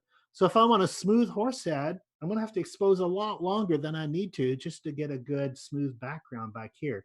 This is one of the reasons I don't like online formulas. You have to, it's like cookies from the grocery store. You get the tube and you cut them up and you put them in the oven, and that's great. You did a lot of work. The cookies are delicious, but you're not a chef. You're not an expert bake. It's not time to open a bakery because you can bake cookies like that. And photography is the same way. The formulas get you started. They give you a sense of accomplishment, and look, you got a nice picture. But at a certain point, you want to take your photography to the next level. You're going to have to start evaluating your data on the fly and go, I thought 2 minutes was long enough. Maybe I need to go a little longer. Or I thought 2 hours was long enough, and I can see that I need to go a lot longer in order to achieve my goals with this image. Anyhow, back to signal to noise and why we care. So I made sort of a fake animation. I just go from frame to frame. We get a little bit of light, and a minute later, I'm kind of making the numbers up, but a little bit later, the longer you expose, the more light from that galaxy gets to my camera, and the more light to the galaxy gets on the camera, the higher my signal to noise ratio goes. So I'm going to get to the point where I have a very nice, clean image of the galaxy because I've got enough signal from that galaxy falling on my sensor. And that's because shot noise is just simply holes in the image because all the photons have not arrived yet. We did not collect enough light to make a smooth image. This is physics. It's not my opinion. It's not a rule of thumb. This is the physics of light. This is how it works. You have to get enough light to get a clean image, always. Okay, so how do I get more signal then? Obviously, expose longer. If you expose for 2 minutes instead of 1 minute, you're going to get twice as much light on your sensor, and you're going to get a cleaner image. The other way is to increase the aperture. So, photographers know how to adjust the aperture on their on their camera lenses. And f2.8, 2.8 is a nice big hole, and f10 is a little tiny hole. And the little tiny hole doesn't let a lot of light through. And you're going to get a noisier image at night if you don't let a lot of light get to your sensor. The other way people try to get more light is increasing the ISO, and that is no. Increasing the ISO does not increase the sensitivity of your sensor for the 500 zillionth time. Now, way back in the day when we used film, chemical films, we had ISO and we had ASA and all sorts of things going back forever. And those chemical films literally were more sensitive. We've got a lot of rules in photography. We have the exposure triangle. We have ISO and aperture and exposure time. And all of those rules work great with the digital camera because the digital cameras are simulating that sensitivity of the film to give you the brightness in your unprocessed image that you're after. And this is invaluable for most forms of photography. So no, ISO is not entirely fake, but you need to understand what it's actually doing, that it's not making your sensor more sensitive. Let me give you a real world example. Several years back, it was time I upgrade my camera every year. Not every year. Every so often, I'll upgrade my DSLR. So my current camera, 5D Mark III, and I remember when I got it, it had really great low noise. And I bought a used Canon 200 millimeter f2.8 prime focus lens. All right, I've got a really nice new camera. I got a really nice new lens. I'm going to Disney World. So I went to Disney World. I live outside Orlando. So I go to Disney World and I get on the Pirates of the Caribbean and the Haunted Mansion. And I'm going to take some pictures in these low light things. Because if you've ever tried to take a picture on one of these rides, with your phone, it's just this blurry, horrible mess. Well, now I've got a professional setup, right? And so I go and I get this shot of, this is a fortune teller in a crystal ball. And I got that with my lens, and it looks great. So I thought it would simulate. I would use this as an example. Now I know it was a shot at f2.8. I do not remember, and I couldn't find the RAW for this because it was several years back. But let's make up the numbers for the point of illustration here. Let's say I was at f2.8 and it was 1/60th of a second, and it was at ISO 3200. Okay, so there, I got a nice image, ISO 3200, 1/60th of a second, f2.8. Most people, when they try to compare the noise from ISO, they'll change the ISO and then they'll look at the image. But here's the thing, that doesn't work. When you increase the ISO, you have to hold the exposure time and the aperture constant. So let's say I took an f4 lens with me on this trip. So it's one stop from f2.8, half as much light with an f4 lens. And I'm trying to take that picture on a moving ride, and it's blurry. So what do? Everybody who's been to a photography class knows I need that 1/60th of a second so that it's not blurry. So I change the ISO. I can't open up my lens any wider than f4 because it's an f4 lens. So I up the ISO from 3200 to 6400. And now I can get the shot. And 1/60th of a second, I got just as bright of an image by upping the ISO. And look, it's noisy. All right. So class, here's your pop quiz. Why is that image noisy? Simon, can you tell me? Hate to put you on the spot. Why is that shot more noisy than the other one? Yeah. Now I did simulate it, but why is it noisy? Is it noisy because I upped the ISO? Yes, you did up the ISO because you mentioned you went from 32 to 6400 ISO. I did. What else did I mention that was? I'm putting you on the spot. I'm sorry. I know. All right. So the first image was at f2.8. The bottom image was at f4. So yes, I upped the ISO in order to brighten the image, but I have half as much light. And that's why the image is noisy. It's because I have half as much light showing up on my sensor. And so it's actually, we can actually do the math. It's 41% increase in noise because we had half as much light falling on it. And you don't have to believe me. You can do this experiment yourself. In fact, this is one of the really cool counterintuitive things. With most cameras, increasing the ISO actually reduces the noise. And fine, don't believe me, try it yourself. Go out somewhere dark, and set your camera up at the sky and take a 10-second exposure at a certain f ratio and change the ISO. Take a 100, a 200, a 400, an 800, but keep the aperture the same, keep the exposure time the same. You have exactly the same amount of light falling on your sensor. The only thing that's different is the ISO.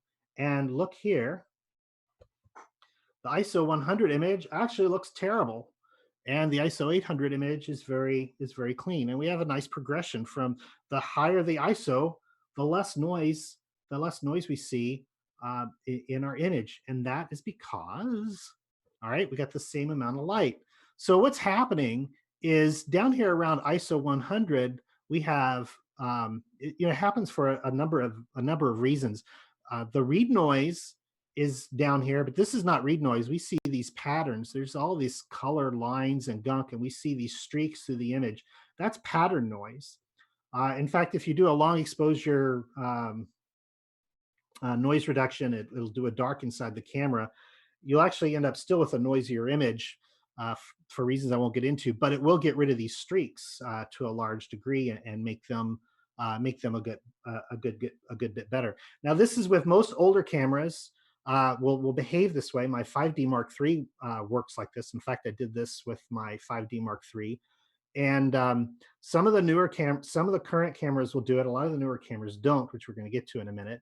But I would say most cameras in circulation, which is most cameras that people have, because a lot of people are shooting with older Rebels or older cameras.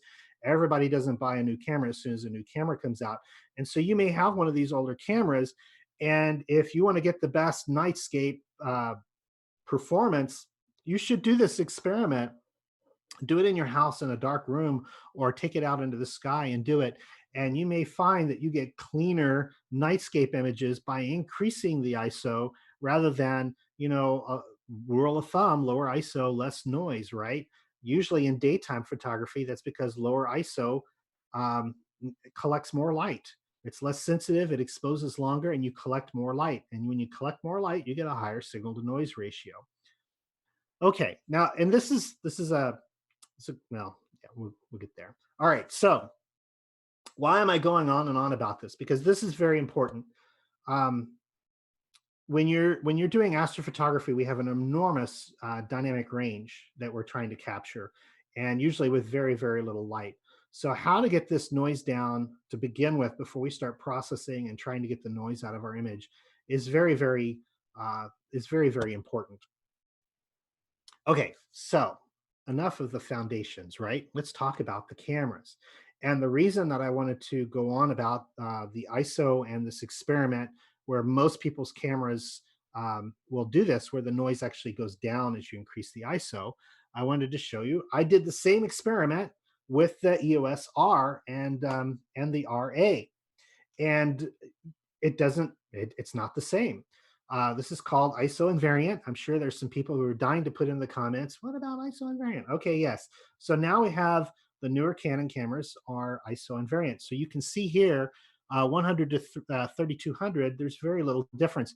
You can see a little difference between the 100 and the 200, but that 100, the extra noise, is a random noise. This looks more like read noise than it does pattern noise. So Canon has done some stuff so the pattern noise isn't showing up at low ISOs with very low levels of light, and that's really, really important for astrophotography. In fact, for me, a new camera comes out, I look at my camera, I spend a lot of money on my camera, and it usually takes some convincing of myself and my spouse, even though it's, I can make it a tax deduction, the money doesn't grow on trees. So is it really time to upgrade? And up until now, I've never wanted to upgrade my 5D, but this by itself to me is the killer feature. Before we talk about anything else, I really think that this is like the most important thing about the EOS R and the RA, and they both behave this way identically. Once you get to about ISO 200, you can literally shoot at any ISO you want, and then just stretch the image in Photoshop or Adobe RAW or something later on to get the brightness you want. The advantage you get from shooting at the lower ISOs is you get more dynamic range. So you can actually expose a little bit longer before the stars start to saturate. Things that saturate lose their color. So if you want to maintain the color in your images, you don't want to saturate. So you can expose longer to get the fainter areas without necessarily oversaturating some of the brighter areas. And I can't do that with my 5D very well, but you can do that with an R. Even with an R, even without the RA, you can get that that benefit. Now this is a qualitative analysis here. It's not quantitative. I'm sure somebody's going to do a noise analysis, and there's going to be a chart, and they'll show the percentage of noise going down. But very clearly, from a qualitative standpoint, I can see that the noise difference between ISO 200 and ISO 3200 is, for most intents and purposes, is going to be negligible. And okay.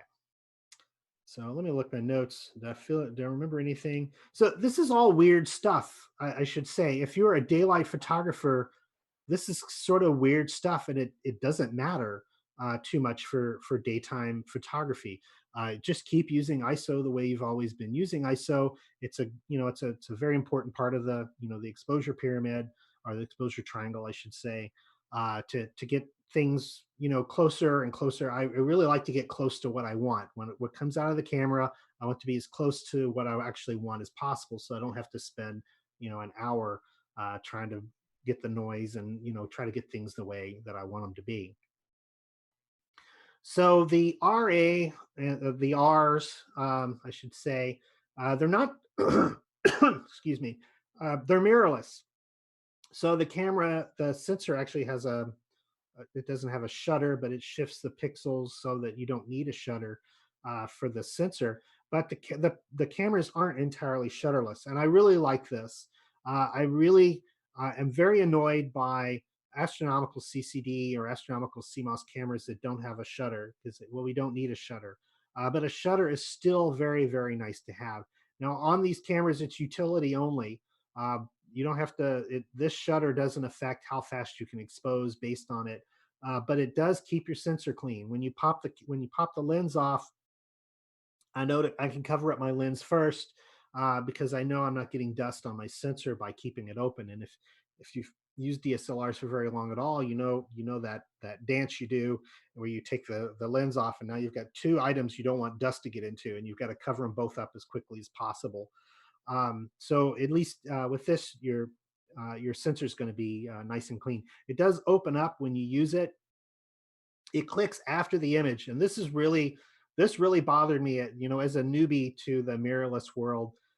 First time I'm taking photos on a tripod, and I press the button and nothing happens, and I'm like, is it what's going on? And then click, and I'm like, oh, did it just start? No, it had just finished. So when you start an image, it doesn't click when you take the image. It clicks at the end of the image when it closes it, which is it's kind of just a new thing you have to get used to. This is really great when you put your camera on a telescope, because if you put on the back of like a refractor or a closed system scope like a Schmidt or something, it's a closed environment, and your sensor's hanging out there, but it's all sealed up, more or less. But let's say you're on a Newtonian and it's all open. And so when your camera's on the telescope all day and it's covered up, all sorts of things can float around in there and get inside your camera. So I really like having a sensor. This is just another nice thing for an astrophotography DSLR, is having this shutter that kind of closes and keeps that chamber from things crawling out of it. I live in Florida. Trust me, things want to crawl inside anything you leave outside, and they don't care how much it costs or how nice it looks. They will crawl in there and try to make babies all over it, and it's just cleaning bug guts out of things is not fun. Speaking of shooting with the telescope, the EF, the new camera has a bigger opening, and they changed lenses. Now there's supposedly going to be some really great new lens designs, because it opens up some extra degrees of freedom for designing lenses. But if there's an adapter, so you can put your old lenses on it, because when I it's one thing to buy a new camera, it's another thing to buy your entire new lens collection. Most of us have collected our lenses over years, and every few years we change cameras, and it's kind of nice to keep the lenses. You can still do that with an EOS R. You have this little adapter here that goes on there, and then your regular Canon lenses plug onto that. The nice thing about that is it works seamlessly with your T adapter on your telescope as well, and the spacing is right. I have over a dozen telescopes that I shoot with, and I do not want to have to buy a dozen different spacers to get it right. Anything that I've got that works with my Canon DSLR is going to work fine with the R or the RA, as long as I have this adapter, which I'm going to want anyway, because I do not want to get rid of some of my very nice prime Canon lenses, at least not overnight. I'm also very happy, and I think it's worth mentioning that USB tether still works. If Canon is watching this, I like, please keep USB tether. There's a strong thing going forward where cameras should be Wi-Fi, and you can control them with your phone, and you can control them with your camera, and that's great for consumer applications, but it just stinks for astrophotography. We have a very complex orchestrated dance that goes on in the night between running the telescope and running the focuser and running filter wheels perhaps and running the cameras, and we need to be able to take pictures and download them and do stuff and then move the telescope, and it's really nice to have all that integrated together, and Wi-Fi just really stinks for that. Plus, I've been on the field at the Texas Star Party where I turn on my Wi-Fi and there's 87 different Wi-Fi hotspots around me, and there's just not enough bandwidth or enough room in the airwaves for that many hotspots, and so it doesn't work, or it works intermittently, or it works fine until you go to sleep, or it works fine until you take that long walk to get a hot chocolate, and then it all goes haywire. So I really like that Canon has not said, hey, the world's gone Wi-Fi, we're going to go Wi-Fi. There's still a USB tether, and just as a developer and as a photographer who uses this stuff all the time in an automated fashion, please keep that. Don't get rid of my USB tether option. The vastly improved noise performance. So the noise control is very good, and that's going to come in real handy on deep sky targets, especially. And let's see. So the open box. So my most expensive astrograph, I remember when I bought it, it was like, it covers a full frame chip. And I'm like, oh, I've got my new Canon 5D. I want it. And it was F3. It was that Officina thing you saw a few slides ago. I'm like, this is going to be great on my full frame DSLR. The problem was that F3 light cone was very, very shallow coming in. And I got shadows from the mirror box, and I got a big long band at the bottom, and flats just wouldn't calibrate it out. Flats will help calibrate, slight vignetting or dust bunnies and things like that. But if you've got a deep shadow, you can't calibrate out. You can't add, you can't just make it brighter and get that signal back and get a nice clean image.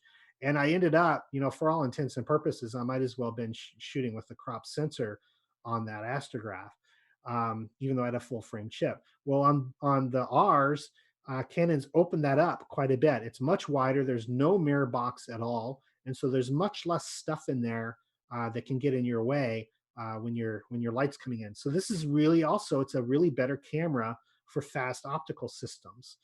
So if you're trying to shoot at f3 or maybe f2 on a RASA or something, that light cone coming in, you're going to get a much less shadowing from all the stuff inside the camera body. So yeah, the electronic viewfinder with preview is also pretty nice. I'm going to talk more about the preview in a minute. There's some pretty nice things there. But a lot of times I like to shoot just full disk moon images sometimes while I'm waiting for it to get dark. And just use your telescope as a 1,000 millimeter telephoto lens, and it works great for that. So you can use that to get a preview of what the image is going to look like. Okay, so nightscapes. Let's talk about shooting nightscapes with the R series. First, there's no more mirror lock. Sometimes not everybody agrees with me, but I prefer using mirror lock. I like to pop the mirror up and out of the way first before I take an exposure. You can get the same effect by using live view, but live view heats up the sensor, and I don't like the sensor to get really hot. And people are like, it doesn't matter, a little jolt at the beginning of the exposure. You don't want your telescope or your tripod getting bumped at any point during the exposure. Why is at the beginning of the exposure not any worse than in the middle of the exposure? So I always use mirror lock, and I did see a difference, especially on my moon shots, when I had mirror lock on, I got consistently more usable images where nothing was vibrating. Well, mirror lock is gone, and sometimes, honestly, mirror lock is a real pain in the neck because you got to click and then click, and so that's completely gone. It just kind of streamlines the whole imaging process. Also, live view actually works at night. This image here, this is the Milky Way. Can you see my mouse, Simon? Yes, okay. So that's the Milky Way. You can look through the viewfinder on these or use the LCD on the back. I just held my iPhone up and took a picture of the back of the viewfinder, and you can really see the Milky Way. Even with this fast f1.4 lens on my 5D, I can't see the Milky Way on my live view. But you can on the R series, and I think it's because of the noise control. The way they do the exposure simulation has to benefit from the way they're handling the noise versus the way they used to handle the noise, and that's really very cool. I remember, the first time I experienced this, it was like, you got to be kidding me! This is like, it's like having night vision. Looking through the camera, I could have just walked around in the dark with it and saw so much better, which is really cool. Focus assist. So here, these little two triangles pointing at each other. As you move the manual focus back and forth, this one would open up and it would be white, and then when they close together, it would turn green. And focus assist. I've never experienced focus assist working on a star field before, but it does. And that's again a really nice feature. I found that if I switch back and did manual, which we'll talk about in a minute with the RA, I could sometimes get just a little bit more sharpness out of it. But this is actually quite sufficient for nightscapes. You get a nice, beautiful image, and it's going to go on your laptop screen or Facebook or something, as long as you're not trying to blow it up to be on the side of a bus or something. It's going to work great for for nightscapes, I should say. I'm sure it's perfect for daylight stuff, but at night, it's a little more tricky. Another really cool thing, and I thought this was an RA feature, but it's actually an R feature, is there's a timer mode for bulb now, and it doesn't have a full built-in intervalometer, which would be nice, Canon, hint hint. But I can actually set my bulb up to do up to 100 hours. It's actually not 100 hours. It's 99 hours, 59 minutes, and 59 seconds, which is 1 second short of an hour, but close enough. But you can set the bulb timer up for anything you want. So if this is really great, because if you're on a sky tracker and you don't have a super fast lens, you might need to go more than 30 seconds, which is the usual limit for when you're shooting in manual. So you can set the bulb mode up to do a minute or 2 minutes or whatever you need, and you can just fire them off. Let's say you don't have an intervalometer or you're not shooting remotely. They do have Wi-Fi and they do support remote shooting, and that has its place. But if you don't have that available, you can set the bulb up to do much longer exposure, which is pretty nice. One of the nice things about an intervalometer, and this is, if you're using Wi-Fi, your Wi-Fi device has to stay charged and active the whole time and connected. So this again just sort of lowers the burden on what kind of equipment you have to bring with you when you're hiking in the dark somewhere. Okay, so I'm sold. I'm ready to upgrade. This camera, the R, is good enough for nightscapes. Is so much better for nightscapes than what I've been using. Lots of these features are really great and important for anybody trying to do astrophotography, and that's great and all. So what happened is the software I work on for Software Bisque controls Canon cameras, and the new R series comes out, and our customers start buying them, and our software doesn't work with them. The RAW format has changed. There's something about the timing. I can't even get it to take a picture. Some of them will take a picture, some of them it won't. So obviously I need to fix this. It's probably very simple, but you can't fix these kinds of problems without having a camera on hand. So Canon done a great job. I'll give them kudos for this. Their developer relations has really flourished in the last few years. So Canon's developer people said, okay, yeah, you actually make real software. People buy it. We'll send you a camera for a couple of weeks. And they sent me an EOS R, and it only took me like half an hour to fix the problem. Well, I'm a photographer and I have the camera for a few weeks. So what am I going to do? Send it back and go, I'm done? No, I'm going to use it and take some pictures with it. So the Winter Star Party was coming up, and I thought, oh, I really need to exercise it on a telescope. And my an unmodified camera is great for clusters. It's great for reflection. I could have shot the Pleiades or a number of targets with it, but I'm like, ooh, there's a lot of nice emission objects, and I think I would rather use a modified camera. And so I rented the RA initially. I got it from one of the lens rental places online. They also rent cameras, and they had one available for the week of Winter Star Party with very little notice. And so I said, okay, send me the RA, and oh, this will be cool. I'll take the R and the RA both down to the Winter Star Party, and I'll shoot with both of them, and I can like do some comparisons between the two, because I'm sure I was hopeful that the RA was going to be much better. But also, I like to do birding and things, so I like to go around during the daytime and shoot birds. And I would, I was thinking I would use the R for that.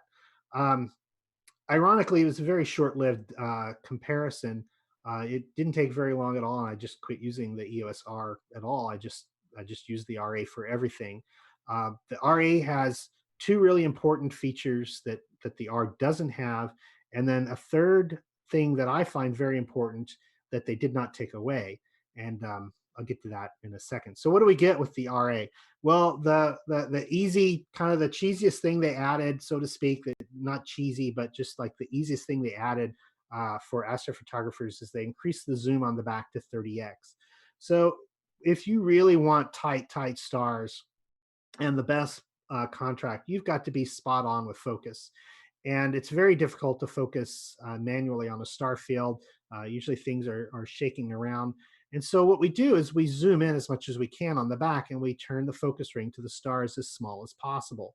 And there's usually a range where the star doesn't appear to get any smaller, but when you're at the key focused area, a bunch of other little faint stars will suddenly pop in, and that's it. Now I'm as sharp as I can be because I've got all the stars in the field. Well, now you can zoom in.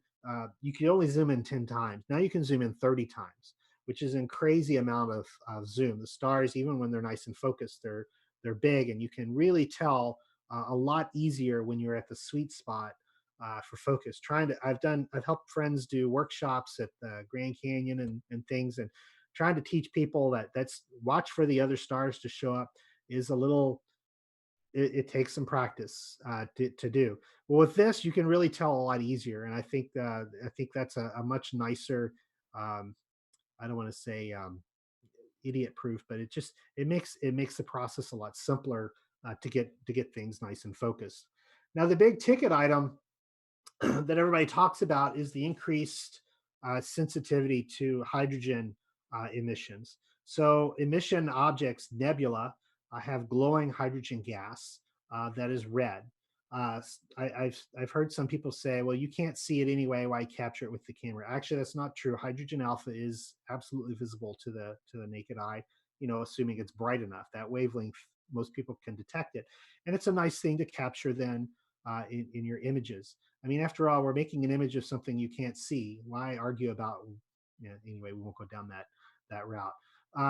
So in nightscape images, here I've got a side by side. I took a nightscape image just of the Milky Way out over the bay and the Keys, and this is the Lagoon Nebula right here in the Milky Way, and here's the Lagoon Nebula over here. This is with the RA, and this is with the R. And so you can see that there's a little bit better. And actually, this area here, where these nice rich star fields are, I think a little more red came out there, and that was a nice, just a little richer color there. Now, I'm going to admit, a lot of people are going to look at this and go, yeah, I'm not sure that's worth 400 extra bucks. I mean, my Milky Way is going to have some little red dots in it. Some of us, though, are going to go, every little detail counts. And if I can pick out those nebula in the Milky Way, I think that adds a lot to the picture. And I'll leave that up to you as to whether that's worth it or not. Now, if you're if you're shooting deep sky with a telescope, though, the difference is actually huge. Oh, this is a mistake. I changed my slide. That's 30x, not 15x. So pretend you don't see that. It doesn't say, that says 30. Here's a 30-second exposure of the Horsehead Nebula through the telescope I was showing you a minute ago. And the one on the top is with the R, and the one on the bottom is with the RA. And the sensitivity to the hydrogen alpha is 3 times greater with the RA than it is with the R. Now, up here at the top, you can sort of see this area. See this triangle here at the bottom, very red. And up here, it's there. And you might make the argument that if you take enough exposures, that this red will show up here. And then you could selectively adjust the colors and make that red really stand out. But then I would say you've missed the point of my earlier part of the webinar. It's not just that this shows up better, there's more signal there, which means it's less noisy.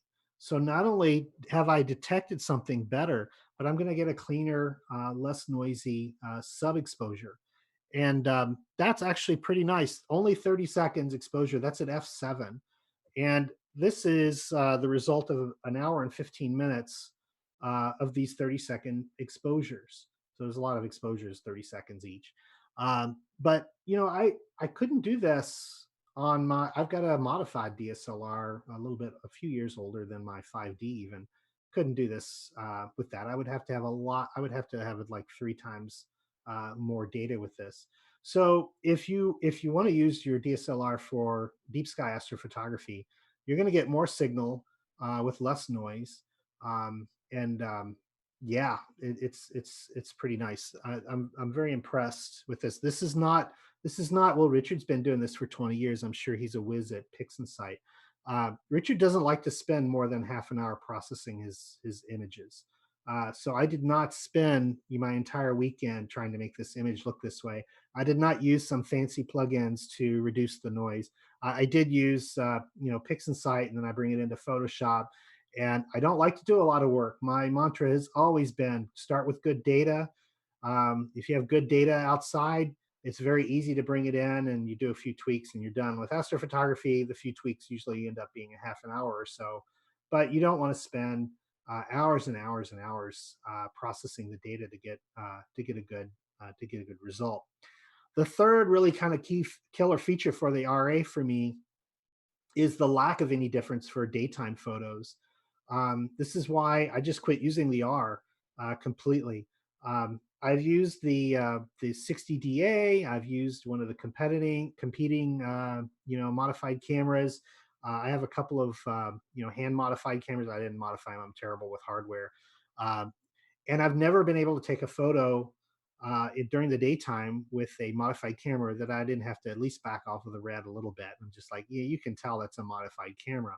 So these images, I spent like maybe 10 seconds on each of these images when I brought them in from RAW, and I did not have to do a custom white balance, and I did not have to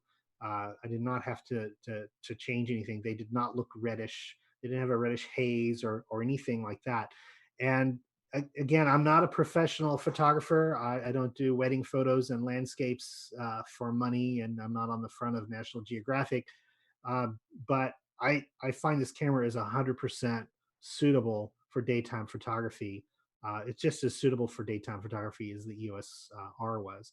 So if you want to do astrophotography and daytime photography, just get yourself an RA instead of an RA and an R, so to speak. All right, and I think I've talked for about an hour. Questions? Q&A indeed. Flames? Oh my God, Q&A. Oh my. I don't even know where to begin because don't shoot JPEG. Without saying any swear words, you caused quite a storm. Oh dear, oh dear. So right. I'm going to try and start from the top and work my way down, knowing full well people are going to start pouring more questions in through the door because. Oh dear, I have to go. I'm very sorry. I mean, I was actually on text message with somebody who's watching the stream. He's actually a good friend of mine. His name's Mac Murdoch. If you haven't checked out any of his stuff, I'm sure he'll post his Instagram link in the live chat. Cough, cough. And I'm going to get to his question later, but let's just make a start on some of these. So, do the new mirrorless cameras have a filter in front of the chip that blocks the hydrogen alpha? Well, the new mirrorless cameras are exactly the same as the old mirrored cameras in that they have a filter in front and it blocks they want to block the infrared. The infrared light, the sensors are very sensitive to infrared, and the infrared light usually isn't as focused as the other light, and so you want to get rid of it. The problem is those filters are too aggressive. Not only do they block the infrared light, but they also block some of the hydrogen alpha light, which nobody noticed or nobody cared when they're doing regular daytime photography. And even for nightscapes, you could make the argument that you can't really tell that this is a little bit extra pink here where the Lagoon Nebula is. And so what people started to do is removing that filter and putting a new one in that also blocked the infrared, but let the hydrogen alpha wavelength come through. And then they could get more vivid nightscapes, and they could get much better photos of emission objects. On a galaxy, it's not going to hardly make much difference, but on emission objects, it makes a really big difference. And so Canon at some point said, "Hey, why don't we ship a camera with a modified filter that that works for that?" And then people don't have to. When I bought my 5D Mark II, $3,000 for a camera, the first thing I did was void the warranty by sending it to Half Griffith, who opened it up and put a new filter in it. So we'll sell the camera, and so they came out with the 20D, and a few years later they came out with the 60 DA, and there's still quite the the boutique market for modified DSLRs. A couple of people still do it professionally. You can buy them that way. I think Optech sells them pre-modified. Yep. And now we have the EOS RA, and so they use a different filter, and you get the full Canon warranty, and you don't have to worry about sometimes the focus would shift when you replace that filter, so that you couldn't come to focus with your lenses anymore without having to manual focus all the time. So it's really nice to get a nice commercial package that's just all ready to go. And is sensitive to those extra wavelengths. And I think until now, I've never been satisfied with using a modified camera during the day like I am with the RA. And again, I'm not a professional photographer, so if we get into an argument, I may have to go, I didn't know about that. I don't mind admitting that I'm wrong. It means I learned something, and I'm smarter tomorrow than I was today. There we go. But we'll see. So, yep. So this is actually a really good question because I get this quite a lot. When you say pattern noise, do you mean banding that you get with the older cameras? And this is actually a known issue with Canon cameras. Actually, no. The banding that I'm aware of is electronic noise, and I don't think I've seen that in any newer Canon cameras in a while. I did see that in some older cameras, but what I'm talking about is if you shoot a bias frame with a CCD or with a Canon, it's a very dark image, and you'll see a pattern, and that pattern is actually from the chip itself. You'll get rows and columns that are slightly less or slightly more sensitive to light, or they have in CCDs they might have a trap leap, and you get a column that's a little extra bright. Also hot pixels are a part of pattern noise as well. So no, the banding is a separate thing, and I'm not. If you're buying a new camera, I've not experienced banding with my Canon DSLRs in recent years. Now, way back in the Rebel, the original Rebel days, 15 years ago, I would see that, but not lately. Right, so here comes the barrage of parts that I think was getting heated here. So ISO on a DSLR camera is equivalent to gain on a CMOS one-shot color camera. How do the numbers relate to each other? Is ISO 200 equivalent to 12-bit depth? And what gain value is equivalent? No. ISO is not equivalent to gain. I got into a very long discussion with a colleague of mine who is an expert, but you cannot equate ISO to gain.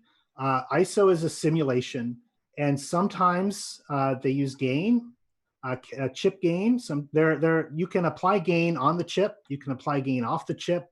There are different stages in the camera pipeline where different types of gain can be applied. Sometimes gain is nothing more than they just multiply the number, and you get no benefit from that at all.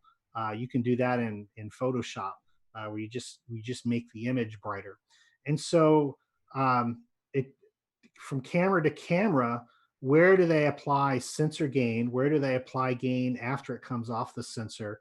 Varies. So you cannot assume that ISO and gain are the same thing. And I remember the conversation where it was going around and around with somebody that I know is smarter than me, and I know he knows more about camera electronics than me. But at the end, he said, "So ISO 100 is the lowest gain that you're using," and I'm like, "No, ISO is meant. They're dampening the image to make it match what ISO 100 film used to do." And he said, "Well, I don't care about any of that." I'm like, "No, but that's the whole point. We're not talking about CCD cameras. We're talking about DSLRs." And ISO, it's similar to gain in many ways, but it is not the same thing as gain. It is physically, electronically, something different than gain. And often gain is a part of it, but where gain is applied, you don't know. And if the camera vendor does it poorly, you'll get less or better noise results. And all I can do is reverse engineer the cameras, because Canon's not going to tell us exactly how they're doing it internally. There's some people who will do some quantitative tests to measure noise, and they can get fairly close to that. But I suspect that on this camera, there's some gain kicking in between ISO 100 and 200, and then after that, they don't do any kind of electronic gain, because if you're careful if you apply the gain correctly, the gain can get your signal up above the read noise, which in very low light situations can give you a benefit. And I'm guessing that Canon is just applying just enough gain to get above the read noise at the bottom of the ISO range, and from there forward, it's pretty much ISO invariant. So it depends on if it's a Canon or a Nikon or a Sony or an Olympus, and it depends on whether it was made last year or 3 years ago or 4 years ago. And for all I know, Canon may have brand new cameras that still work like my 5D, where the higher ISO is going to give me less noise. The only way to know is to test your camera. Take it out somewhere dark, take a series of exposures where the aperture and the exposure time are identical, and the only thing that changes is the ISO. You have to do that in manual mode. Then bring it into Photoshop, like a raw processing program, and adjust the exposure by the right number of stops to get the equivalent brightness. And you can look at those images side by side, and you go, well, that's really noisy, and this looks beautiful. And so obviously, if I increase my ISO a little bit, I actually get the same brightness when I brighten it in my tools, but I don't get any extra noise. And I actually got more noise by shooting at a lower ISO. And it depends on the camera. I know there's some cameras where you can't tell the difference at all between 100 and 128,000. To me, that's a marketing gimmick. A camera that goes up to 128,000 is entire. It's nice when you're looking at the view screen on the back, because you need to be able to see what you're going to get.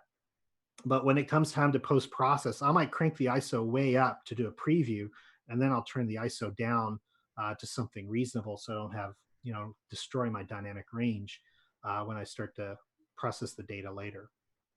So hopefully that was an adequate I really want to dispel something here, because ever since the advent of digital cameras, I have never been a fan of the reference to ISO or ASA specifically.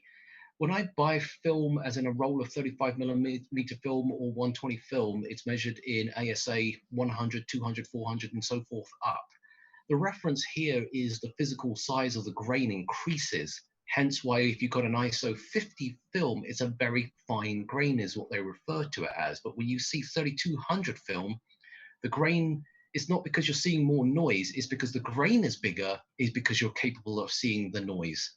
And I kind of find, I've never liked how they've translated ASA and ISO film into the DSLR market, because in my head, it never made any sense, because the pixel size on your camera don't get bigger. They're fixed to one size.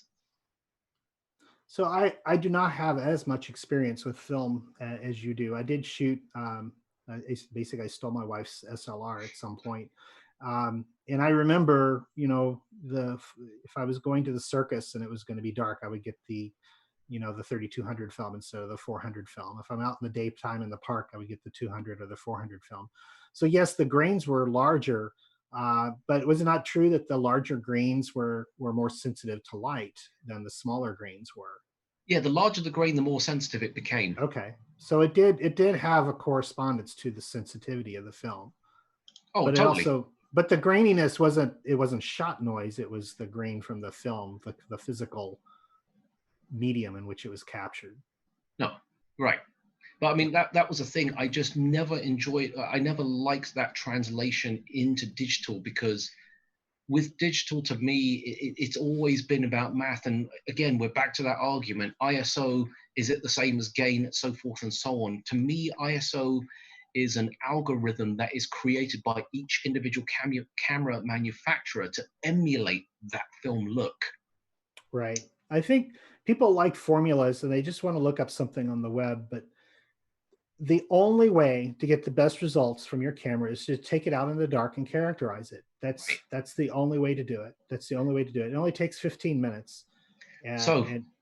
I'm going to go into this question because I know otherwise we're repeating ourselves, for lack of a better description. This is the text conversation I was having backwards and forwards with a friend of mine. And I know the answer to this to a certain degree, but he wants clarification. Okay, let's say, for example's sake, that I have two shots, both with the same histogram taken at the same time in the same conditions of the same object. One is ISO 400, but a 5-minute exposure, and the next would be a 6400 ISO, but only 30 seconds. Would you say that the ISO 6400 won't have more noise?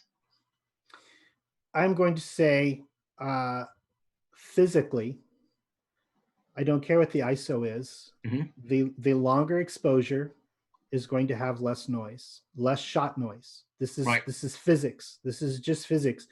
Now, if the camera somehow makes the shorter exposure look cleaner, the camera's doing something to the data. But I know from a physics standpoint that more light equals less relative shot noise, and that's just physics. It's like, arguing against Newton or something. That's just the way it is. So I would say longer, and I make that trade-off in the field. It's like, okay, it looks okay on the back of the thing. The stars aren't moving. As long as the stars aren't trailing, and I can go 8 seconds instead of 6 seconds, I'll drop the ISO and go 8 seconds, because I know I'm getting more signal in 8 seconds than I am in 6 seconds, and I'm going to get a cleaner image. This is another message coming in from text message. A lot of people are texting me at the moment, so don't give your number out, Simon. Yeah, I know they want to kill me at this point. And actually, this is actually a great question. The graph that you showed earlier on, can we shuffle back to it real fast? The graph that you showed with the horse head, because this will demonstrate something very, very good here. Because again, I know the answer to this, but keep going. That's one. Okay, graph, isn't it? That's it. That's the one. So somebody is asking here: is the signal to noise ratio, at what point does it become diminishing returns? In other words, is there a ceiling to actually exposing for too long to the point where the signal and the noise is essentially matched again? So in general, they say, I've read many times, a signal to noise ratio of at least 10:1 means a good quality image. The thing is, you can't turn that into, then no more than 10 exposures, because 10 exposures is not going to give you a signal noise ratio of 10:1. your whole image. One of the reasons I chose this image is it has dark areas and it has bright areas in it. And if you're shooting, when I shoot the say the Orion, no, let's say when I'm shooting the Andromeda Galaxy with the Veloce, all right, I've got an f3 object, an f3 optic, and I shoot the Andromeda Galaxy, and I take a 2-minute exposure.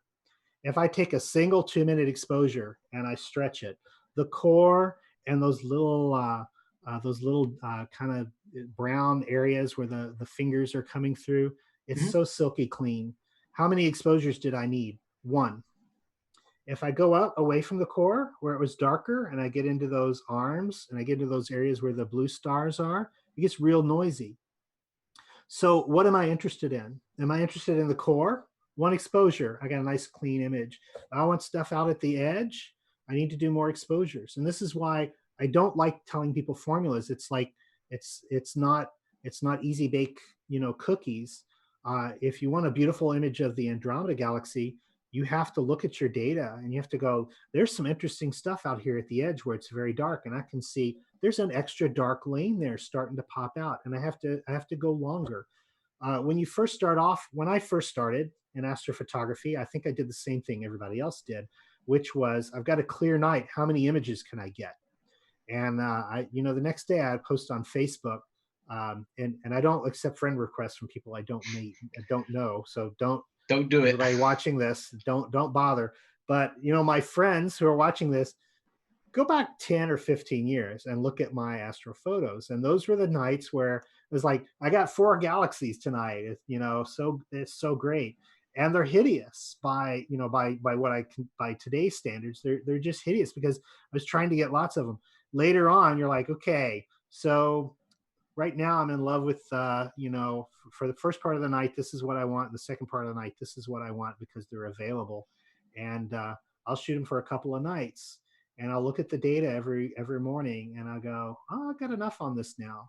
And then I'll go, no, I need a lot more data on this.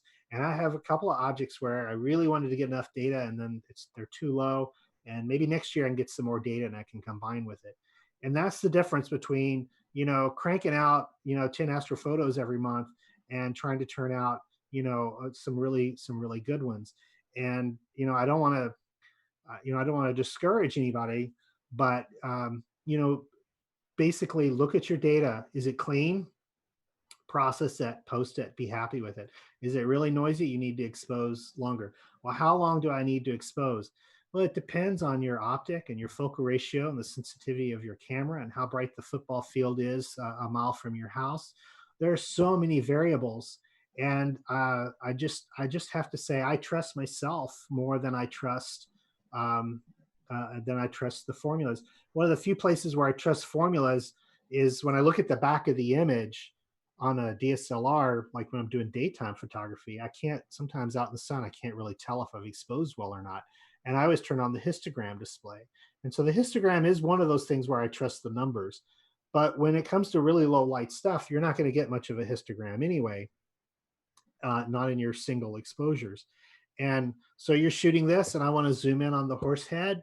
This is a very dark area. I'm going to need much more exposure time on this head than I am for this background. This background is going to be smooth first night, but there's a lot of noise in here, and I want to smooth in. There's a little star hanging off his nose, and there's these little tendrils of light, and I want that to come out really well. Well, I'm going to have to do more exposures. Same thing. I think the Andromeda Galaxy is a really good test case because the core is so bright that you usually only need like 1 exposure of the core. And then the further away you get from the core out on those arms, the noisier and the noisier it gets. So what's the formula for the Andromeda Galaxy? Well, depends on your field of view. Can you capture the whole galaxy? Can you get those little tendrils way out at the edge? They're very faint. You're going to need a lot more time to capture that. Join the photography club, the local photography club, and walk in there and say, so I want to shoot birds. What F ratio and ISO should I use for birds? And no, I don't want to understand any of the details. Just tell me what ISO and exposure time I need for birds. and they're just going to look at you and shake your head, and they go, dude, it depends, what bird, how far away is it, what's the sun look like on the outside. You have to learn to do this. It's it's a hobby, and the more you do it, the better you get at it. Anyway, I could talk forever. And Right, yeah, we could. I know we I'm can. gonna get This is myself in one of those trouble. subjects. Yeah, I mean, Yeah. Craig Stark actually explained it brilliantly with the case of diminishing returns. There is a point where there is no more data that you can physically collect because you have essentially had nothing but signal, and all you're doing is trying to like just move noise around in circles. But I mean, going back to what his initial question would be, if it was one single exposure, and you've hit the nail on the head with the Andromedan galaxy, is what part do you want to see? Do you want to see this part, or do you want to see that part? Right. And I would turn around and say there is no true ceiling for diminishing returns when it comes to one single long exposure, because the longer you're exposed for, the more you will start to see. But it also can mean that you'll start getting unwanted signal. Is the big problem. There's always dark areas, and it's amazing when you go really deep on an object. There have been times where I've been working on some other project, doing programming stuff. I remember I was working on a new focusing algorithm. I just shot, the same object every night for a week. I shot the same object and just had this stupid amount of data on it. And it's like, well, I should go ahead and stack it all and process it. And when the noise is that low, when you can stretch and stretch, and things will come out that you've never seen before in the noise. And then if you apply, I like to just very tiny little bit of sharpening. I don't like to over sharpen. Tiny little bit of sharpening. But if you don't have any noise, tiny little bit of sharpening brings out things that, oh, look at that little tendril there. That's pretty cool. So I'm kind of like you. I believe the limit is when your patience runs out for how deep you should go.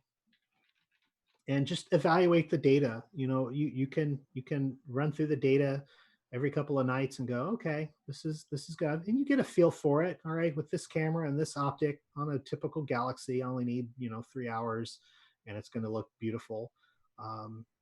Until you go to a dark sky site, and then the equation changes a little bit. So this is a weird switching of gears here.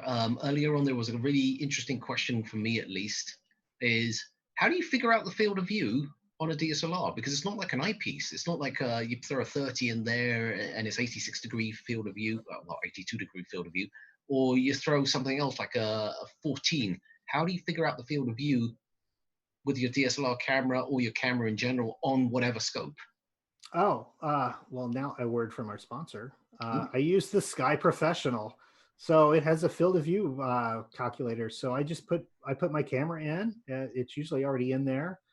So there's a math equation. I don't have a slide for it, and I don't remember it off the top of my head. But if you know the size of the chip and the focal length, you can determine the field of view. How many degrees of sky or arc minutes and seconds does this encompass? And it works with camera lenses too. And I use it all the time. In fact, I use the sky on my iPad, for that very purpose. I just sit there and I say, okay, this camera and this lens. I'll have them overlaid, and I'll have, before a star party, I'm making my imaging list. I'm like, okay, so this camera and this lens, or this camera and this telescope, frames up this target pretty nicely. So that's what I do, and most astronomy charting software will have a field of view tool in it where you put in the telescope, and even if they don't have the telescope, all it needs is the focal length of the telescope and the size of the sensor in your camera, and it can show you, it'll do a little overlay over the sky and tell you exactly what's going to fall on your chip, and you can go from there. It's really cool because you can use, this is why I like the crop sensor changing the focal length kind of grates me, because I can put a small sensor on a 1,000-millimeter focal length telescope and a big sensor on a 400-millimeter telescope, and it's the same image. It's basically the same field of view, and it's like one's 400-millimeter focal length and one is 1,000-millimeter focal length. It's like it's the same image. So it's like the size of the sensor, the field of view. Anyway, enough of that. Let's not start. Yeah, no, that is a whole different topic of conversation. But what was the name of the software though? What was the name of the software? The Sky Professional. The Sky There we Professional. Yeah, from Software Bisque.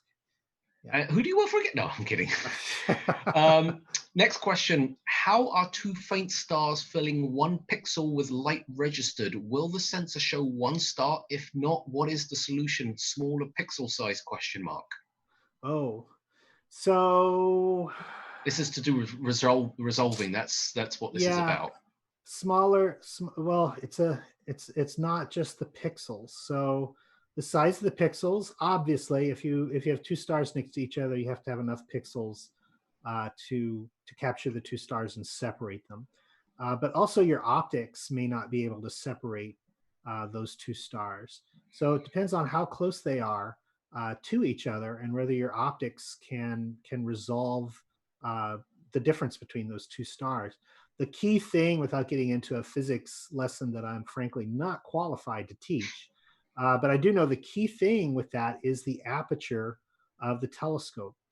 So the resolving power actually goes up with aperture. This is another reason why with telescopes, how big around it is more important than the focal length, because a larger aperture gives you greater resolving power. The great planetary imagers, like say, I don't know, like Christopher Go, for example, they use really big Schmidt-Cassegrains of 12, 14 inch. And why?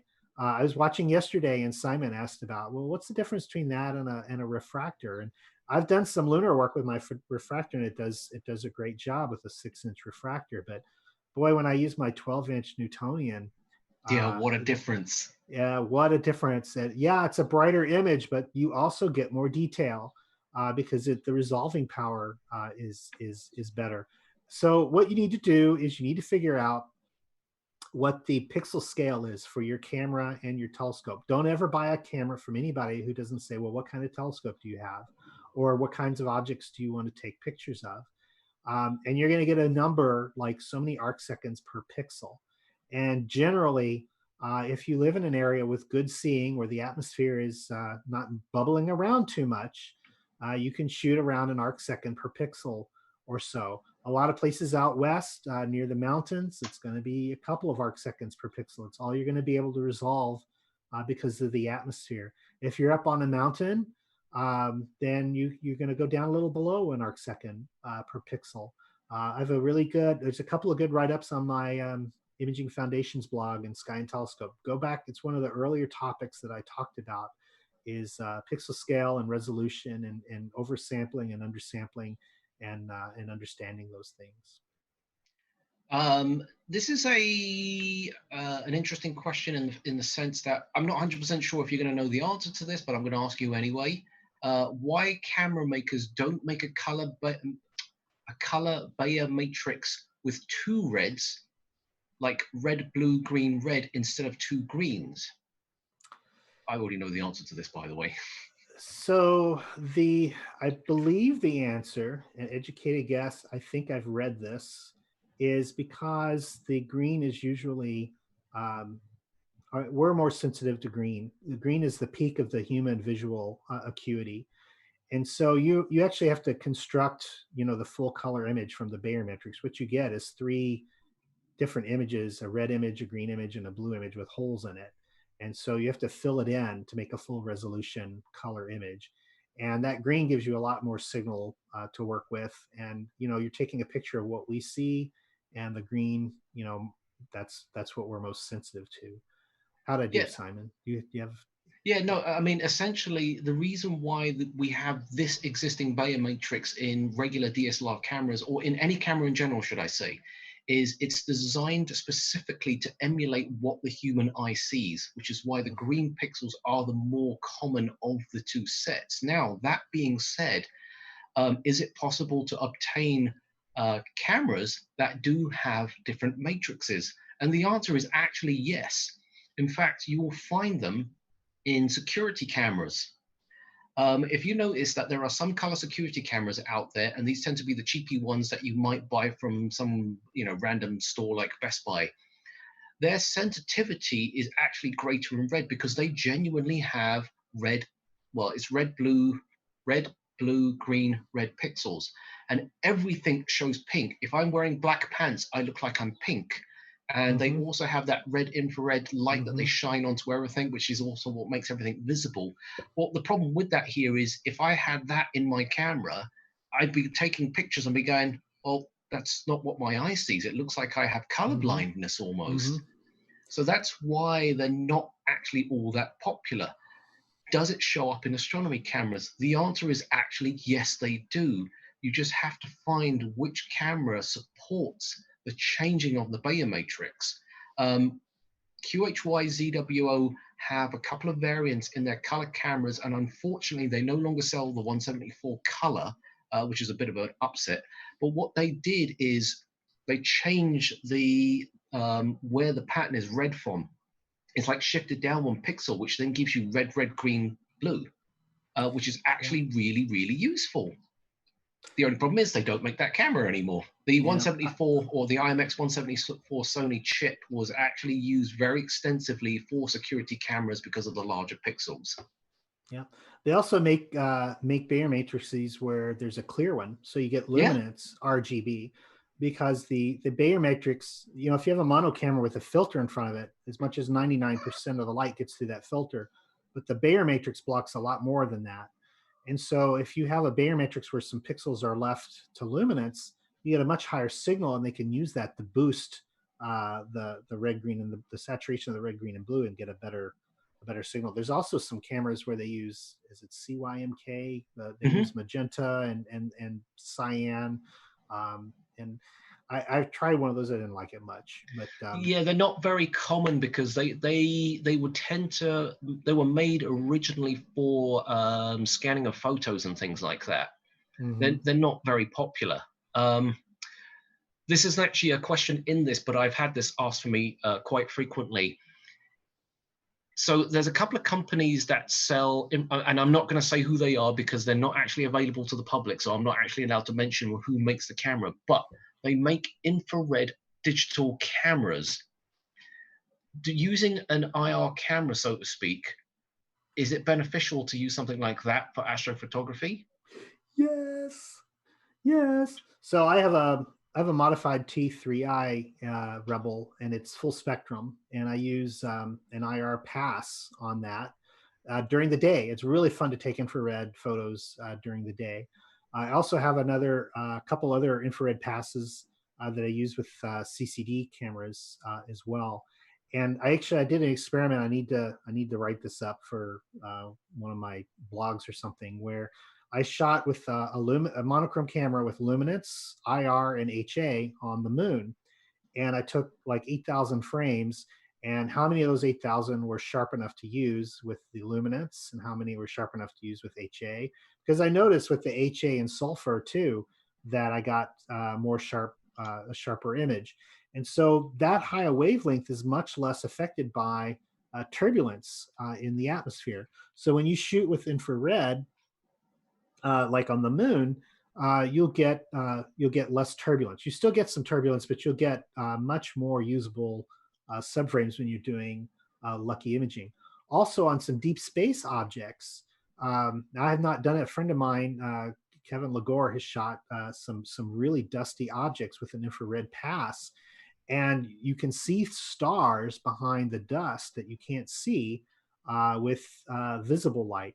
One year at the Texas Star Party, it was completely overcast, and we had a camera with a wide field lens on it, and we put an infrared pass on it. And we actually did a T-point run with the Paramount under a cloudy sky, because there were stars coming through that you could see stars through the clouds. And I'm sure if it was big, thick thunderheads, it wouldn't work. But it was completely opaque to the human eye. But it was just a frame full of stars when we shot the sky with that infrared pass. Now you have to be careful. Not all sensors are very sensitive at the infrared wavelengths. Some of them are more so than others. So when you look at that graph with the sensitivity, make sure there's still some headroom out at the infrared wavelengths when you do that. This is a question specifically about the setup side of things, and I've had a situation before where I've had weird results. Okay, is it better to use the the battery or the AC adapter with the RA? I have not used the RA enough to say for sure, but I do know that a discharging battery releases heat. And so for nightscapes, I always use a battery because it's the easiest thing to do. Whenever I hook it up to a telescope, I always use an adapter. And what I did was I bought Canon's. Here Canon will love this. I bought a cheap knockoff adapter, and it lasted about 3 weeks. And it actually, the plastic got brittle and it shorted out, and I could have toasted my camera. So do not buy cheap knockoffs. I bought a real genuine Canon AC adapter that plugs in, and I cut it. And I had a friend who's better at electronics than me make a power adapter. So my mount, 12 volts is easy to come by, but I don't want to send 12 volts into my camera. And it turned 12 volts into 8.2 or whatever it was the camera wanted. And I always run power in that way. I always power my camera externally when I'm doing long exposures on the telescope, because I'm exposing all night long, hours and hours of exposure with that camera, with the battery inside, generating heat. So, is it negligible? That's sweetened to taste. It depends on, if you live in a cold climate in Florida, good Lord, I live in Florida, people. It's like 95 degrees and sweat is dripping off my nose at 2 in the morning. I don't need anything extra producing heat. And if you live in Alaska and it's usually 40 degrees when you image and you think using a battery is fine, have at it. But I always power my camera externally for deep sky work, and the battery is fine for nightscapes. Excellent. All right, so last chance to get your questions in because we're coming close to our time. I'm going to ask you my own questions now. Using the RA, do you feel that it's become a game changer in the world of astrophotography? I mean, I know you mentioned that, if you had to have one camera, but, it would have been that particular camera, but do you feel that it's become a game changer? Oh, geez. So, what if I knew enough about marketing to say for sure, I'd probably be a millionaire by now. I'm an engineer. I can just say from my experience, I usually sit on a camera for a while. Same thing, with smartphones. I don't buy a new one every year. It's like, what's really compelling about this that's going to make me upgrade? And I never wanted a 60DA because I love doing photography, and it's like it's nice, but I really like having a full frame camera. And in the early days, when I had my first Rebel, I think it was a T1i when I got that modified. I'd puff out my chest and go, you just shoot RAW anyway. When you bring it into RAW, you can fix that red thing. But the truth is, after you've done that for 786 times, you get kind of tired of it. And it's just like, I'd like to just bring it in and look kind of like what I want it to do, so I can do 2 clicks and save and be done with it. And with the RA, I can do that. And so I've never considered an astro camera to be equivalent to a daytime camera until the RA came out. So I'm satisfied. I'm ready to upgrade. The ISO invariance is also a really big deal. I don't shoot with a DSLR on a telescope as much as I used to, and I think I'm going to try it a lot more now. The cooling is an important thing, especially in the summertime in Florida. But it sure is nice not to have a whole lot of stuff that you have to wire together sometimes. So the DSLR really is it's a very convenient camera to use for deep sky sometimes. And a lot of times, yeah. I was going to say, I think the biggest feature on the RA is definitely that 30x.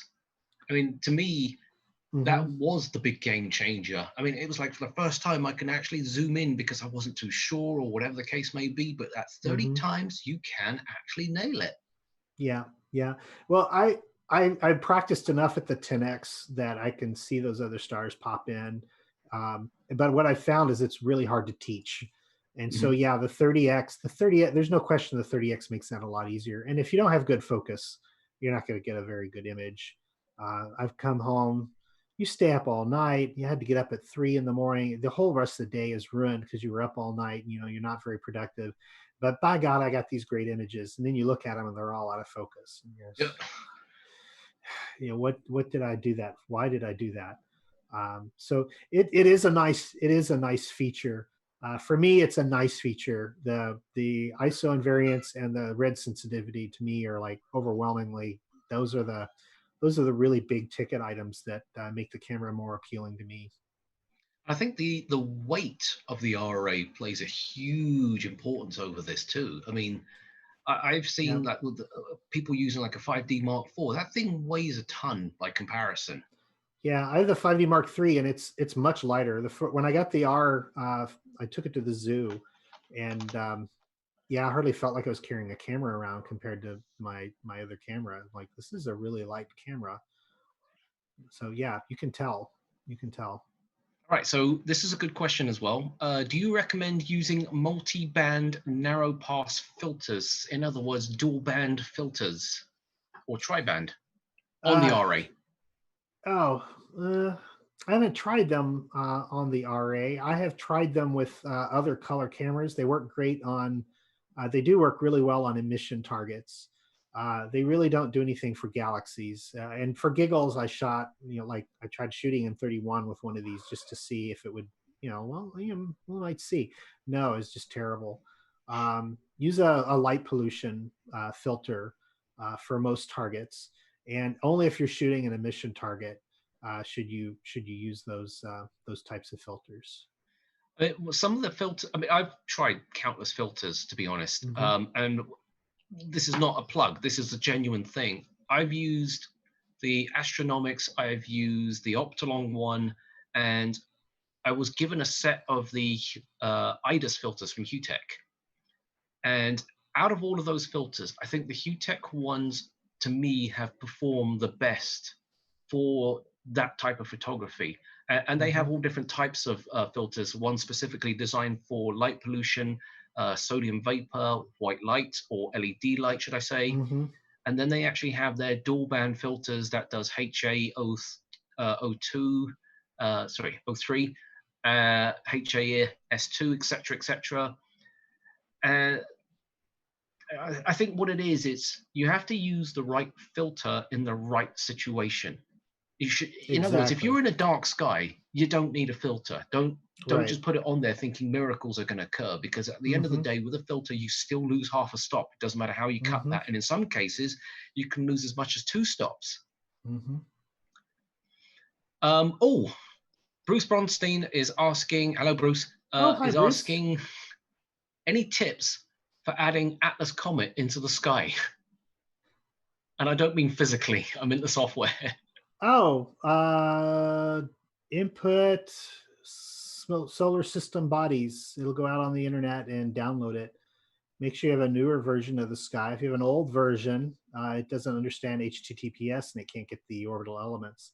But yeah, that's all you have to do is bring up the Comets tab, you click on Observable and it downloads them all, and then find C/2019 space Y4, and then that's enough, and it'll pop up Atlas, and you should be good to go. Bob Massey. Hello, Bob. Hi, Bob. He's hiding in Riverside somewhere. I could sure use a latte, Bob. Yeah, we all know who Bob is. He's my Starbucks buddy, yeah. Yeah. There appears to be 2 EF lens adapters, one with, one without the control ring. Do you have the one with the control ring, and what does that give you? On the adapter? Oh, so okay, so a feature of the new lenses is they have another ring that you can twist. So, you know, you've got focus. Well, there's another ring, and you can program that to like change your ISO or change your f-stop without having to go back to the buttons on the camera. So the adapter I have does not have that. Apparently that's an attempt to give people with the older lenses that same flexibility that they can use the control ring. I don't have that. You don't need it if you're putting it on a telescope. And frankly, for me, I mean, it's a nice, it might be a nice thing if I did a lot of daytime photography and I needed to change the aperture or something. But you know, when you have one of the reasons, one of the reasons when I got the R, I had a lot of trouble with it was because I was used to my 5D. You get a camera, you get used to using it in the dark. You know where all the buttons are, and you don't have to think about it. And then you get a new camera, and they moved all the buttons around. And so give yourself like at least a week to get used to where the new buttons are. But yeah, the control ring, ask me in a year, and I might go, oh, it's so nice. But right now, I'm like, yeah, okay. It just, yeah, I suppose that'd be nice for a lot of people if there was something they changed frequently. But you know, there's this pre-programmed settings on the camera. So I like put it to C1 for nightscapes and C2 for this. And I find that's adequate at the time being. But anyway, I've gone way above and beyond what that question was about. Yeah, no. Yeah, maybe you should come work for us and sell cameras. All right, guys and girls. If you have any other questions, feel free to post them. We can definitely try and forward them over to Richard, assuming that he has time to go through them, of course. Oh, one just slid in. Can you run T-points with the RA? Oh, that's a good question. That is actually a good question. Can you run our T-points? Yes, you can run T-point with the sky with any DSLR. Just bin. The DSLRs don't actually have hardware binning, but when you bin the DSLR, it combines the Bayer matrix and gives you a luminance equivalent image, more or less. It's pseudo luminance. But bin 2x2 when you're using any DSLR, and the RA is just like any other in that regard. And you can plate solve and do T-point and everything. In fact, when you do autofocus, you should bin 2 on a DSLR. That Bayer matrix is sort of an artificial sharpness because of the holes in it. So bin 2x2 when you're focusing or doing any kind of plate solving operation. You get better results. I did miss a question. I thought I missed one. Hot pixels. How excuse me, how bad are the hot pixels on the camera? I mean, I don't think your camera's old enough to have developed any major hot pixels. Not really. And that's one of those things like the long exposure dark noise reduction, where they take a dark in the camera. When you do that, you actually add shot noise from the thermal current. So you remove the hot pixels, but it actually makes your background slightly noisier. So I don't ever use that, but it's very subjective, because there are good tools for reducing noise, and there are good tools for getting rid of the hot pixels. And it just depends on whether you like using a wrench or whether you like using a screwdriver. And my tools, getting rid of hot pixels in Photoshop RAW, when I bring it into Adobe, the hot pixels will go away anyway. It does a really good job of getting rid of that. For deep sky stuff, I'm going to shoot darks anyway, and I'm going to dither. So that's going to mitigate, hot pixels. But my brand new 5D Mark III had a big red hot pixel in it when I looked at the raw data. And I'm not seeing any hot pixels on the RA, but it's a brand new camera. When I got it, the shutter count was 0. So let's let it get baked by some cosmic rays for a couple of years. And a couple of good juicy sensor strikes on it. Yeah. We'll see if we develop a few. But right now, it's a nice clean image. All right, we're going to do this as the very last question because we're coming into 4 o'clock. All right. Christopher Go's talk is going to be slightly delayed because we're kind of behind time. I was trying to make up time, but I couldn't. Your fault with all these questions. Oh yeah, no. Well, no, actually, I kind of knew that you were going to set off a bunch of questions on your talk. I just had that feeling. It wasn't bad as I thought it might be. So no, definitely not. I mean, a lot of people in the chat were adding in as well and answering that. And again, they're basically reiterating what you're saying. But this is the last question. Canon says the RA lets in 4 times the amount of infrared, but how does that translate onto the actual image? Is it better than the R? Are infrared, or you mean the HA? I don't think it's letting in any... Yeah, I think I'm going to turn around and say he probably meant HA because it doesn't actually let in infrared. Yeah, 3 to 4 times more signal equates to half the noise. So remember my graph there, and I showed you the photo of the Horsehead Nebula with the R versus the RA, and the difference is quite stark.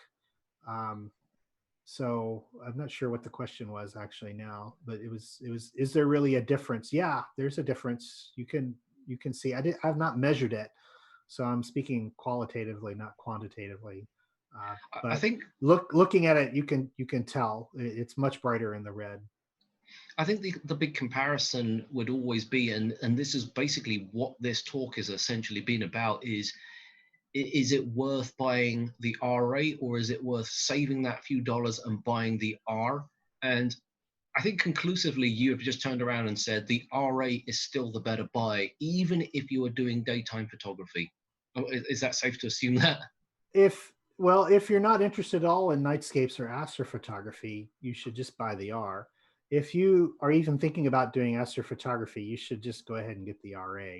On nightscapes, I mean, you could debate on nightscapes. You know, this image here, you know, it's kind of nice to see these little nebula. I can point to them. I know kind of the order. There's, you know, the lagoon. I forget what these are, but you can kind of point out some interesting areas. And in a, you know, if I shot this with the R, those would be the same color as anything else. And I'm not going to be able to pick them out. How much is that worth to you? Is it worth $400? Some people are going to go, yeah. Some people are going to go, no. If you're doing photography through a telescope, I mean, unless you're doing variable stars or you just don't care about emission objects, no. But if you want to shoot any emission nebula at all, and even on some galaxies, most galaxies don't have a lot of HA in them, but some of them have got some nice, like M33. You know, definitely. That's got some nice red globs in them, and they're going to show up in an R, and they're going to be somewhat red, but they're going to be much more prominent and much better defined and just more saturated with the RA, because it's actually going to respond to that light that's actually there. And you're capturing light that's actually there and that you could actually see if your pupil was the size of a football field. But it is actually there, and the camera is responding to that. So I think the RA is my next camera. Whether I got to beg, borrow, steal, or barter for it. I was looking at what my used 5D would be worth, and it's not that much. You know what to do is, when you're ready for that, you call this number 888-427-8766, and you talk to myself. You could talk to Farah. In your case, you can talk to Farah and bend her arm a lot more. Don't worry, Farah and I have already started that conversation. It's like, yeah, this I'm not sending this back. We need to figure out what I got to do to make that happen. So don't worry, we will make it happen. So again, everybody, thank you very much, Richard, for spending your time during this fantastic epidemic that we are having, or pandemic. We really do appreciate you being on here and giving your insight in all of this. All right, great. Well, here's your moment. Last words. All right. Well, thanks for having me on. Remember, nobody has signed an order that says you cannot go out into your backyard and look at the sky. And in fact, at the risk of getting myself into trouble, you are allowed to go outside and exercise and hike and things as long as you stay away from other people. So I have this fantastic duck pond, and I plan to go up there a few nights. As long as you stay away from other people, there shouldn't be any harm of that. So the night sky is open for business. It is not closed. So there you go. And be safe. Definitely. All right, guys. Christopher Go will be on at around about 4:20, 4:30. He's just having breakfast right now, believe it or not. He did just sneak onto the chat a moment ago. So we're just going to play a couple of promo videos. So here's your chance to go to the bathroom, grab some snacks, take it easy for a second, and we will be back around about 4:20. And we will go from there. So we will see you soon.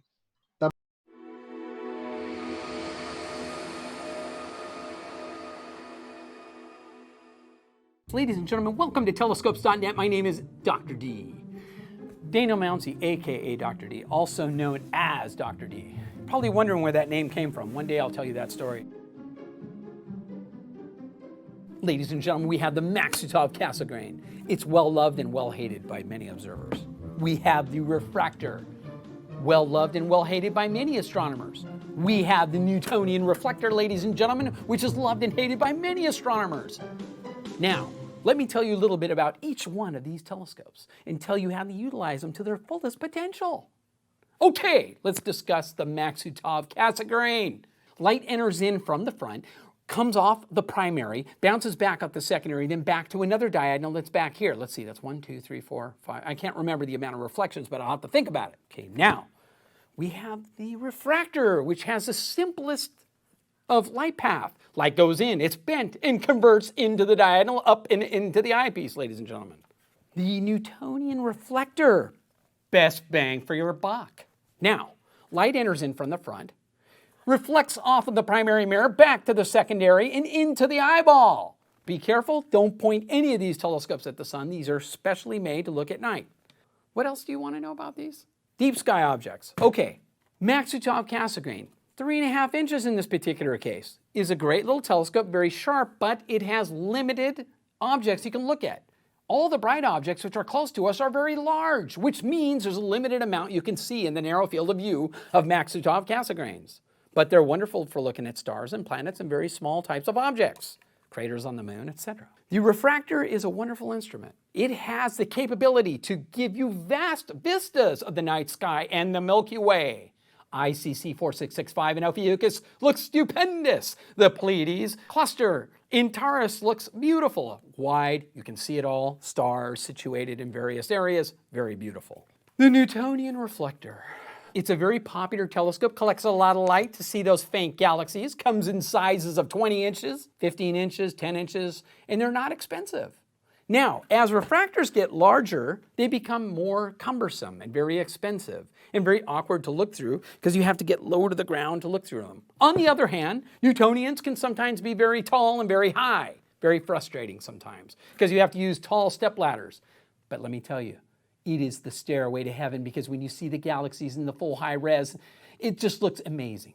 The Cassegrain. Let's discuss this. It's a popular telescope because it's so portable. Take the focal length, it's all folded back and forth, but it's good. It's a popular telescope. It comes on little go-to mounts. I just have a little tube assembly here to illustrate to you guys how the different tubes are relative to one another. You can utilize different magnifications with these telescopes. That means that all you have to do is take various eyepieces, anywhere from 4 millimeters all the way up to 30 millimeters, 1.25 eyepieces. This one's kind of neat. This refractor comes with the 2-inch star diagonal with the 2-inch 1.25 adapter. It's by Explorer Scientific. Now I have to be careful of the things I say about this because Scott Roberts could get real violent and get angry at me.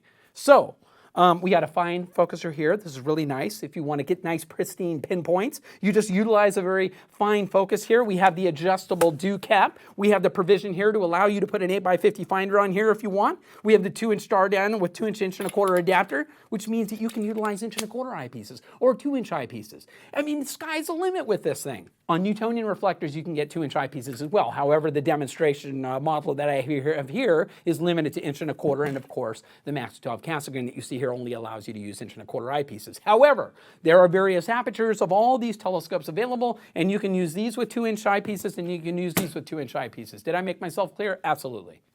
I can be a Russian. I can drink my vodka while I'll explain these telescopes to you. Or let me just tell you the differences of the telescopes. Newtonian reflectors, best bang for your buck. Listen, if you want to look at planetary nebula, if you want to look at globulars, if you want to look at galaxies, I highly recommend the Newtonian reflector. It is probably going to be the best way to gather your light, to get your photons, to stimulate those eyes, and get you stimulated in astronomy and get you all excited. I mean, that's what it's all about.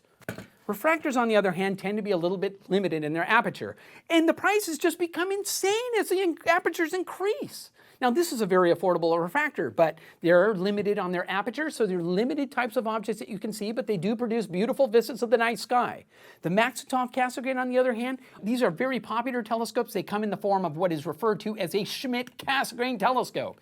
They go anywhere from 5 inches all up to 14 inches, 16 inches, very large. But those are like observatory class telescopes. You're going to be limited to your ability to carry them. After about 11 inches or 12 inches, they become too cumbersome and a little unwieldy. But you do get a lot of performance in a small tube assembly, ladies and gentlemen, and that's what's so cool about it. One disadvantage of them is that they do have long focal lengths, which means that you're going to be looking at a part of the sky that's the size of a postage stamp. very limited, ladies and gentlemen. So you got to factor in all these little things and weigh these things out when you're choosing between these telescopes. Because it doesn't matter which telescope I tell you about. It doesn't matter if you like the Newtonian, there's always somebody who's going to hate it. It doesn't matter if somebody likes the refractor, there's always going to be somebody who hates it. And it doesn't matter if you like the Cassegrain, there's always going to be somebody who hates it. Visit us at telescopes.net or I'm Jen Winter, and I own Daystar Filters, and we're actually out of Warrensburg, Missouri, flyover country out there. We have lots of square footage, lots of acreage, and big blue sky. I've had a very strong math background, and I was studying mechanical engineering very early on, but I also was heavily into photography, scanning things, worked in a newspaper, so I was in media with a math background, or math with a media background. The two came together when I met my late husband, Vic, who was an astrophotographer with a Kansas City Star. And I was instantly hooked on astrophotography because it was a marriage of that art and science both in together. And Vic really got me addicted pretty early. He pulled a 16-inch Dobsonian out and put it on Saturn, and the rest was history. That's one of the worst ways to get hooked, of course, Saturn. How many people hooked on Saturn? I always like to refer to a story when I was in school. We had a gentleman who was working in Kansas State University in Manhattan, Kansas, and I was going to school there, and a gentleman discovered there was, a grad student said, "What do you mean we have a planetarium and nobody goes to here?" So he went around to every school, everywhere, brought every student, every person in town went to the planetarium that year. And in my little group, as we were going up to the top floor, we passed a room in this physics building, and here were these guys in their little brown corduroy suits, just all excited because Voyager was going by Saturn, Jupiter, I don't even remember because I was so small. But here they are, they're showing video of a planetary pass and getting data live. They were coming out of their skins, jumping up and down in the chair, and I'm like, well, you know, this is really interesting. And I was fascinated at that moment. But I got dragged away to go to see the planetarium, which frankly, after seeing actual images of the planets, seeing the dots was a little bit less.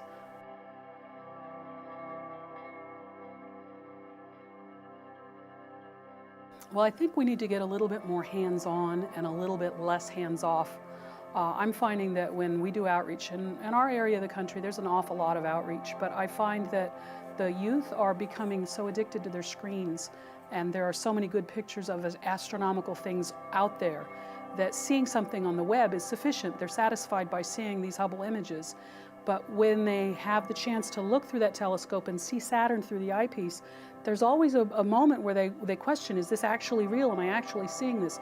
So that direct connection to the equipment, having a hands-on experience instead of a cyber experience, that makes more of an impact, I see, in getting them moved along further into astronomy. We found that schools have more difficulty getting, with budget issues, they're having difficulties getting people out to field trips for nighttime astronomy. But daytime astronomy, of course, you can go right to the school. We have outreach guys who can, and there are even a lot of outreach support groups where you can participate and even have access to materials to get out and visit the schools. And during the daytime, the teachers are much more likely to have activities and the hands-on opportunities daytime versus nighttime. It helps a lot. The most important thing with the sun is, because the sun is so bright, astronomy is usually about collecting light, and more light is better. But with solar observing, you're buying dark. The sun is already bright enough, so bright that it'll blind you. So with solar, we always have to reduce down the amount of light that's going to damage your eyes through infrared and ultraviolet radiation.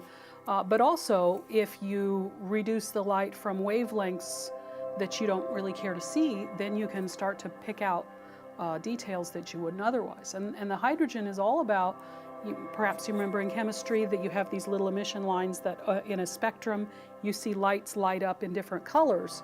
So we're going to isolate the color of light that hydrogen emits. So then you can, and hydrogen and helium is what the sun is made of. So then you get to see what the sun is really doing instead of it just being a big circle. Hydrogen alpha will be the brightest line, and if we got more complicated, there are energy levels and how much energy it takes to make different wavelengths of light. Hydrogen also gives, the alpha line gives a more interesting view of the sun. So it's more interesting, it shows more contrast, it's brighter, and it represents an energy level that physicists are interested in the science from. A lot of times folks don't quite realize that the sun is a star. It's the most fundamental concept about astronomy and about actually solar physics. Everybody gets excited. There's even, the new TV show Rick and Morty is all about physics, all about the physics. Well, we happen to have a really cool physics experiment. Einstein's theory of relativity references things like the sun in it. And so solar physics is astronomy, except up close in a way that we can watch it change hour to hour, day to day. We're still today, even Citizen Kate is learning more about. The Citizen Kate was the project where they were looking at the sun during the eclipse. We're still doing real science on the sun every single day to learn more about physics that we didn't know yesterday. So I like solar versus nighttime just for that interactive aha moment where it's not just black and white dots.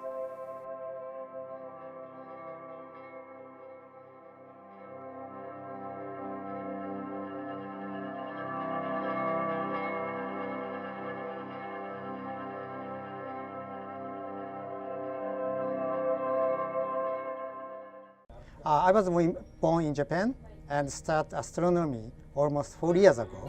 That time, of course, no computer. Just I wanted to use a film camera, and I like camera before, but I wanted to attach camera to something else. And first optics was microscope, so taking something with a microscope. Then next step is I use telescope with camera. And meanwhile also I take picture and developing film myself and printing myself. That's almost 4 years ago. That's my first step into astronomy as a hobby. My basic motto is I'm selling, as a company, I'm carrying and selling product. What I tested, I used myself and accepted. I'm carrying those products. Otherwise, I cannot suggest or recommend customer. So basically, the product I'm carrying as a Hughtech, I know everything. From merit or demerit, advantage or disadvantage, I know everything. So that's why I can answer all of questions from customer. I don't say only good things about that. Each product has various points, good point or not good point. So I can tell customer. So if particular customer is not looking for right part, I say so. So this is not your product, and also I don't carry that. So please check around other place. So always I direct talk with customer honestly, and what this customer looking for. So if it's not the right part, I clearly tell to this customer. Optical design is all done in Japan. However, I deeply involved from developing stage and mainly mechanical part. So how it looks like and how mechanical part working good, and it's my always question is this finish is good looking for American or European customer or not. That's my biggest point to start for developing. From beginning, always my optical designer thinking about finished product for imaging purpose. So that's why designer didn't think about only objective lens. At the same time, always thinking about a best match with field flattener or reducer. So that extra 4-element lens. So it's not extra parts. Just from beginning, designer is design same time for perfect match. So this is why a dedicated system. So this additional 4-element is dedicated design for 107 Fluorite. both used to have various telescopes, including ED element. However, ED telescope is getting more popular in the market. So now we're more focusing on Fluorite optics. It's very unique, only coming from Japan, and polished, made by Canon Optech. So that's a kind of key sales point for Vogue. And 107 is this moment is top of the line, and the small brothers 90 Fluorite, and there's a same optical configuration, and one Fluorite, one ED, and total 6 element advanced spectral design. Those are kind of high end, and this one is one smallest 55 Fluorite. So, and also we have 71 Fluorite and 90 Fluorite. In my personal opinion, Fluorite is clearly different from any ED in my experience. And I feel Fluorite shows us very transparent and high color contrast. So that, for me, is obvious difference. Yeah. So it's no comparison with even any kind of ED, high-end ED. In my opinion, it's different. Personally, I like wide field and nebulosity, and it depends on target. Basically, I like big sensor, so almost automatically its target should be larger. But sometimes I like small galaxies. That time I use dedicated CCD camera because that maybe create more high resolution image. I think at least I can tell, because this is a hobby. Hobby means it's culture. So because of culture and always different, American people, Japanese people, and European people has each slightly unique culture. And Japanese people generally like smaller, compact product. But meanwhile, American people probably opposite side. So simply saying, always I'm telling to Japanese friends, the culture-wise, culture is Japanese mind, American mind is all opposite side. Meanwhile, European people is middle, and other Asian people is close to Japanese. So maybe that's using my marketing strategies, because the telescope Japanese people is not always is favorite for America. So I have to always think about the particular product, its favorite for particular market or not. That's my marketing strategy. If customer is happy for our product, that's my goal. Because I'm a hobby person, I know people's expecting the product, and if it is satisfied, I'm happy too. So me, myself, same thing. So that's why I'm always thinking about each person, the product buying from us it makes happy to customer or not. That's my always concern. And if some feedback. All right, boys and girls, we are back with Christopher Go, and this is going to be quite intensive because we're going to spend the next 2 hours doing the image processing side of things. We're going to look at some of the data that we had captured from yesterday, is that correct? And you also got some new data today as well. Yes, I got some data from Jupiter, and we have Saturn. So we're going to process Jupiter, Saturn, and Mars today. Excellent. All right, so save all your questions for the end of the talk because this is going to be quite intensive because Chris is the... Oh, actually, they can ask questions anytime because some of the stuff we're doing will be a bit boring. Oh, there's a lot of waiting. There's a lot of waiting, but I've already stacked everything, but I'll just show you. We're going to start, we got all the data. yesterday. The reason why I want to process yesterday's data was that I want to show you was the seeing wasn't perfect. It was about 6 to 7. But I think some of you who have seen me post the image on my Facebook page, I'll show it to you now. We'll see that the image came out actually pretty well. So this is how the image that we got from the data we got yesterday. It's actually pretty good. So how did I do it? Let's go back. So this is the data set we got yesterday. So we're just going to process one set. Now, when we're doing why are we doing the rotation? I explained earlier that the rotation is just like stacking on steroids. You'll notice that when we were capturing, we were using very high gain. So the images that we got were actually very grainy. So we're going to start with stacking. Of course, I would recommend auto stackered. So this is how it looks like. Now, one thing nice about auto stackered is that it can do batch processing.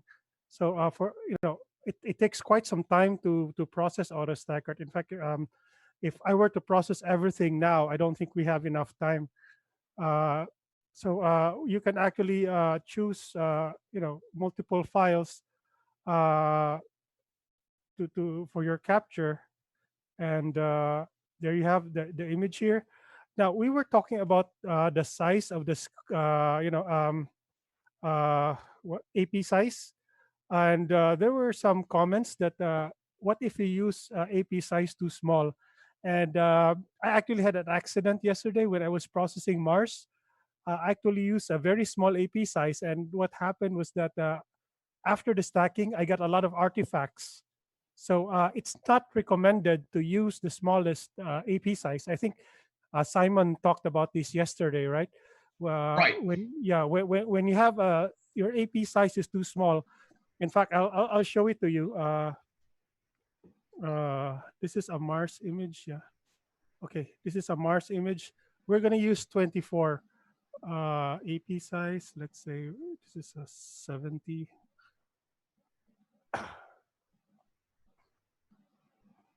Let's go ahead and process this.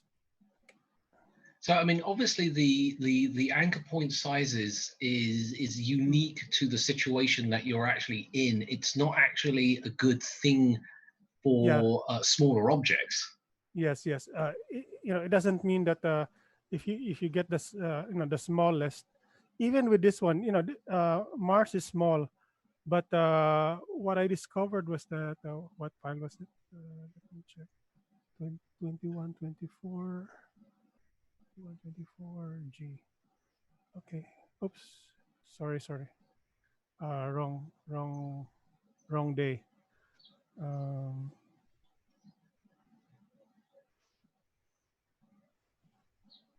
21, 24. There. It's more pronounced when you go here. You see this over here? This is the artifact. You can see this on this edge. And if you use a larger, in fact, because of the artifact, I had to move to the next sized 48. And if you use 48, this is what you get. So no artifact. So you can see the difference when you use an AP size that is too small, you get artifacts coming out of the image. So it's not recommended to have the smallest. As I explained earlier, you can actually do batch processing. What I do is for Jupiter, I use 104. Well, it all depends on how big your Jupiter is. In my case, my scene could support higher power. So I just use 104 and just place AP on grid. I don't really do things manually here. For the seeing yesterday, I was expecting about 7/10. So I'm going to stack about 70% of my frames. And what I do is I actually do drizzle. I do this basically to, I think Anthony Wesley and I were experimenting on this, and we discovered that the alignment is better when you drizzle. And of course, if you think that the size is too big, you can always reduce anytime. So after this stack, so it will just go ahead and process everything automatically. Now, basically, this is the first step. So basically stacking, I'm not gonna show the actual stacking because it's gonna take hours. I already have everything pre-stacked. So basically, this is the only thing you have to do. Look at this one, the planet dynamic background. Make sure you have this Laplace checked and local, basically. When you're processing, let's say, lunar images, it's actually a different process, or even if you have a solar, which is not the whole globe. Let's say, oh, wait a sec. If you want to do lunar processing, I'm just going to show you. This is what is this? Oh, this is a solar image. Oh, is this a full globe? Let me see if I have some lunar images here. Okay.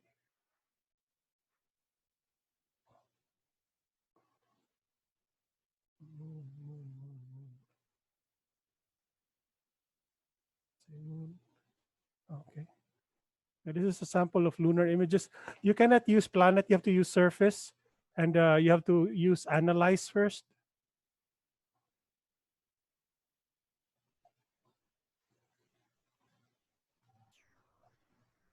So this is going to take some time. I'm just going to demo how to process lunar images, and we can go back to planetary later on, because I think some people are asking, oh, what if you don't have a whole globe? This one, you cannot just use planet processing. You have to use surface processing. And basically, this is the procedure of how to do it.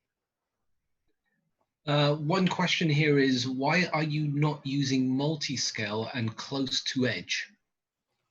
Where's that? Not 100% sure on the multi-scale part. I think what he's probably referring to is the older version of AutoStacker has the the circle with the points that you click on it on the tick. You don't really need that. I just let the AutoStacker decide everything.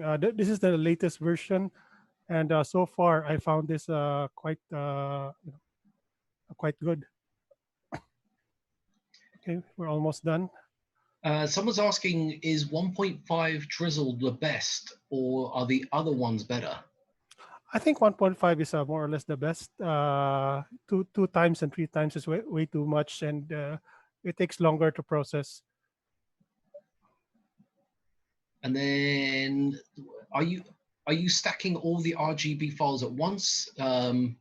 In comparison to using, oh, okay, yeah. So that was the batch command, I'm assuming. Yeah, the batch.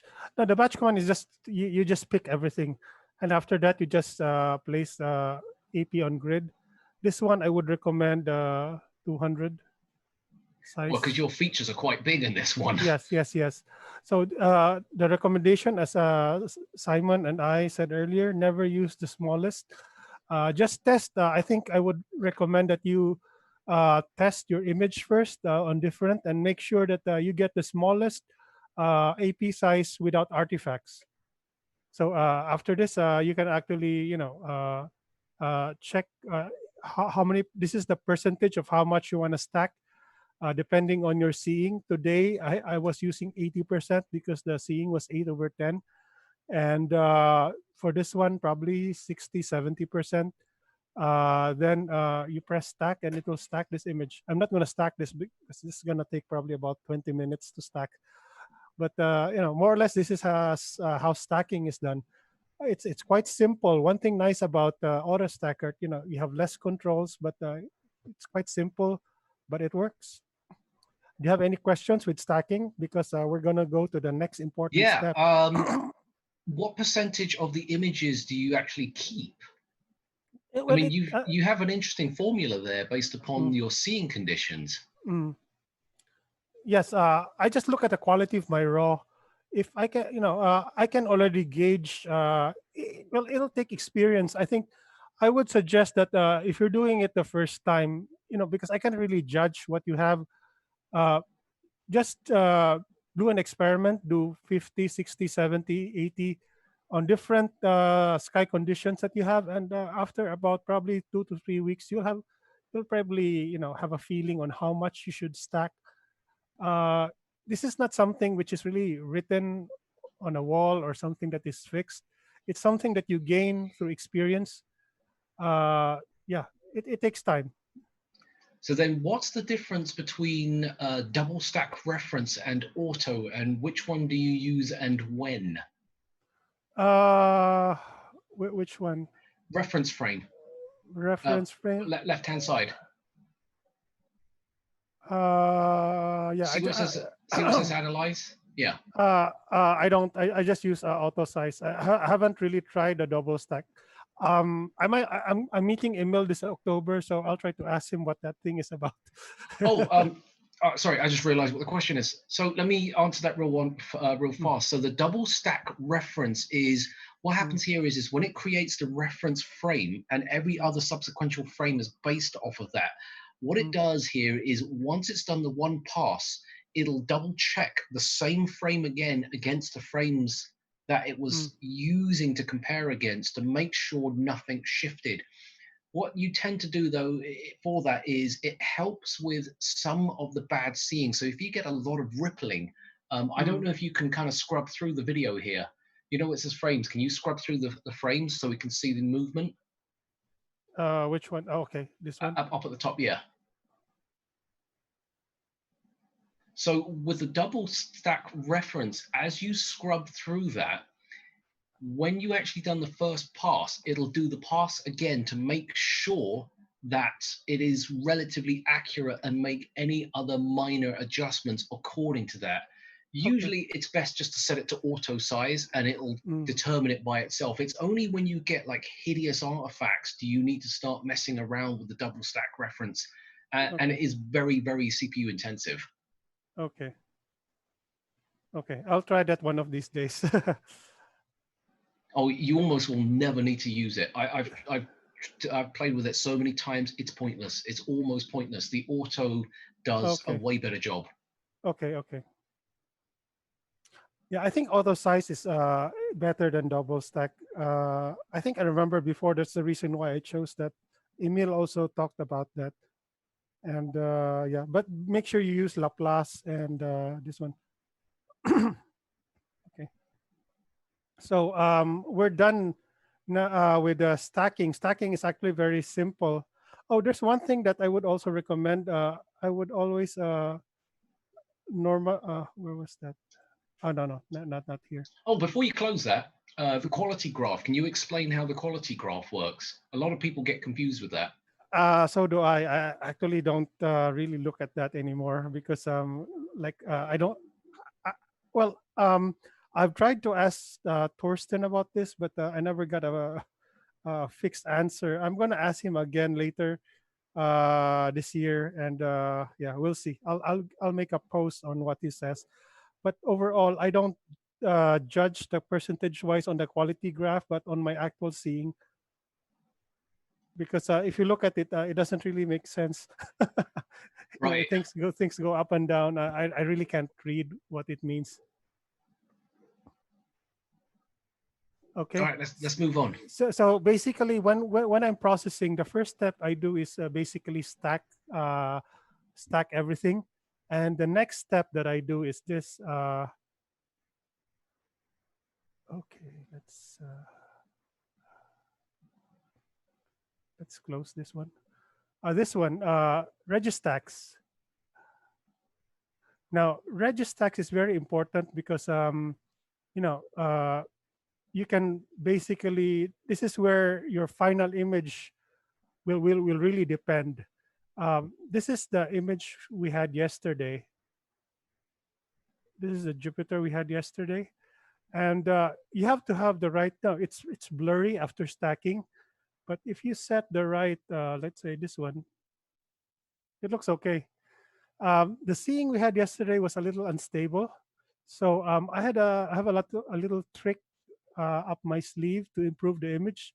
And this is this one, step increment. If you press this, look at what happens. Boom. So you got a lot better image now than here. So normally, if the seeing is good, this is the setting that I use. But in this case, since we had unstable seeing yesterday, uh, you can push it a little more, and you get a little more detail. And if you notice the images that we got yesterday, it wasn't really perfect. Look at the green. It's blurry. It's not that great. So basically, I just went ahead, just apply wavelets, and once you do the wavelets, what I would do is add the letter W. This is the file name. Make sure that when you capture, you use the WinJupos option, and you just place W here and save. So you can distinguish between the original image and the image that you applied the wavelets. And if you look at even the blue is horrible. It's nothing there. So basically, you would apply the wavelets on all the image that you have. After that, you would go here. You do the RGB. In this case, I'll just do a sample for today's image because I really have to process these.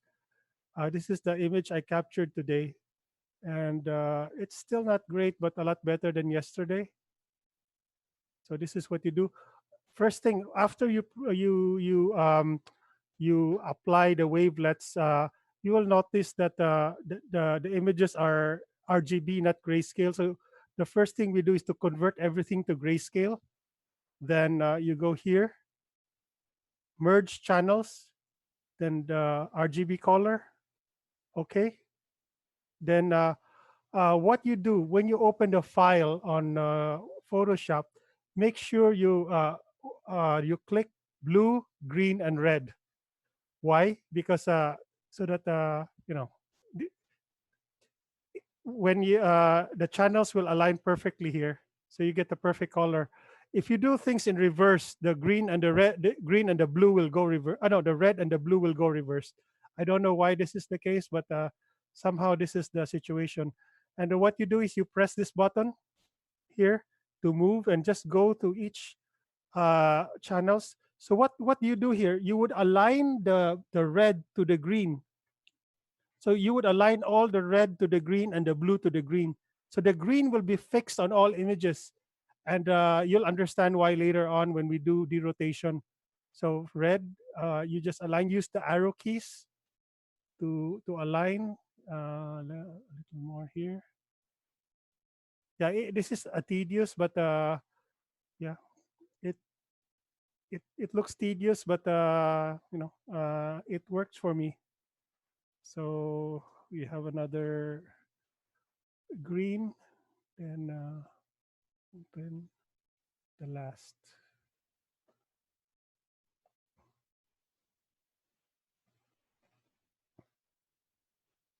So what I did was that for the seeing that we had today, I took 7 sets of image. Actually, I would normally do 6, but I just wanted a little insurance. So I had to reject one of the image because it was blurry. I think the seeing was bad during that time.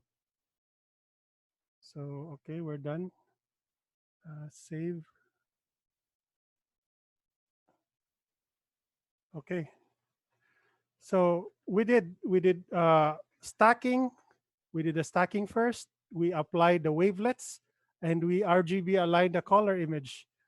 Now we go to WinJupos. Oh, I have WinJupos here. So the first thing you do, make sure you have the right planet. It's Jupiter. I always go crazy sometimes because when you're doing multiple planets, I forget which planet we are. Then we go to recording, image measurements, then open. Let's go here. We're now processing actually today's image, not yesterday's image. I'm just going to show you how things are done.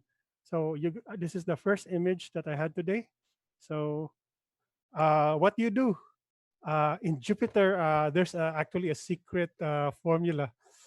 You press F11, the F11 key, and voila.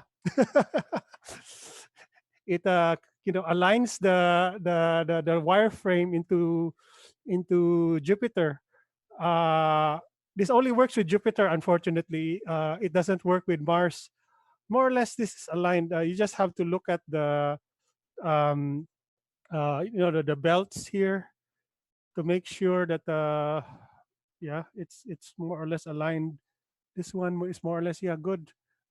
If you need to adjust, all you have to do is to use the arrow keys, and to rotate this this thing, you have to press N. This is what happens when you press N. It goes clockwise, and P, it goes counterclockwise. And if you want to make it big or small, you just page up, page down. So page up and page down. So this is how you adjust. Later on, when we're doing Saturn, when we're doing things manually, you'll see how this will be done. But for now, let's just go F11. I'm happy with it. What you do is save the image measurement. Then next, you open the next one. Now, one thing nice is that if you had followed my instruction earlier, first of all, when you use auto stack art, it automatically aligns all the image to the center. When you do align, the RGB align, if you align everything to green, so more or less everything will be the same. So all you have to do, you don't have to readjust everything. You all just open, save, and this one, open, save. Then okay, this one, save, and this one, almost done. So you open and everything, you have all your image measurement. It's simple, right? Derotation, this is it. It's quite easy. Okay, so there we have it. We have already done image alignment. So now we do the derotation. This is the derotation. I go to tools. I'll show you it again. Tools, derotate images. Now there's a lot. There's an option here for derotation of video streams. Forget about that. It's not worth it. It's just time consuming. Just do this one. So here we are. So you go to edit, add. Okay, this is not the one. This is yesterday's images. And here, Jupiter. Okay, you'd select everything. Oh yeah, I forgot something. Cancel. This is a step that you have to do. Look at here. There's an LD value here. Please place 0.65. Why? If you don't, this is a limb darkening. If you don't place, it's actually the value is about 0.65 to 0.75. If you don't do this, what's going to happen is that sometimes when you do derotation, the edge would brighten up. If you have that bright edge artifact, do this on all images. There will be no bright edge artifact. Okay, derotation.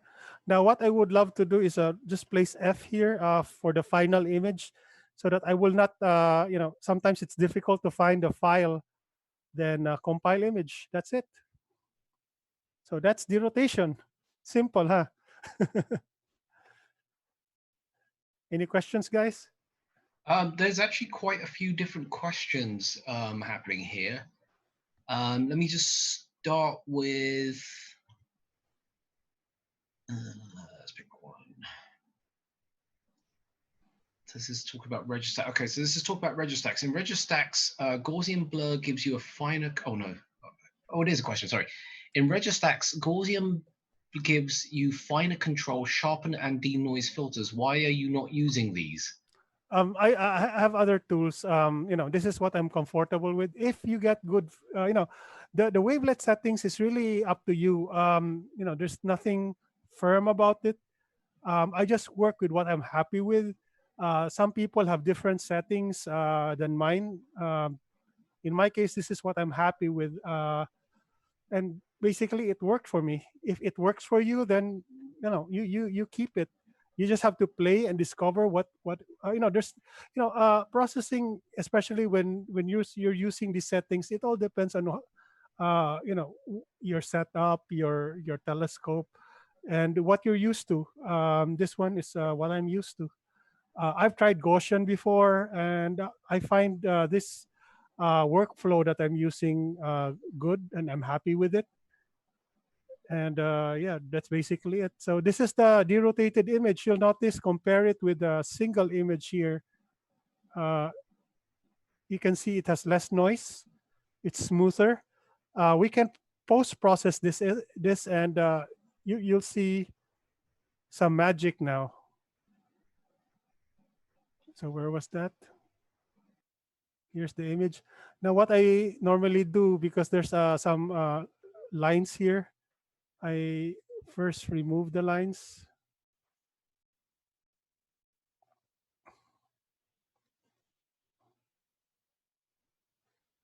Okay.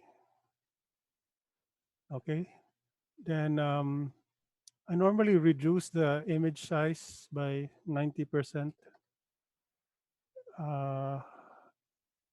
Depends on seeing. If seeing is good, I would even use 100%. But if seeing is bad, I would go as low as 60%. And I think this needs a little color adjustment. Look, the blue is blurry right now, but after my magic. Now, what do we do here? This is the first secret that I have. You go to noise, you use the speckle function. Why the speckle? The speckle, I call it a rug that you use to place on an object when you hit it with a hammer. So basically what the speckle does is it basically, when you apply sharpening, it reduces the grain. Now, I will show you. This is the sharpening. We have a nick collection here.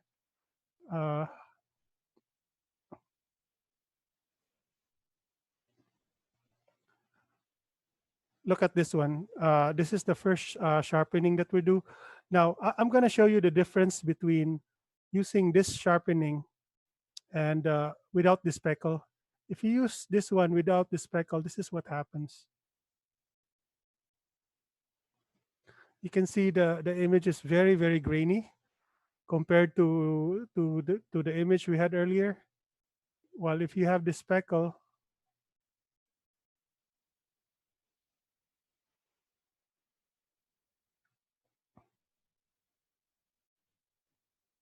it's much smoother, cleaner. And you'll notice a lot of low resolution spots here. You can see in the north temperate zone on Jupiter. And what I do here is this is a sheet that I use. This is a Topaz Labs denoise, and boom, the grain's gone. And you look at the blue and the green. Oh wow, it's nice now. If you compare it with the original one, and the one, even this one, okay, this one, you compare this with this, night and day. And the blue, this is the original one, and this is a sharpened one.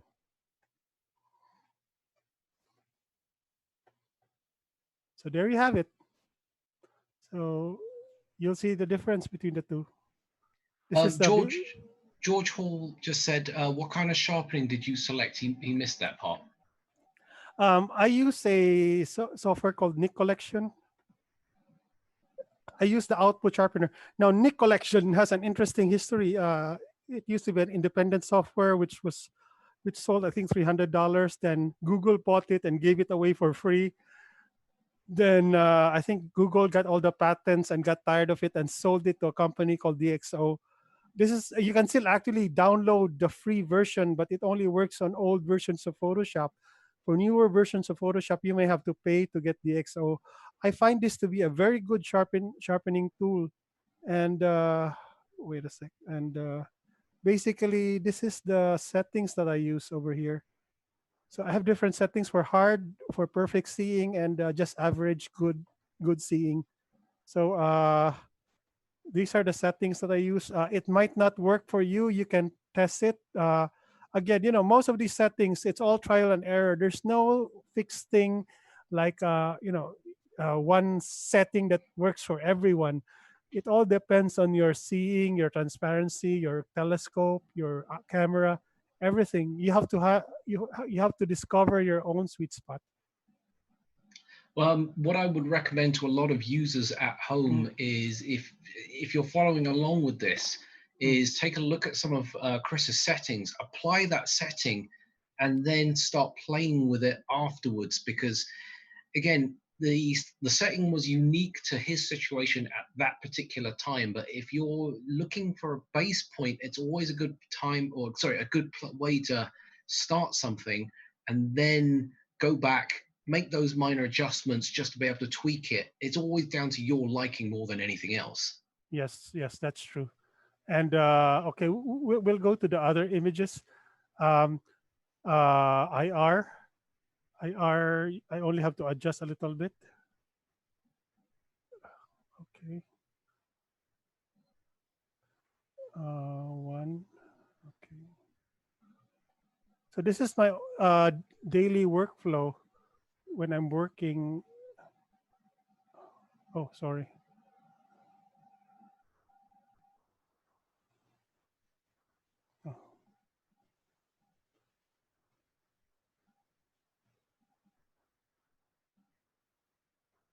So while you're doing this, what exactly is derotation doing? Derotation, what it actually does is, when Jupiter rotates, it moves, the features.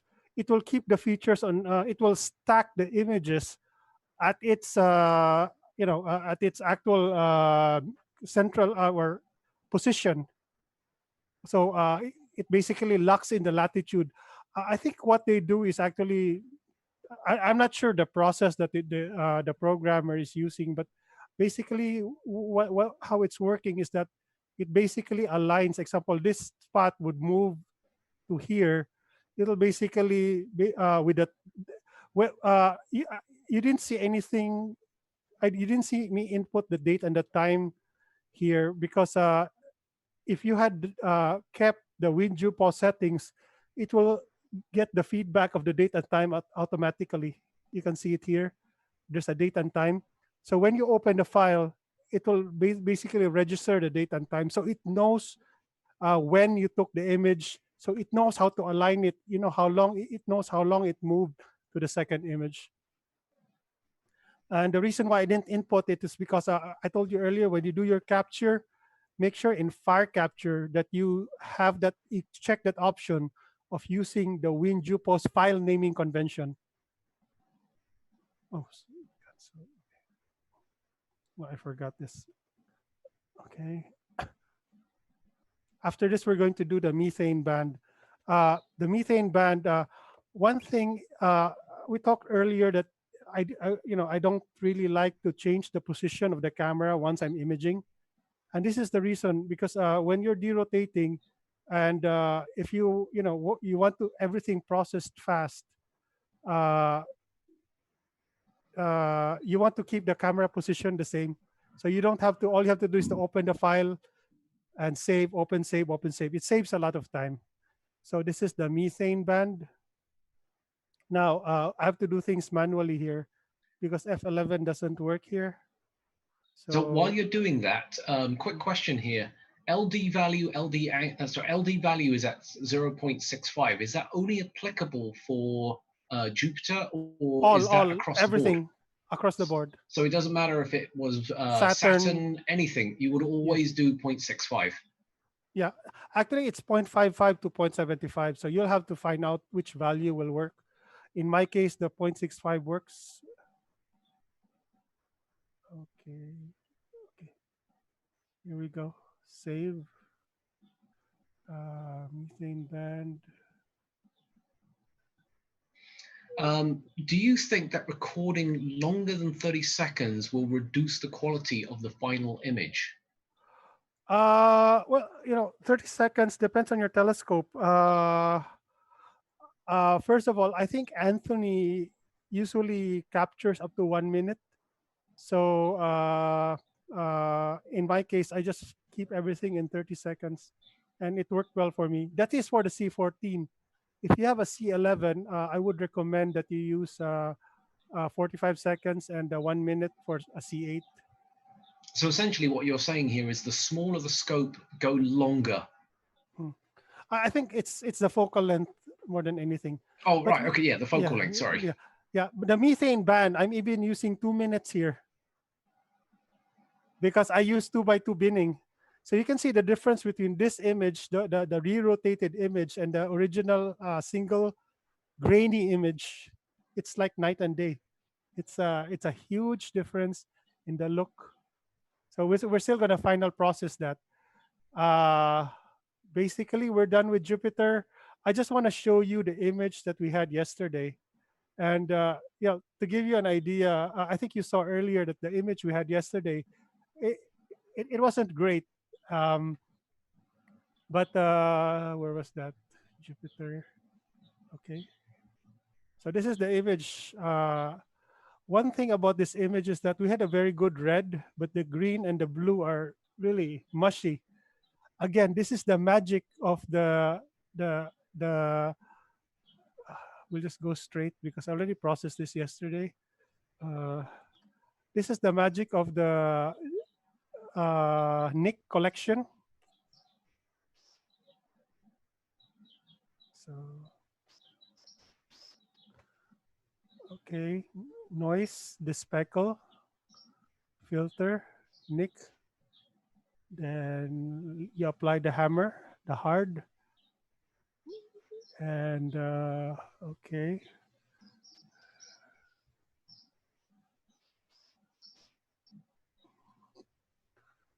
There you have it. And if you look at difference, especially on the blue, look at the blue. This is the original one and the new one. Magic, huh? You can really see the difference on how much data was being pulled out by the Nick collection. Even the green, look at the green. From that to that. And the final image. So that's it, guys.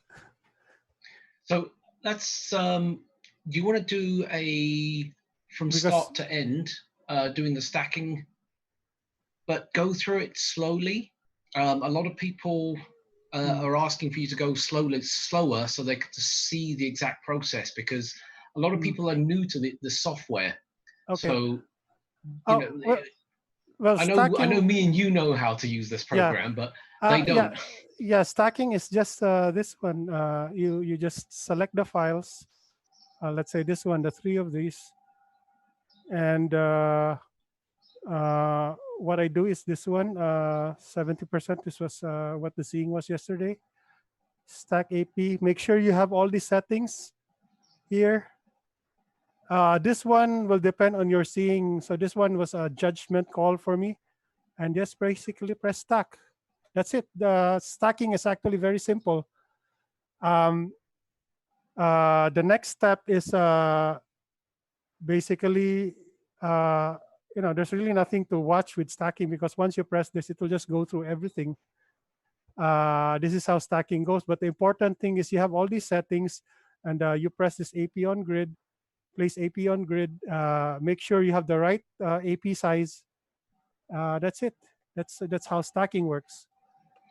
Yeah, I think I'm going to mention to a lot of people is don't overcomplicate the stacking part of it, because all you're really doing is just overlaying the images on top of each other in order to create a better signal to noise ratio.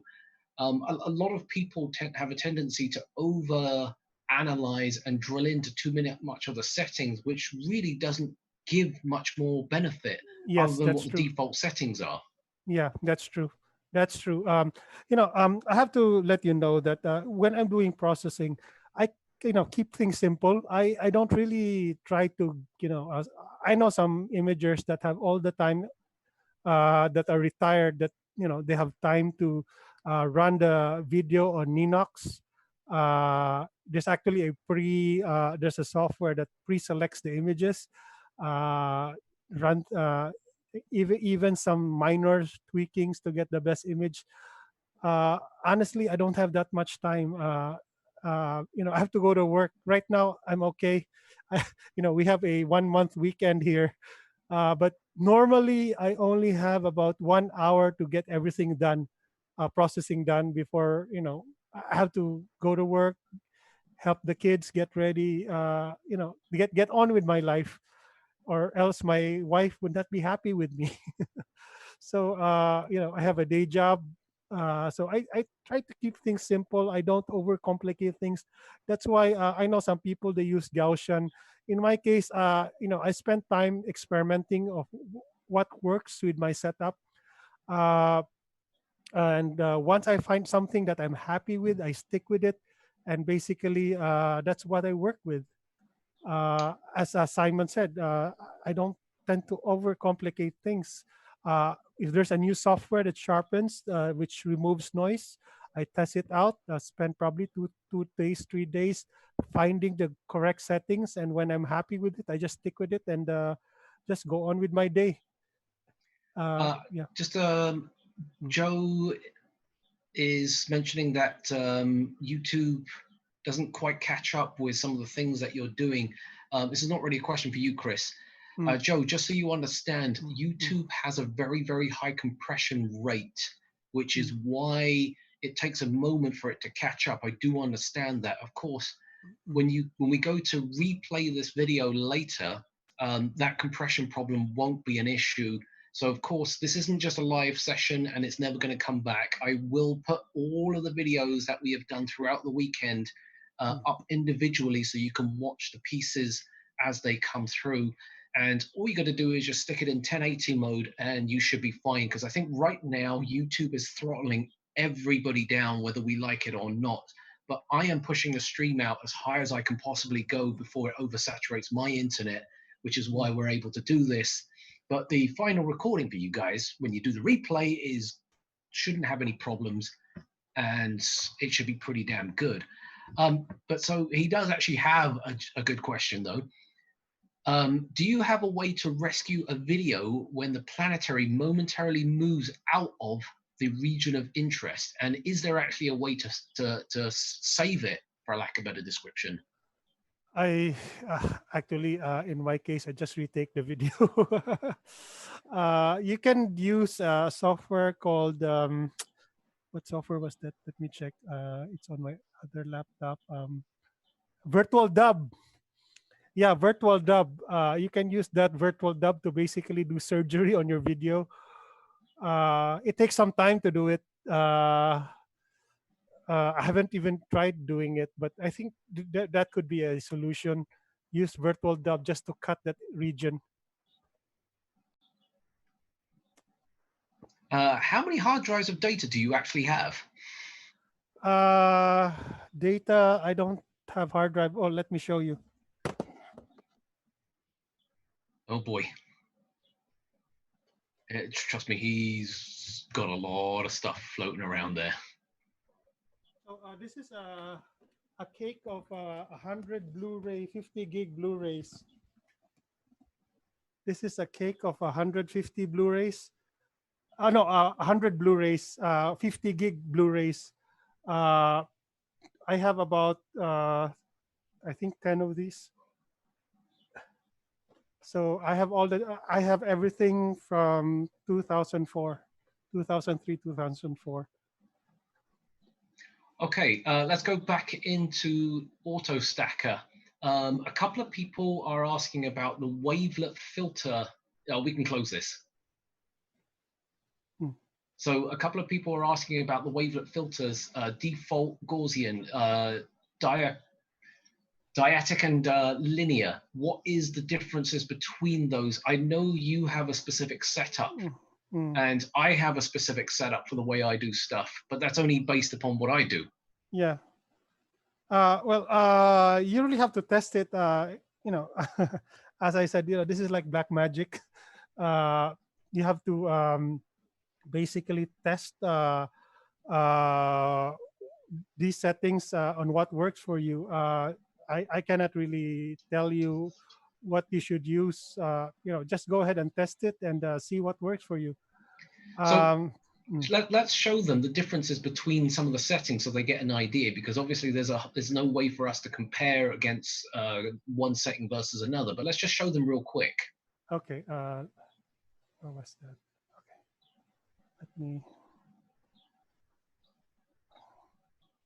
Okay. Let's see if I use Diatic. I think this is. That's what happens. Gaussian, I think it's going to be over. Yeah. But I think you have to reduce the settings. It's really yeah.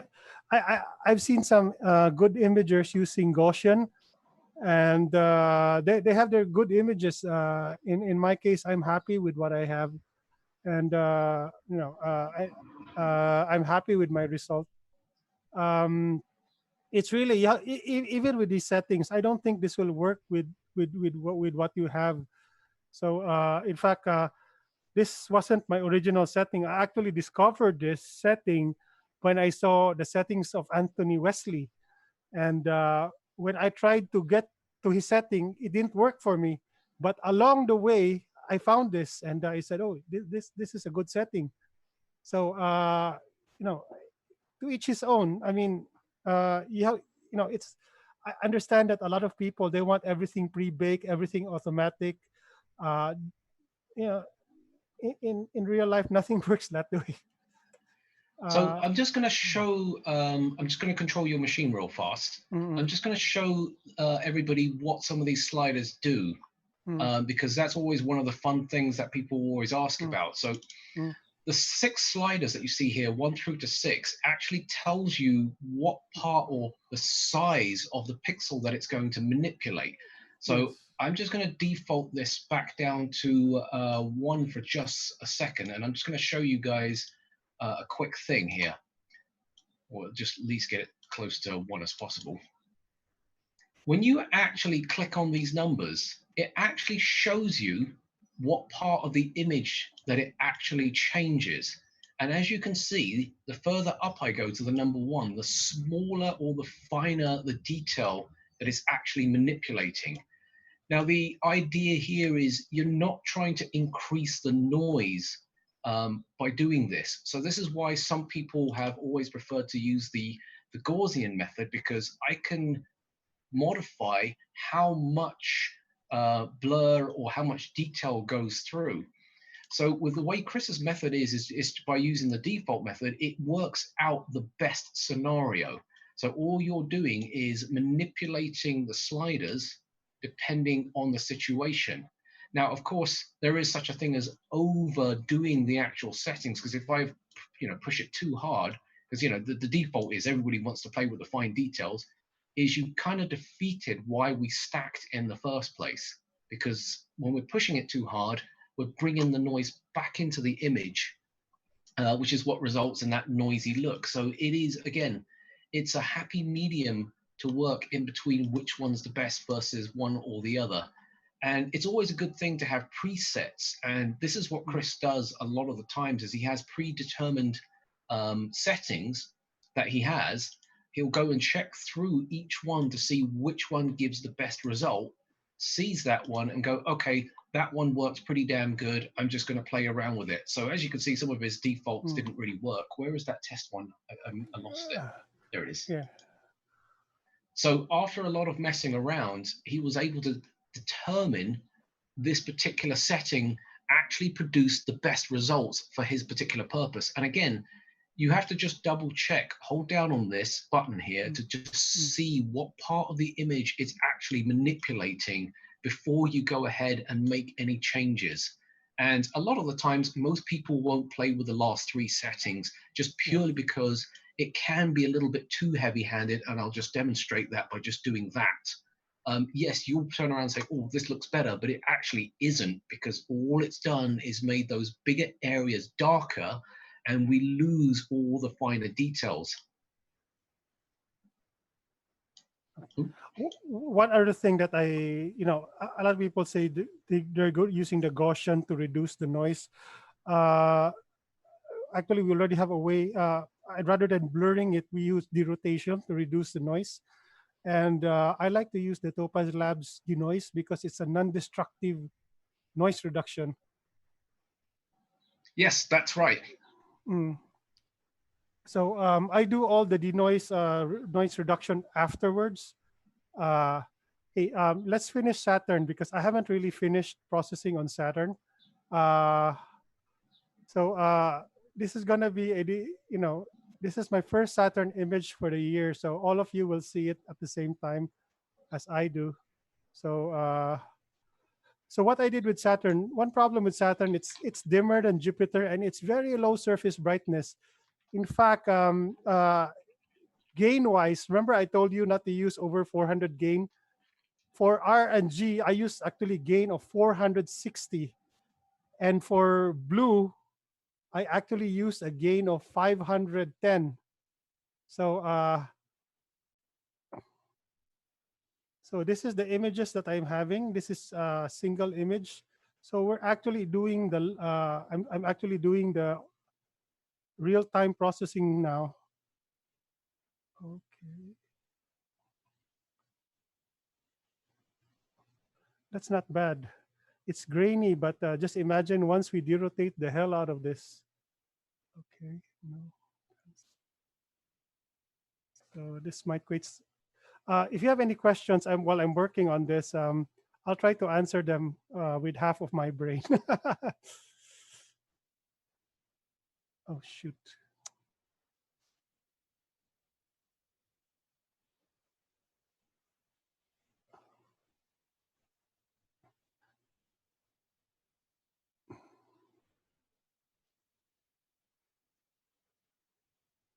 Simon, do you have any questions? Are there any questions as I process these? Well, I think we're going to cover that in just a moment. That's the funny thing. But somebody's asking about the dark subtraction with the methane channel. So I know we're going to cover that in just a moment, but he's just asking about it. Oh, okay. Wait a sec. I'll finish this. Yeah, we'll cover that in a second. We did actually plan for that. So okay, just hold on 1 second, guys. This is one thing I forgot. So when you stack a methane band, okay, this is the methane band. You use 48. Now, actually, I took a dark frame. I think you remember yesterday we had a dark frame. So what I did with the dark frame, this is the video of the dark frame. I think, yeah, this is the video. Oh, no, sorry. I have to close this.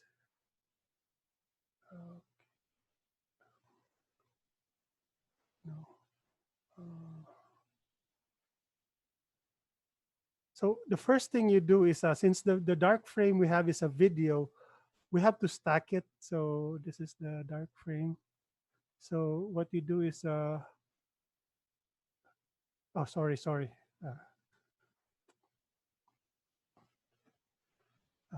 Okay, this is the video of the dark frame. You do this in Registax, okay? You basically stack without any alignment. So none, limit, stack, save. Okay, so you're saving this. So, sorry, slow that down because that was a little too quick for us. Okay. So you open, this is the video, okay? So you press none here, alignment method, none. You see it? None, then limit, then stack, then save. That's it. So you're basically stacking the dark frame. You got it? Yep. So it's really simple. Then here you'll notice you can see these dark here hot pixels here. Actually, somebody asked me why don't you just stack it? If I just stack it, these hot pixels will form a grid line. So it's gonna look terrible. So what you do is you go to image calibration, low dark, and where was that? Here, and all the dark pixels are gone, and you just stacked. That's it. Does that answer the question for the dark frame? Yeah. Yeah. Is there a good alternative to Photoshop? Because obviously with Photoshop, you have to pay for it by today's subscription method. Is there other programs that you can suggest? I'm sorry, but this is what I'm used to. There might be other programs that does this, and but I'm used to Photoshop. One program that I can suggest to you guys that is free, it's very, very similar to Photoshop and it is free. It's a program called GIMP, G-I-M-P. It's very, very different. So you have to understand that the flow and the workflow of that software is not the same. All the functions are there. It's just done differently, for lack of a better description. Mm. How did you first get hooked into imaging? Actually, I started imaging in the 1986. So I had a film camera. So I started imaging starscapes with film. Yeah, that was 86, 87, those years. That's how I got into amateur astronomy. I started with binoculars and a camera. I got my first telescope in the year 1990. It was an 8-inch Meade LX5. So that's how it all started. I think during that time it was the 86 Halley's Comet what got me started in astronomy. And for planetary imaging, I started imaging in 2003 during it was the Great Mars Opposition, where I think during that time Mars was closest in 28,000 years. Although, now I realize that it wasn't really a big deal because the usual perihelic opposition, it's just a few tenths of an arc seconds difference compared to that. But it was where I started. I started with a 2U cam, and yeah, it was a good thing. A lot of imagers helped me in getting this started. I'd like to make a special mention with a friend of mine in Singapore who's celebrating his birthday today, Wei Leong Tan. He was one of the first guys, and with Eric Nang in Hong Kong, and Damien Peach and Dominic Derrick, who helped me out. And it was then that I realized that when I started imaging with a 2U cam, that my location was actually one of the best locations to do planetary imaging. So that's how it got started. I started with an 8. Actually, I started with a 5-inch refractor, astrophysics, 130. Then once I found out that my C8 was getting better images, so I basically moved to the C8, then upgraded to a C11, then finally now a C14. Okay, where are we? Almost done. We're getting there. Normalizing an image during the stacking process, I noticed that you just had a preset for across the board. I mean, do you actually go back into each individual channel and adjust the levels, or do you let it get predetermined and not worry about it? Actually, I do that during final processing. Once everything is derotated, because the reason why I normalize is so it's easier for me to do the RGB aligned. Because if the image is way too dim, it's difficult to align the RGB. Okay. Now, if you notice, the blue here is getting brighter, so I have to slowly darken the background here, so I won't get a lot of artifacts when I'm doing derotation. Okay. So basically what you're saying here is you prefer to actually do the quote unquote, the normalization after everything is actually done. Yes. It takes some time to do it individually, but if you have about 6 to 10 RGB, even if one is too blue and the other is too red, it's gonna basically normalize anyway when you derotate. Okay, we're on our last 2 images. Sorry, this is how Saturn is done. Yeah, no, that's fine. We're getting some great questions here. Do you take flats with planetary imaging, or is the image size small enough where flats are not necessary? Flats are not necessary. You might need to take flats if you have dust, and this is the reason why I got the QHY camera. I don't have to worry about dust. They have a very nice sealed system. that you don't have to worry about dust. Okay. What makes your location better for planetary imaging? I think what he's referring to is the Philippines better for imaging, or are there other areas in the world that are better than where you are? I mean, obviously, the higher up we get, the difference is obviously night and day. Actually, the best place to image is on an island, small island close to the equator. And why is that? First of all, when you're close to the equator, then most of the planets are high in the sky, whether it's up north or out in the south. So in my case, even though it's low in the sky, it's still much better than what you have there. And the second thing is that, and this is the most important thing, is that in the equator, there is no jet stream. There is no jet stream on the equator.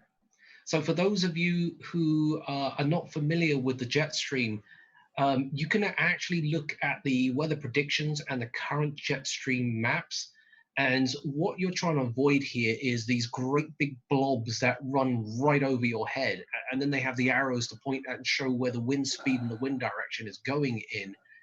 Generally speaking, go ahead. I'll show the website later. What happened here? Oh yeah, we can show the website later. There's one, I mean, everybody has a different website that they use. Yeah. A lot of the times what I've done here is people will say to me, oh my God, it's a perfect sky outside. It's nice and blue because we're doing solar image, or they're out doing nighttime stuff. And they're saying, are you imaging? And I'm like, no, I'm not. It's, I can see there's a jet stream and there's no point. That's true. I have the website in one of my presentations. I'll show it. I'll show it in. We'll move to my laptop. Let me finish this because we're almost done. Yep. This is going to be very nice. Oh, by the way, you'll notice it's the background is getting brighter. It was because of daylight. I was imaging close to daylight here. Or sunrise. It was just a few minutes before sunrise. So things are so grainy. So okay. Now I've noticed that you don't actually do a lot of filtering at this stage. You always do it at the end. I know you'd like to experiment. Have you tried doing the denoising first and then do the derotation, or does that actually create a worse result? You're just wasting time. You're just wasting time. If you're gonna do it individually, it's gonna take a long time. I don't have time for that. Basically, I don't have time for that. So that's the reason why. And I think it's also what's the point of denoising now when during derotation, everything gets smooth. So, oh, by the way, when you save, I forgot to tell you this one.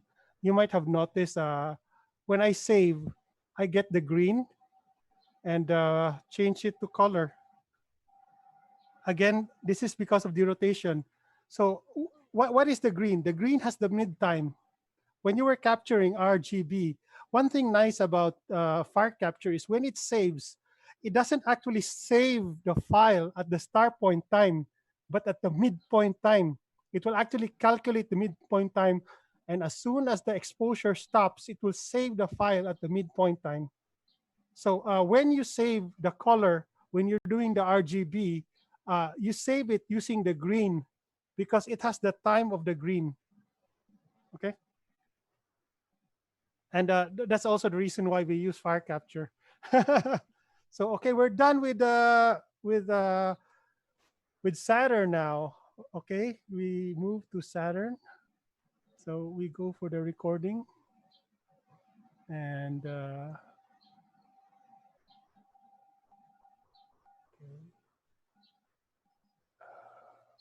are we? Here we are. Hi, Saturn. Now, what we're gonna do is we're gonna place the wireframe around Saturn. This time you don't have an F11 to save us, so we have to do this manually. Um, so R. Oh, sorry. What the heck happened? Sorry. What the heck happened? Okay, I made a mistake.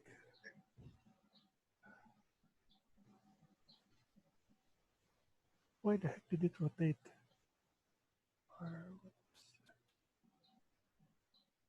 Okay, rotation. Sorry about that. I pressed the wrong button. 0.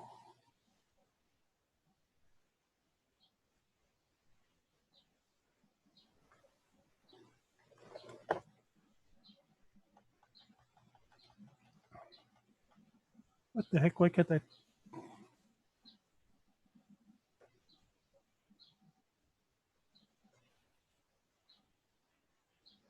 Wait, something's wrong here. Anyway, we'll just close the program down and just open it up again. It should revert back to it without you having this project saved. It'll go back to what it should have been. Okay, let's. Yeah, just shut down WinJuPost completely. There we go. Let's see. I hope so. No, it doesn't. Have you actually reset the image out so it doesn't load back the original file?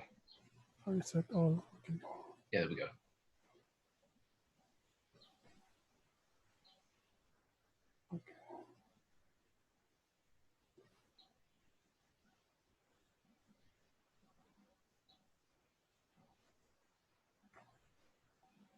Sorry about that glitch. Okay, so N. Okay.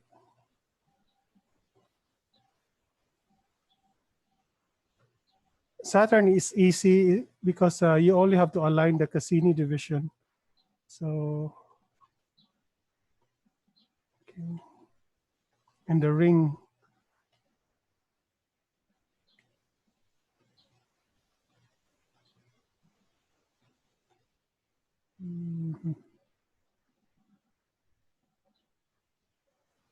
I think we're almost there.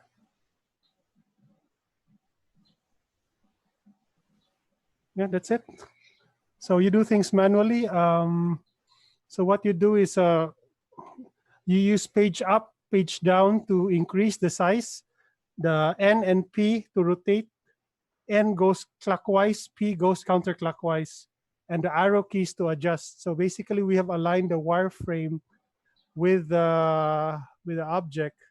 So hold on a second, Chris. Hold on a second, Chris. We haven't set the LD yet because we reset everything. Okay, sorry. Oh, okay.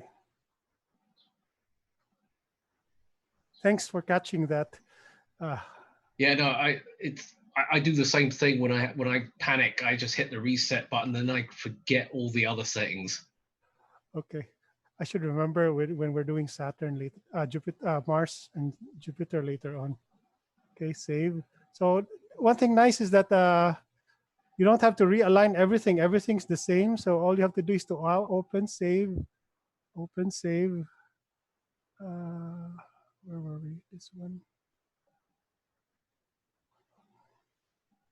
113. 160. By the way, guys, we're actually live processing this one. I haven't seen the actual image. This is my first image of Saturn this year. So I'm very excited because right now there's a couple of polar storms that my friend in Australia, Andy Casey, discovered a few days ago. So there you have it. Okay. Now I'm excited now. I wasn't able to do an IR today because of sunrise. So I just made sure that I have enough color image. So here we go. So like you, this will be the first time I'll be able to see this image. Oh, wow. Woo, look at that. Oh yeah, you can see the hexagon at the top. Yes. Let's go to Photoshop. Ooh. And where was that? F, where were you? Where are you?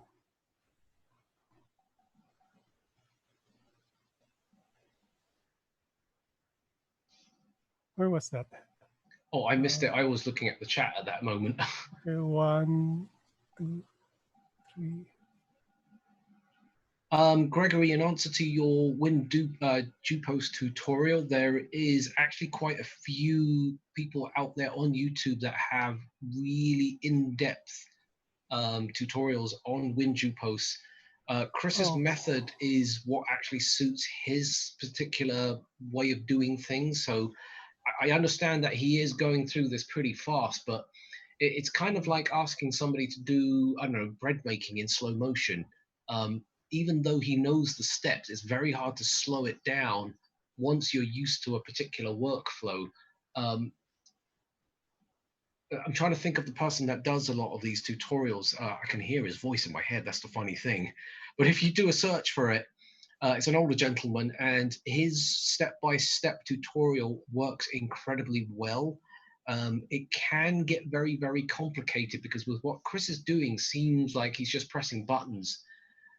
Again, one of the biggest things that I can never stress anymore to anybody is do not overcomplicate what it is that you're actually doing. It's best to understand, learn the software, but at the same time, find a workflow that works for you. And I've watched Chris work before. It will take me probably 10 times the amount of time he does it if I was trying to do it, but when Chris does it, it's like lightning. He's been doing this for such a long time, so you can only imagine how much effort he's put into this to get to the point of where he's currently at. Wait a sec. I think the reset button really confused me. Yeah, no, it really reset everything for you. It's saved on PNG, so I was wondering, why the heck is it gone? So here it is now. Oh, this is gonna be interesting. Okay, here it is. So here we go. Look, you can see the hexagon there. Yeah, I can totally see it. Yeah. But once we do the adjustments, this is gonna be even nicer.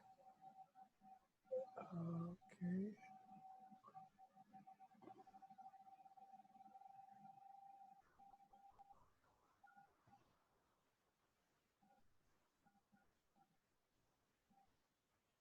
We do the sharpening.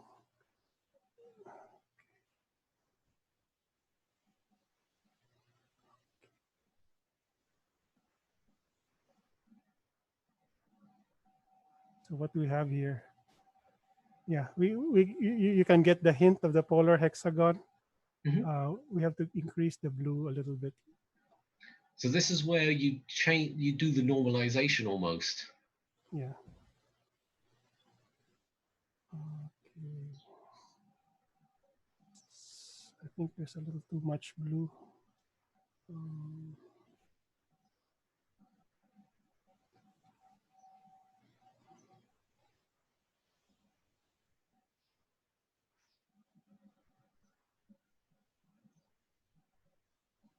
So this is where I would adjust the colors. Do you ever change the saturation of the image, like boost up the colors and things like that? Not always. Not always. Noise, speckle, filter, noise. I'm just reducing the noise using the speckle and dust and scratches to make the image smooth. I don't see any white spots or low contrast storms right now from the image, but you can clearly see the hexagon, which is very clear on the red. You can see the hexagon there. This is very prominent in infrared. But if you look at the bands of Saturn, it's really fantastic. You can see some, yeah, more or less it's a quiet point of Saturn. But you can see the contrast of the belts of Saturn. I may have to readjust this one to make it the rings go white.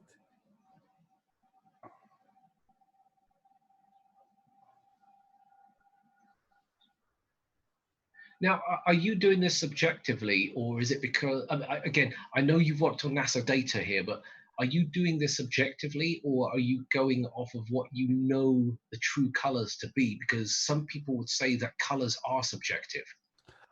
You know, people are always saying they're using NASA reference color. Which color? First of all, if you talk about Hubble Space Telescope, the colors of Hubble Space Telescopes are all false color. Even the colors of Jupiter and Saturn, I processed them. They're all taken using narrow band filters.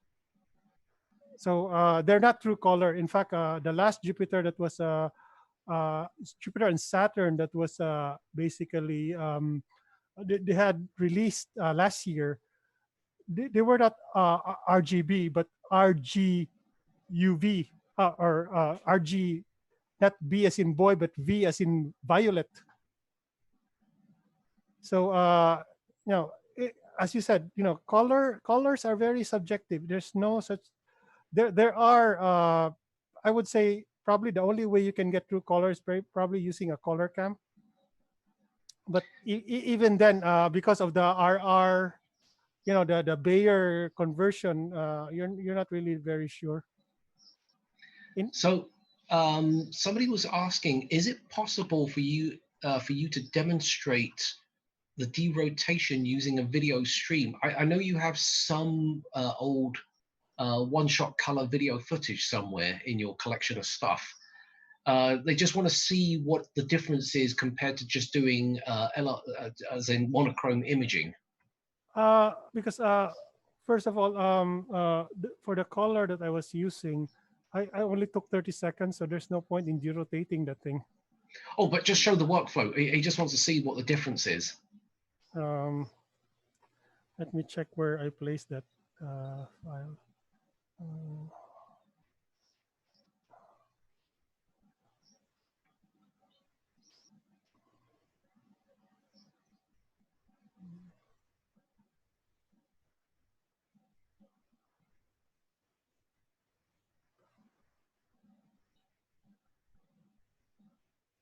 No.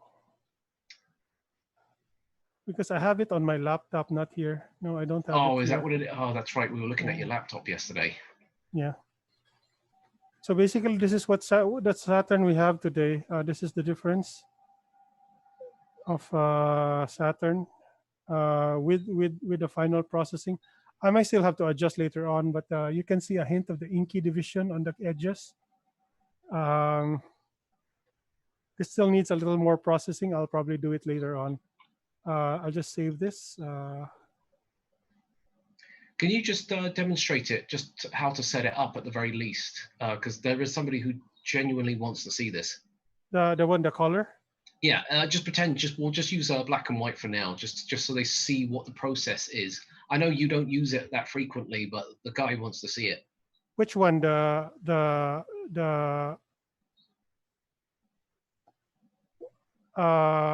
Was it on stacking or? No, derotation in WinJupos. Video stream. This Yes, one, the video stream one, correct. Actually, this is really useless. There's no point in using it. I don't know why you want to use it. In fact, I've talked to a lot of imagers, Damien Peach, Anthony Wesley. These guys, they don't use this. That's why you do RGB, RGB, RGB, RGB, or you cut. Because example, if you're there's another problem. Let's say you're going to capture a color camera. You're going to capture 30 minutes of data. How are you going to process that? That's a very huge file. In fact, in my case, for a monochrome, one channel is already 1 gig. If you go color, you go times 3. That's 3 gig. Let's say, how long are you going to capture? About 5 minutes. So 3 times 5, that's 15 gig. A lot of the software like AutoStacker, it might choke with such a huge file. I don't think it's practical doing it. You might want to try it, but I don't think in my case, you know, I'm just doing a 30-second capture and example, I don't know what to do with this one. Example, in this one, it won't even allow me to do derotate because of the time scale. It's only 30 seconds. Oh, okay. So in other words, you actually have to have a certain time scale before it can even attempt to derotate. Because I mean, 5 minutes is hardly, well, sorry, 30 seconds is hardly any movement by comparison. Yes. Unfortunately, Greg, we can't show it to you through this because I don't think he's got the data Mm. necessary to be able to do this. Again, if you do a Google search, Mm. I think somebody just listed his name. I saw it. It was Steve something. He does, again, he will do the same thing. He doesn't actually really use that function of it either because of the way we do this. That's why we rely on AutoStacker, pull all the files in, and then we have the series that we've created that we then go into derotation. We're not trying to avoid the question here. It's just it's a workflow that most of us don't use any longer. I'm not even sure why they had that in the first place, but it is what it is. Yeah, it's also a waste of time. I mean, in my case, I really don't have time to do that, and that's why it's just faster to cut it in pieces and do the re-rotation on each images. Then, and besides, when you're doing RGB stream, you cannot really have a long red, a long green, and a long blue, because what's going to happen is once you merge everything, you'll have one side red and one side blue. Right.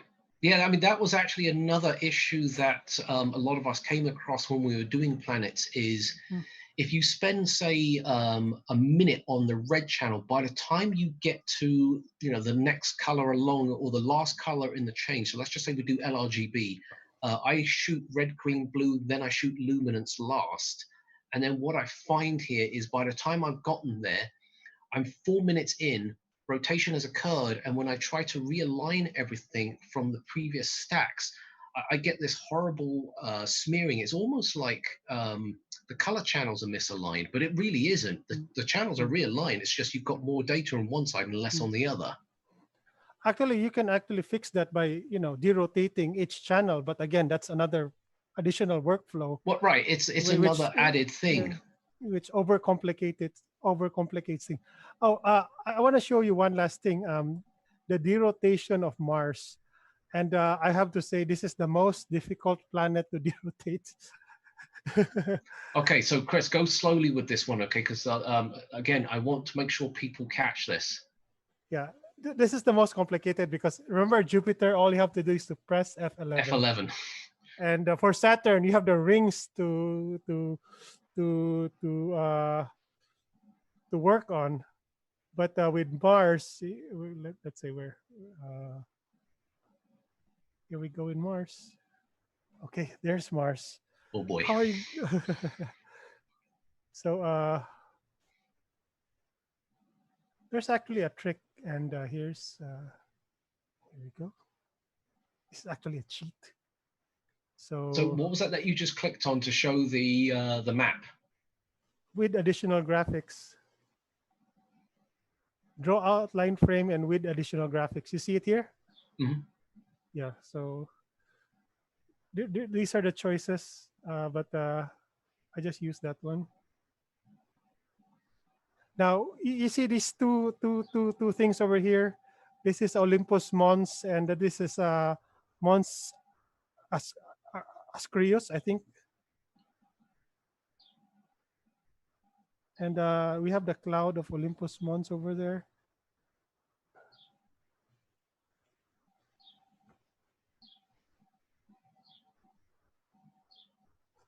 Okay.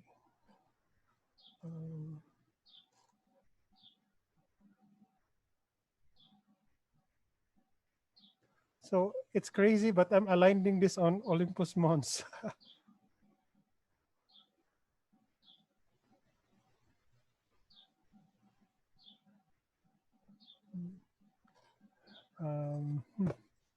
We got to make sure we reset all your workflow because LD went back to 1 again. Yes, I know.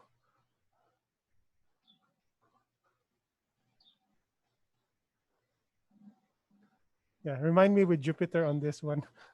Okay. So this is how you do it with Mars. It's a bit complicated.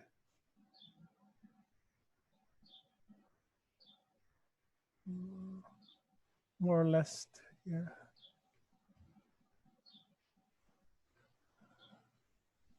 You have Elysium over there.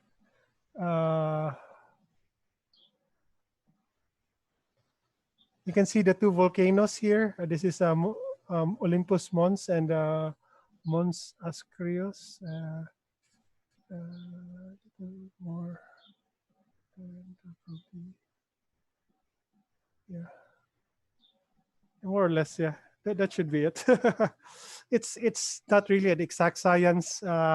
As I said, Mars is difficult to align, and from there you can save and basically derotate from here. I was able to get the files here.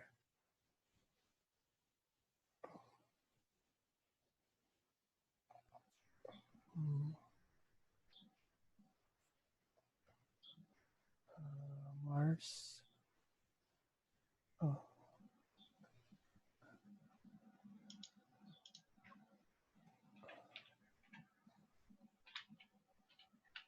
PNG. Diff.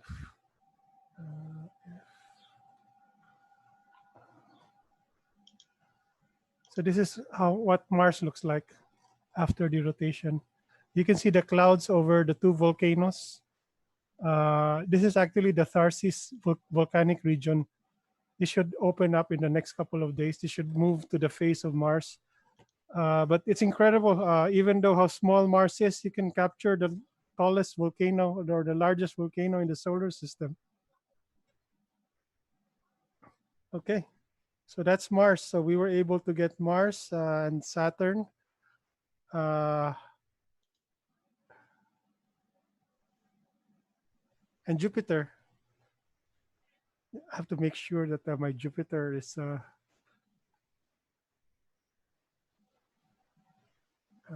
Jupiter recording, whatever.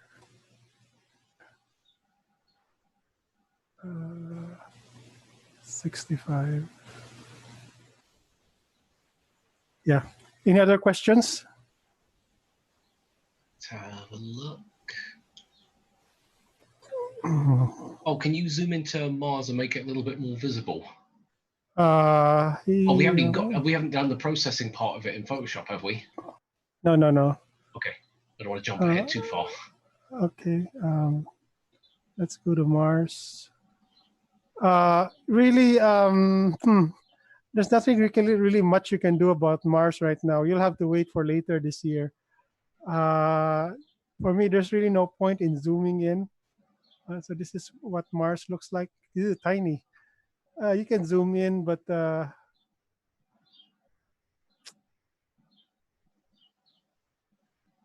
yeah, this is the best you can do. Remember, Mars is just, let's see, how big is Mars now?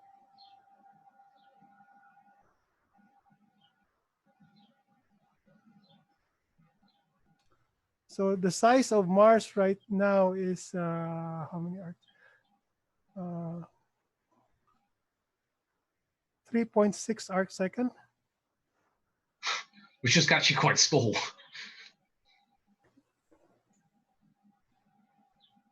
Yeah. Tell me a little bit about the hardware that you're using. I mean, it's great using the camera. No. Excuse me. It's 6.6 arc second. Sorry, 6.6 arc second. The size of Mars now. Yeah, you were saying. Oh yeah, sorry. Hardware. A lot of people ask me this. In fact, so it's not just this one person. When you're picking hardware, and I don't mean the camera and the telescope, I'm talking about the laptop, the computer, all of these things. And I noticed that you have a lot of software running in the background that shows like CPU usage and things like that. When you're choosing physical hardware, what do you look for in a PC or a Mac? I mean, probably more PC than a Mac. First of all, I make sure it has a USB 3. Yeah, that's an obvious one. That's an obvious one. And the second one, because normally I don't buy basically. Well, I normally buy laptops at basics and just upgrade it. Like I buy a laptop with 8 gig of RAM and upgrade it to 16 gig of RAM. Even if I can get 32, I'll probably upgrade to 32 in the future. In this case, initially this was an i5 CPU. This is an Ivy Bridge laptop, and what I did was, I think 2 years ago, I bought a quad-core i7. This is a 3740 chip, QM, quad-core chip. So I basically took this laptop apart and just switched to CPU.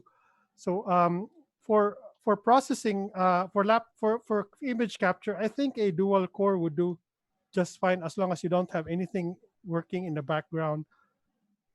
If you can get a quad core, it's also good. But the problem with quad core, it's basically battery intensive and it can get very hot. For imaging, that'll be good. A dual core i7 would be good. If you can get a quad core, then it'll be better. But memory is very important. At least 8 gig, better 16 or 32. For the desktop, get as fast as you want. Get one of those, thread rippers. Yeah, the AMD Threadrippers. I mean, they are actually. Here's the funny thing. For best bang for your buck, AMD probably produce some of the best processors for bang for buck. I mean, look at them as the Newtonian reflector of the CPU world.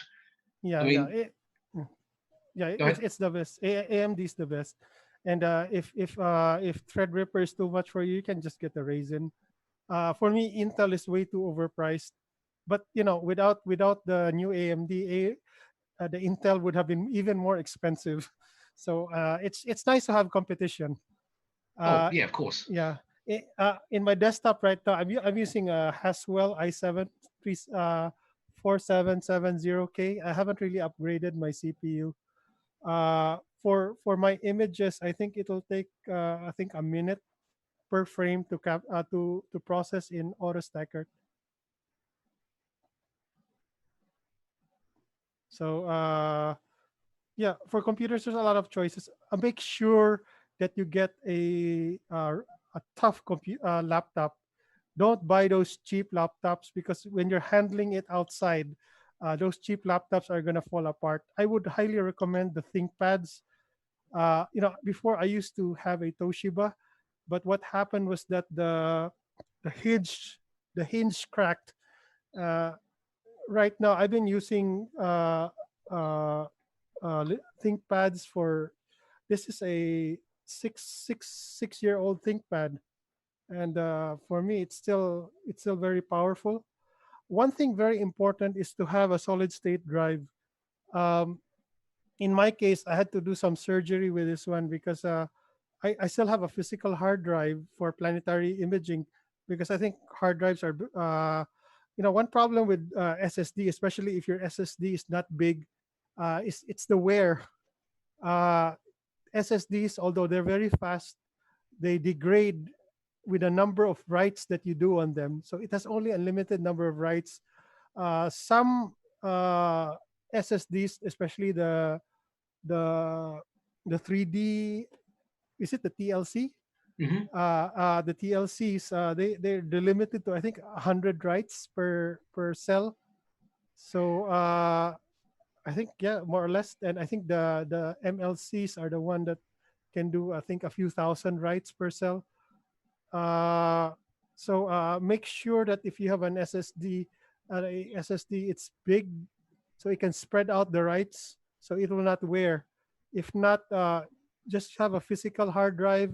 And older laptops, they have mSATA. You can, like in my case, you can just plug in an mSATA drive, or the newer laptops have M.2 interfaces, so you can buy those SSDs, M.2, and have a physical hard drive, hard HHD, a big, let's say 1 gig or 2 gig hard drive for your planetary data.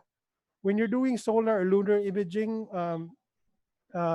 especially when you're imaging eclipses, it's good, you write everything on the SSD, because the HD cannot catch up. So do you recommend using the internal or the external drives? I mean, if you're using external, of No, course, no, no, no, no, no external, because you're gonna fight the bandwidth of your of the camera. Remember, you may have 3 USB 3 ports, but they only have one controller, and they only have one channel that feeds to the CPU and to the memory, or to other parts. You want to retain that bandwidth from the camera to the computer.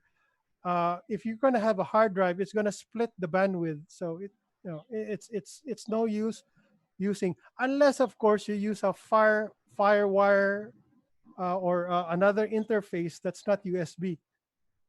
I mean, there are actually some.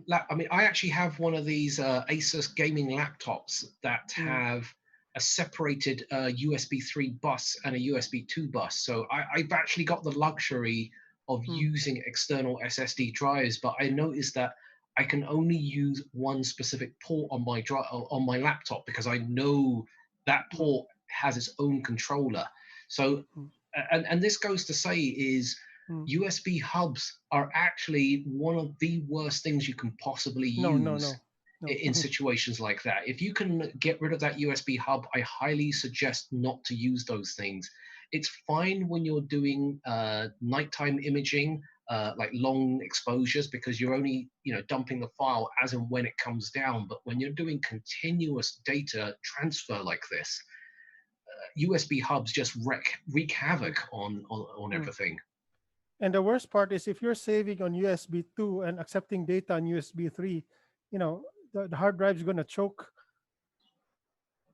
Right, totally. Yeah.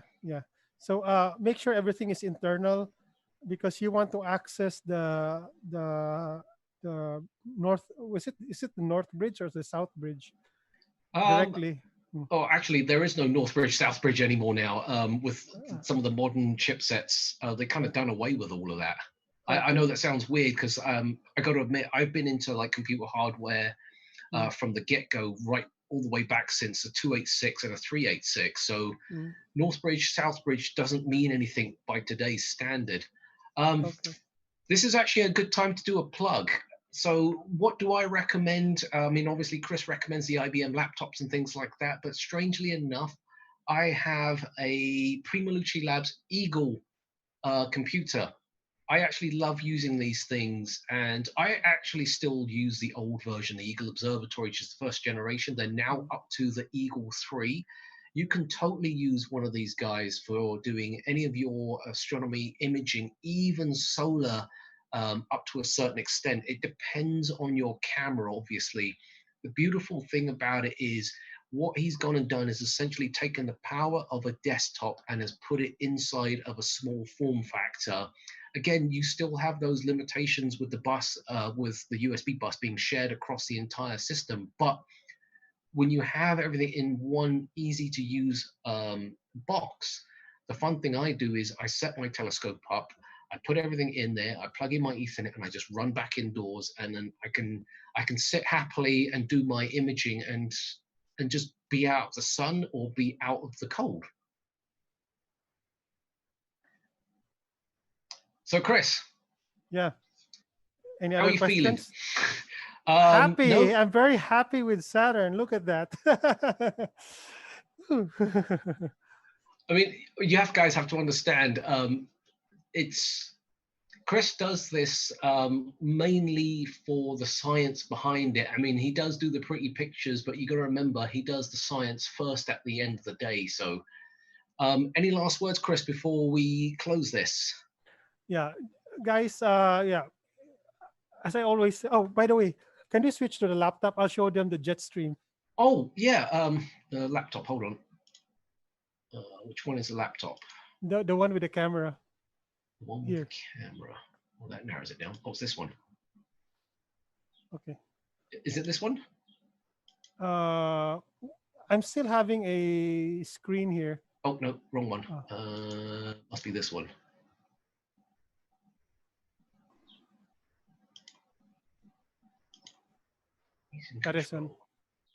Which one am I controlling?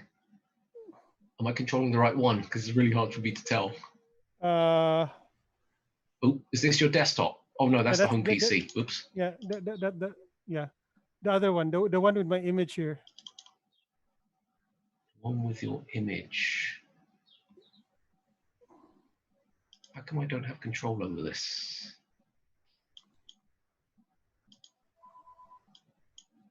Can you click on share screen?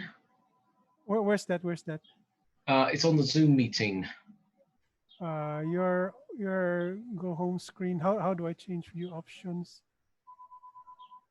How do I change screen? Oh, hold on. So it's this machine that we're controlling, right? Okay. So I should be able to share screen.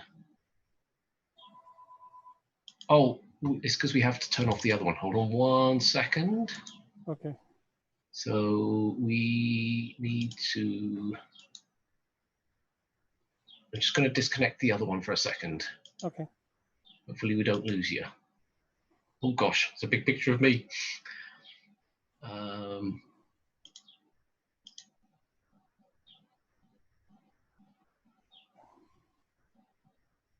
Okay. We have the screen share.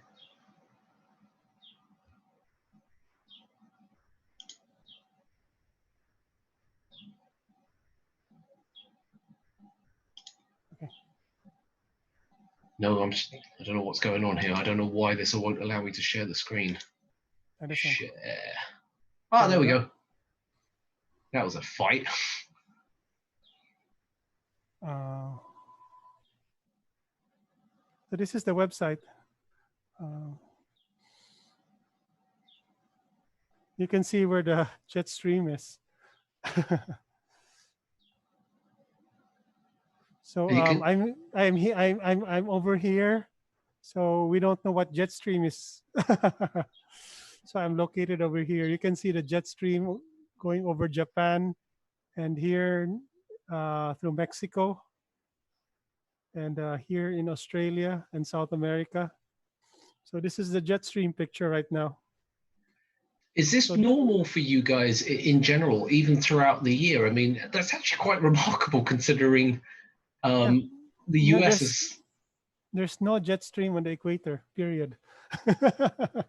So there you have it, folks. Move to anywhere in the equator and you're going to have the best imaging.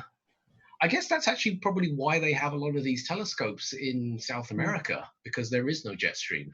There is in South America. In fact, I remember before there was this famous imager who went to Panama to do planetary imaging. I forgot the name, but there was this planetary astronomer that went to Panama to do Jupiter, these things, and that's the reason. Basically, right now, I think California is out of the jet stream right now, right? Let me have a look at our jet stream map real fast. Oh, this is a forecast. I'm just going to post a link to everybody who is interested here in the US. This is the jet stream map that I look at specifically. No, there's quite a horrible jet stream over our heads right now. Okay. Oh, this is it's a 3-day forecast. So I think later on this week you'll have later this week.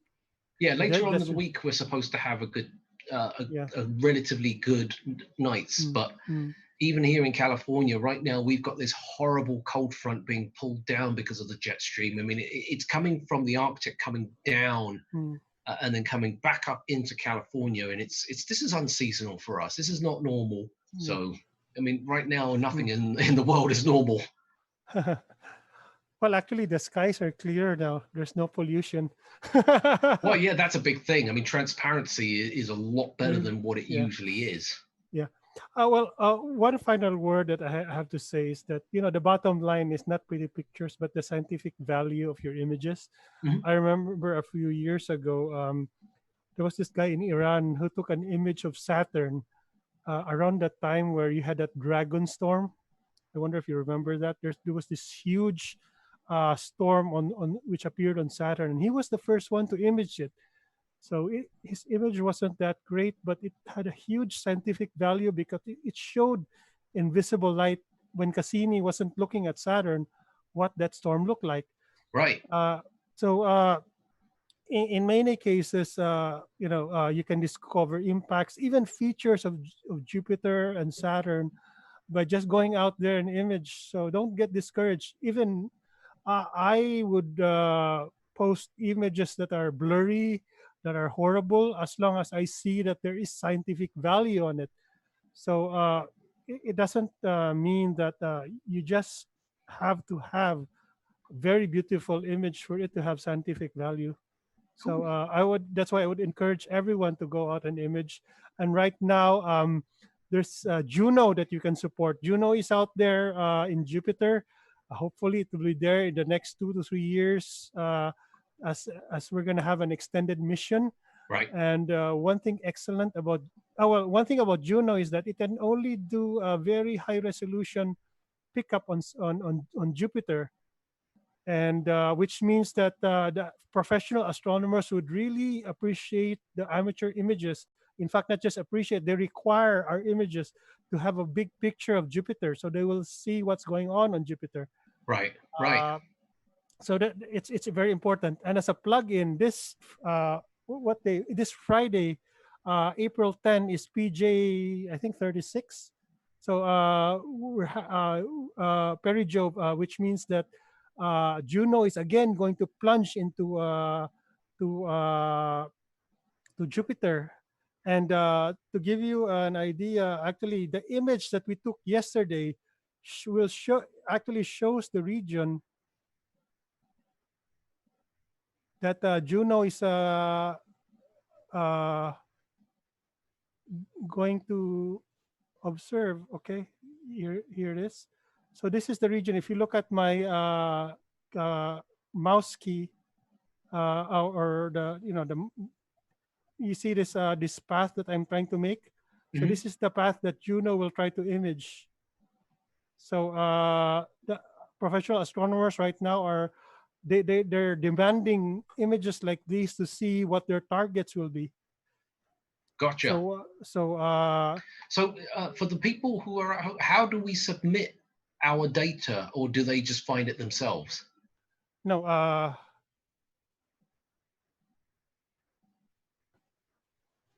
Here it is. This is the website, Mission Juno. Oh, it's offline. Come on, guys. There we go. So this is the website of Mission Juno. One thing interesting is that you need to log in and sign up for an account here, so you can basically contribute to this website. So now, just for you guys at home to understand, it doesn't matter if you're an amateur or a pro at any particular level. You don't have to be as good as Chris in processing on all that stuff. Any and all data to them is still valuable, and you can actually make a difference by submitting your scientific data. The only thing that is important is that you have the correct timestamps so they can reference it. So if you just send a blank image and say, I took this picture of Jupiter last night, well, they're going to say, well, that's great, but we need a time. So you do have to follow some of the science data that goes with it. Wait a sec. That's why the WinJu posting was so important, because you don't actually need to save or print the date and time. You don't need that. You need it on the file name, because this website actually is programmed for WinJu posts. So if you save your file with a WinJu post file format, it will save everything. It will indicate the time automatically. You don't have to enter the date and time anymore. So you can just upload easily on this website. And by the way, the one who made this website is the same company that does websites for Taylor Swift. Oh, wow. There we go. All right, guys. So we're going to cut this now. We are pretty much done. As a bonus to you guys who are still watching, I'm going to actually play one of my tutorials for you guys on solar image processing. Normally it's buried behind a payment wall, but I'm going to put it up for free. This will become available on YouTube afterwards once we actually get everything separated and cut down into bite-sized chunks, for a lack of a better description. So once again, Chris, thank you very much. It's been a long 3 days, and it feels like that you have been living in my office for the last 3 days. So any last words? Hey, just keep on imaging, and I hope you guys have good skies and good seeing. Excellent. All right, then. So we're going to cut over to my tutorial. Again, this will be made available for everybody. But other than that, thank you very much for coming along for this 3-day event. It's been a pretty long weekend, and I'm sure you guys are absolutely exhausted by now. I'm probably bursting to go to the bathroom because I know I am. So again, thank you very much. If you want any more information about any of the products that you see or any of the things that we've been talking about, you can visit our website, telescopes.net, or you can give us a call on toll-free 888-427-8766. My name is Simon. I am the stupid astronomer because I do the stupid things so you don't have to. My name is Simon. I am the stupid astronomer because I do the stupid things so you don't have to. And we are going to be doing some solar imaging. We're going to be using several programs this time around. We're going to be using Photoshop, obviously, to do the post-processing. We're going to be also using AutoStacker and SharpCap. Now, you don't have to use SharpCap. You can use whichever program you prefer. FireCapture is another one. I personally like to use SharpCap. It's the software that I got to know. Not to say that it's any better or worse, it just depends on your preference. But in this case, we're going to be doing this tutorial with SharpCap. So first of all, we're going to fire the program open. And you're presented with a screen that is somewhat blank in terms of its canvas. But first of all, if you're a first-time user to SharpCap, I mean, I actually have SharpCap Pro because I pay for the license. We need to do some setup before we can actually do anything. So first things first is we need to go into the SharpCap settings, and we need to tell it where to save the files and how it's going to be saved. So you get to that by going into File, SharpCap Settings, and then clicking on the file names. And then we're going to select the drive that we're going to go to. In my particular case, I use an external SSD drive. I need to get as much speed performance as possible, so that's why I prefer to use something like this, and I select the actual drive, which is basically here. And then what we're going to do is we need to make sure that these tick boxes are selected. We're going to organize captured files into subfolders. We're going to go by the date and then the target name. You can obviously set this up however way you want, but this is the way that I prefer to do things so I know what I'm looking for. You can use UTC times if you prefer to go by a universal time clock. Sort by date format. Now, I go by year, month, and then day, depending on where you come from. Obviously in the United Kingdom it's day, month, year, and in the US it's month, day, then year. But for compatibility reasons and for more of a universal setting, we all typically like to use year, month, and date.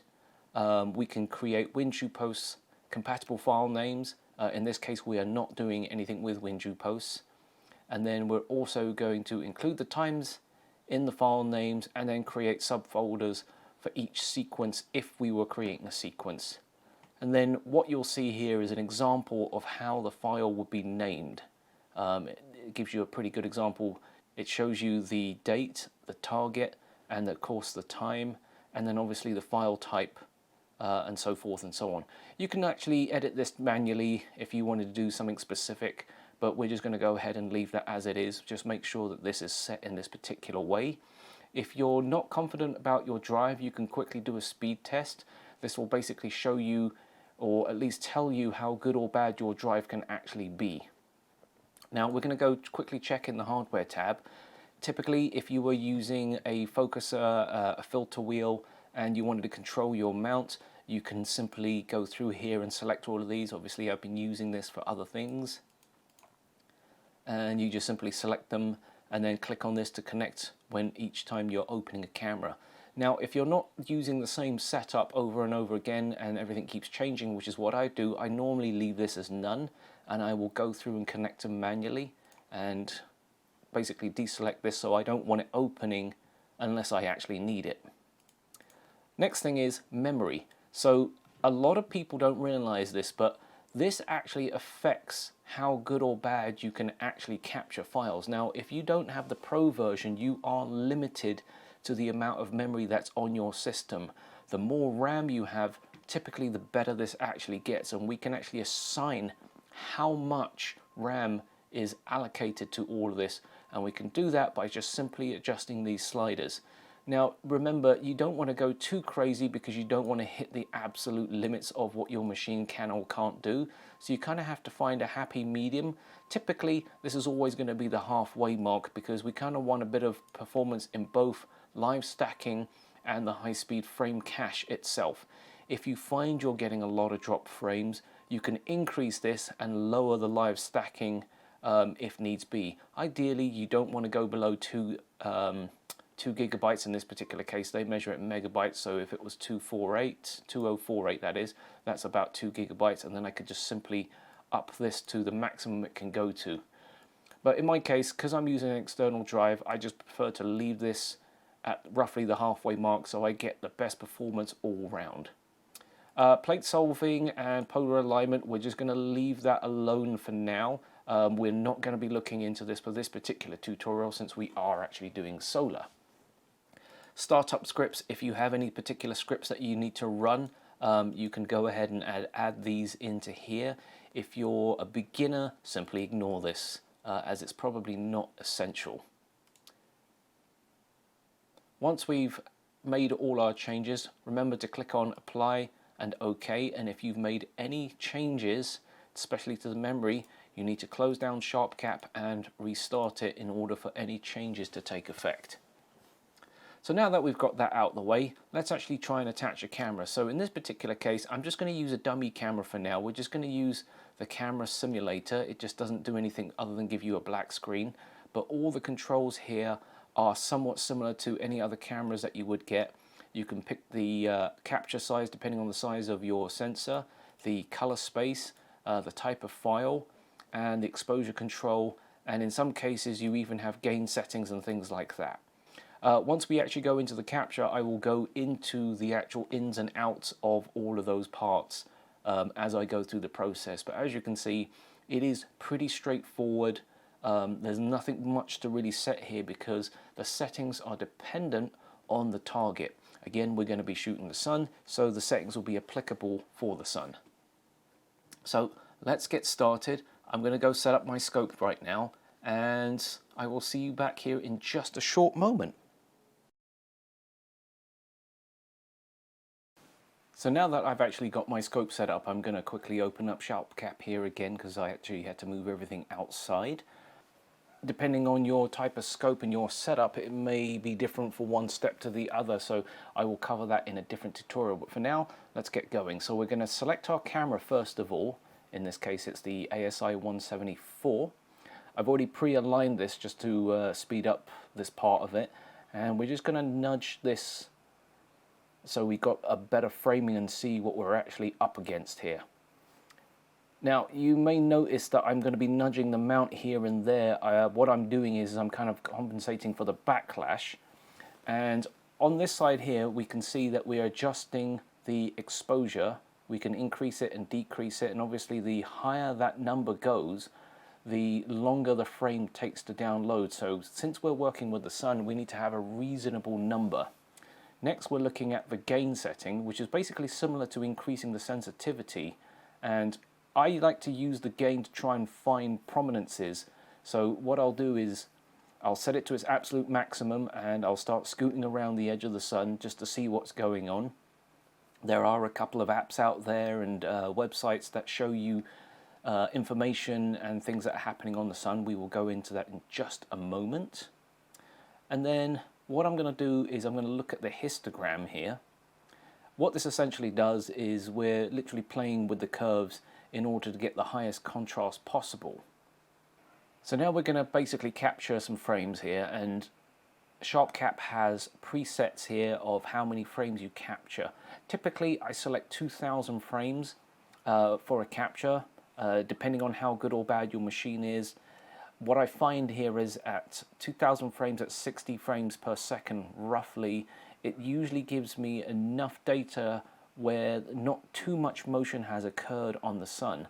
A huge misconception for a lot of people seem to think that the sun is very, very slow moving and it seems to be static in a lot of the times. But in reality, if you were to capture 1 frame every minute and then create an animation, you would actually be quite surprised how much movement is actually occurring. What I'm going to do now is I'm going to look at focusing, and this is actually quite a neat trick that I discovered. I'm going to purposely defocus the telescope for a second, and then I'm going to do an auto stretch. And what I'm going to try and just do here is I'm actually going to use the high contrast in order to focus the actual telescope itself. And this basically helps in getting good, clean, sharp focus, because what I'm doing is I'm looking for those black edges to become absolutely crystal clear, and then what I'm going to do is just tweak the auto stretch one last time just to make 100% sure that I've got a good focus. What I like to do is I kind of rack backwards and forwards until I see the sweet spot, and as soon as I hit it, I just quickly scoot around the sun just to make 100% sure that we're all in focus, and then I reset the actual histogram.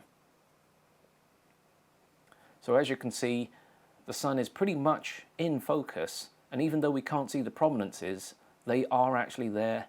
What I'll do in here is I'm just going to increase the gain so you can actually see what's going on. And this is, remember, this is a live image here right now of the sun through the telescope.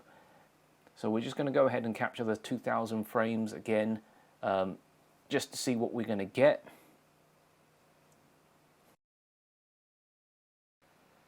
Now you may notice here the sun looks like it's kind of shimmering and the detail seems to go in and out. That is actually seeing.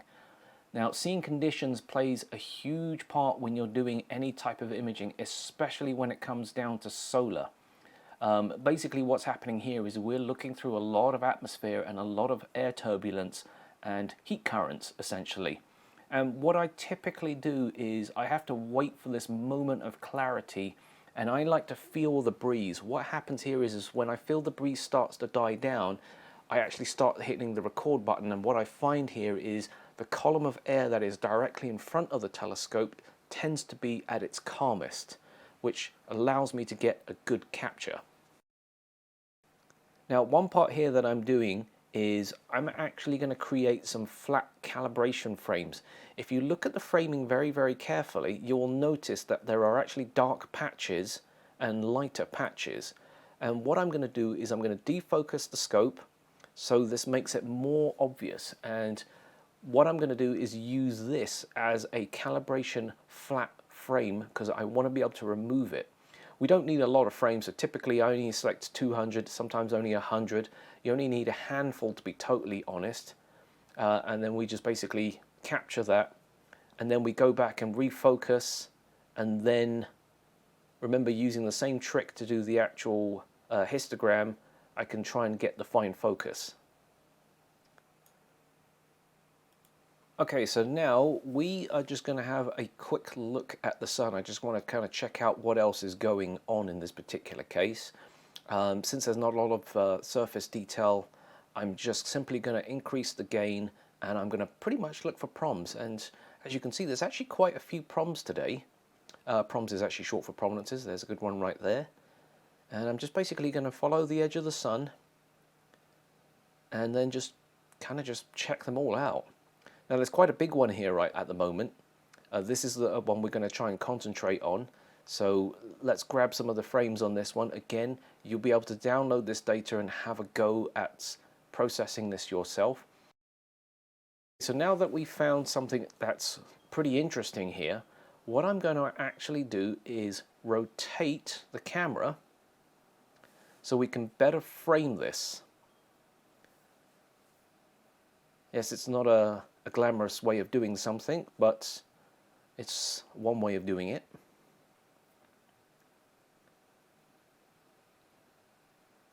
And then I'm just going to quickly realign everything so we know where it is.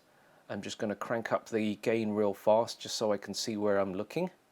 And there it is. Oops, a little too much. So now I'm just going to quickly reframe everything. And then I'm going to set everything back down to a reasonable amount. And then, of course, because I was actually moving the camera and moving the scope around, I'm just going to quickly double check my focus. So I'm going to go back to the center of the sun, do the high contrast, and I'm just going to simply rack the focuser and then find that absolute sweet spot where everything looks sharp. And I'm going to go back to the original framing.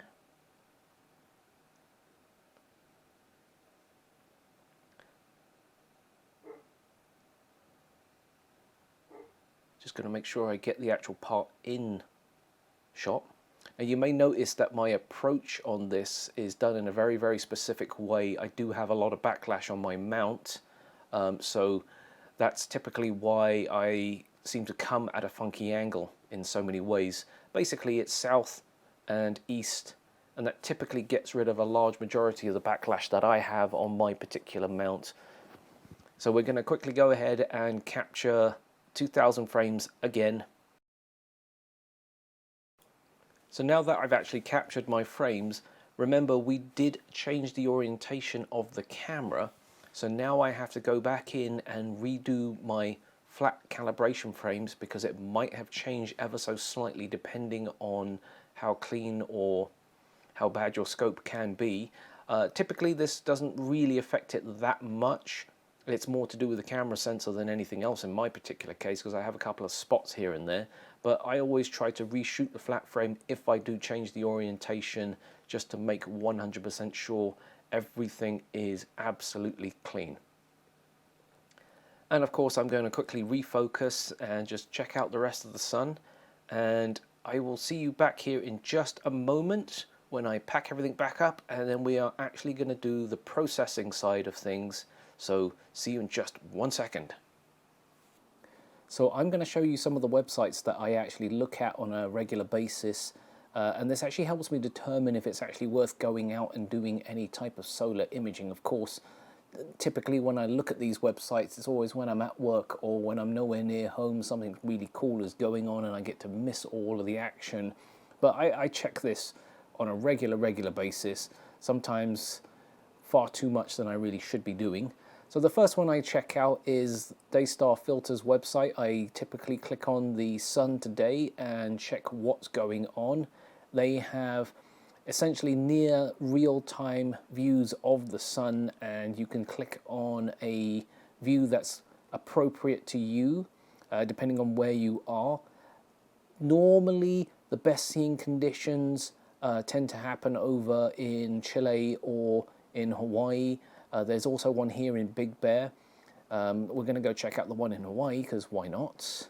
And this basically shows us a somewhat live view of what's going on, and it'll even tell you when this picture was taken.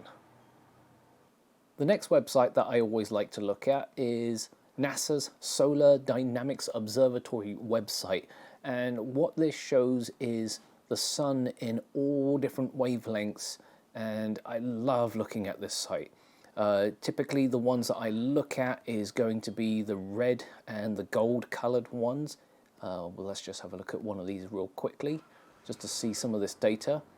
And this is updated on a very regular basis, and as you can see, there is a very big prominence that's visible on the sun right now, which is this great big thing going on here. Wouldn't like to be standing there on a bad day, that's for sure. And of course the gold colored one, similar kind of principle, but it gives you a different view. As you can see, we can actually see some of that plasma jumping up. That's what actually creates the prominences. And believe it or not, we actually have a sunspot forming here. And the reason how I know that that's actually a sunspot is if you actually check in this part here, the HMI intensity or intensogram, we can actually see when we zoom into this little area, sunspots are starting to form. This basically is the photosphere is what we're looking at, in case you were wondering. It's probably the most looked at part of the sun, the photosphere. Typically you would do that using some type of white light filter or some kind of solar wedge, and it's actually the easiest and most affordable way to get into viewing the sun. Of course, if there's no sunspot activity on the surface, there's not actually a great deal to look at, but from an imaging standpoint, it's actually quite fascinating, because when we actually get into the details of this, it just looks like cracked glass is all over the surface. And it's actually quite difficult to image, but it's actually quite satisfying when you actually do that. But we're going to save that for another tutorial, preferably when there is something going on. And the other website that I spend a lot of time looking at is the seeing conditions. If you're not aware of this website, cleardarksky.com tells you what your seeing conditions are going to be based upon the area that you live in. You can typically select all that information over here by simply just clicking on the list. It doesn't matter where you are in the world, they seem to have data pretty much everywhere and anywhere. Vasquez Rocks is actually the closest place to me, so I prefer to look at this chart. If you have a smaller aperture scope, you kind of want to have at least a 3 out of 5 seeing conditions. Otherwise, if you've got an even smaller scope like a 60mm, you can just about get away with a 2, but what happens here is the quality of your images will tend to degrade quite drastically. Ideally, you would like to have a 5 out of 5, but they don't occur as frequently as I would like them to. But when they do, I am definitely out there taking images of the sun. So these are some of the websites that I look at on a day-to-day basis, and I hope you will start using these too. We are now going to go into the processing side of this tutorial, and what we're going to do is we're just going to quickly have a look at the data that we had captured earlier on. I already have it sorted out right here, and I've gone ahead and pulled out the calibration file and the particular video that we're going to be working on. I call it a video, it's the data, I guess. And I've already gone ahead in time and just checked through this to make sure everything is good for the purpose of this tutorial, and the results are actually quite good, so hopefully you guys are going to be able to replicate a result similar to this. What you're actually seeing right now is the data itself being played back in real time. So you can see there's been some kind of atmospheric disturbances and there's been some issues, but that's what this next process that we're going to do is going to sort out. Now, you probably remember that I was doing calibration frames when I was actually outside, and we're just going to quickly have a look at that to make sure everything's good. And not much to look at, but if you do look very, very carefully, you'll notice that there is like a dark patch here and one here, and quite an obvious one in this particular corner. This is what we're going to use to do the actual calibration side of things in order to create a flat frame, as well as remove any kind of dust marks or blemishes in the actual optics. And if you can see, there is actually a spot here and a spot there, and all of that is going to get calibrated out. So first things first, you want to organize your workflow. Luckily enough, I've kind of done part of it for you, so there are only 2 files that we are working with here, the calibration and the solar part, obviously. So we're going to create our master flat frames, and we do this using a program called SER Player. You can download it for free. Just simply do a search for SER Player. All the info is here. I will provide a link at the bottom for you guys as well, just to save you having to look for it. And I like to use this program all the time because it's a great way to preview your files quickly and effectively. So first things first, we need to export out all these frames. We don't need all 200 frames, we just need a handful of them. So we're going to go save frames as images, and we are going to go somewhere around the middle mark, and I'm only going to pull out 20 frames or so. So numbers 100 through to 119 equates to 20 frames. Deselect apply processing to frames before saving. We don't want anything to affect this particular image or change the quality in any specific way. And then we are just simply going to save them out. in this case, we need to make sure that they are in TIFF format, so they are uncompressed. And for the sake of keeping things tidy, I'm going to create a folder called Flats. We're going to go into that, and this is the flat calibration. Click on Save, and off it goes, and it'll export those 20 frames that we had selected. Next, we actually need to open up Photoshop. So if you guys don't have Photoshop, there are other tools out there to do something similar to this. You can actually use AutoStacker to create your calibration frames, but in this particular case we're going to use Photoshop because for me this is probably the simplest method in working on calibration frames. So I'm going to go into that folder, and then I'm going to open up one of the calibration frames, and just so you guys can have a quick look at it, I'm just going to mess around with the levels just to show you what's actually going on. And you can actually see there's a lot of dust everywhere. That's what is represented by these black spots that are scattered all over the place, and some darker areas, typically where the optical train or the actual eidolon itself on your solar telescope may produce uneven fields. In this particular case, this is actually not that bad. We can see a little bit of Newton rings are forming, and of course this calibration frame will actually eliminate all of that. So we're going to leave it as is, and we'll just cancel out of that. And then I'm going to pull in all of these other files into this calibration frame. So I'm going to select all, and I'm going to simply drag and drop into Photoshop, and then you just simply press enter to accept the incoming files. And as you can see in the layers, it is starting to build up with all the different files that we have just imported in. Now, since there is no alignment needed, we can just simply go ahead and create a smart object. So you're going to select all the files by simply holding down the Shift key and then selecting all the way to the bottom frame, including the background frame. And then we're going to right click and convert to smart object. So you would right click anywhere inside of this particular box here, not outside of the window, otherwise you'll get a completely different menu. Now this doesn't usually take all that long, it just kind of depends on how many files that you have stacking on top of each other. Next, we're actually going to stack these layers together to create a nice uniform looking flat frame or calibration frame. And believe it or not, Photoshop does actually have a stacking mode. Typically it only works as if you convert it over to a smart object, but as you go into the layers section, go into the smart objects stack mode, you are then presented with all these different options. In this particular case, we are just simply going to use median, as it will give us the best result.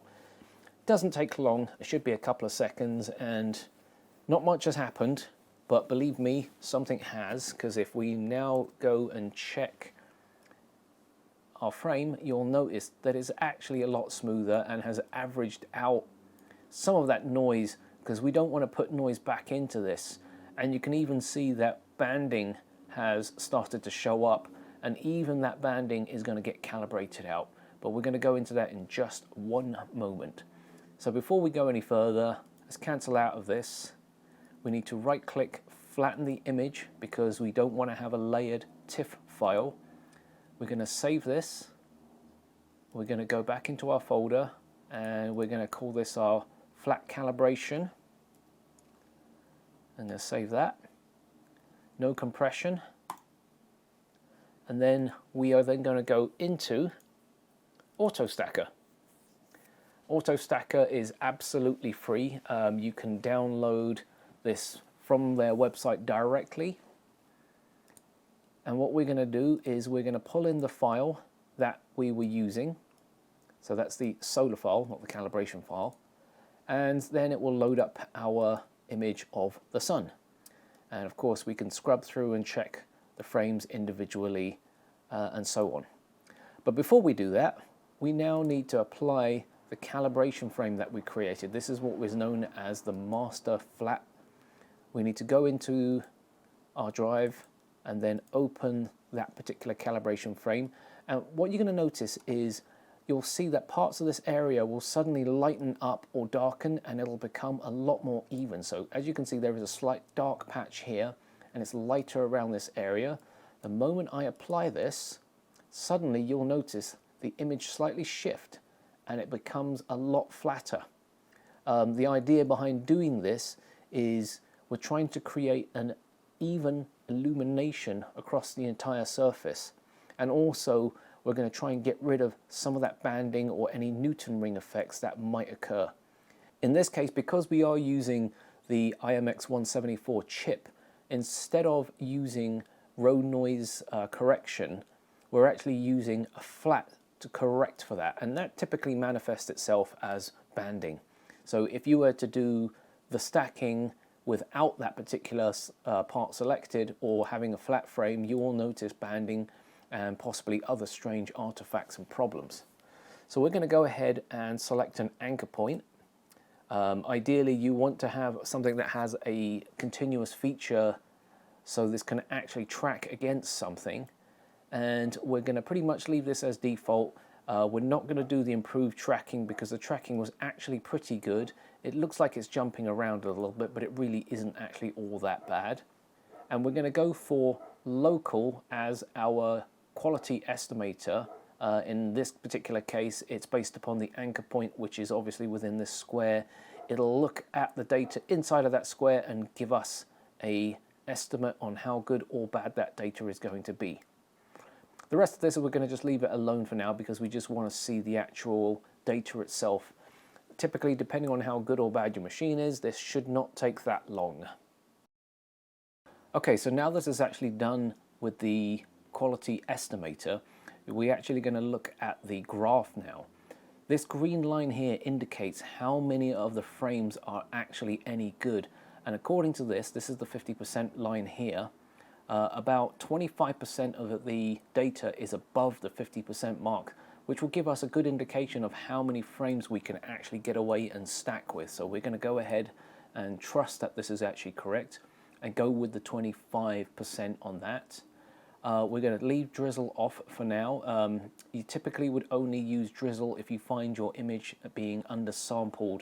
In this particular case, the size of the sensor and the size of the pixel in conjunction with this scope, which is a 100mm, would actually be slightly undersampled. Ideally, I should really have a 120, but because seeing conditions weren't too good today, I chose to go with a 100mm scope just for the purpose of this tutorial and to keep the quality to somewhat of an acceptable standard and not have to worry about seeing conditions so much. So once we've done that, we need to place the actual alignment point grid itself. The more points there are, the more accurate this becomes, but you don't want to go too crazy, otherwise this can take an incredibly long time. So once we've done that, we simply click the stack button and allow it to do its thing. And once that's done, we will come straight back and actually start processing the data. Okay, so now that this is actually done, what you'll find here is inside of the folder where we had the files originally, the solar and the calibration folder, we actually have a new folder that suddenly just popped up that says ASP25.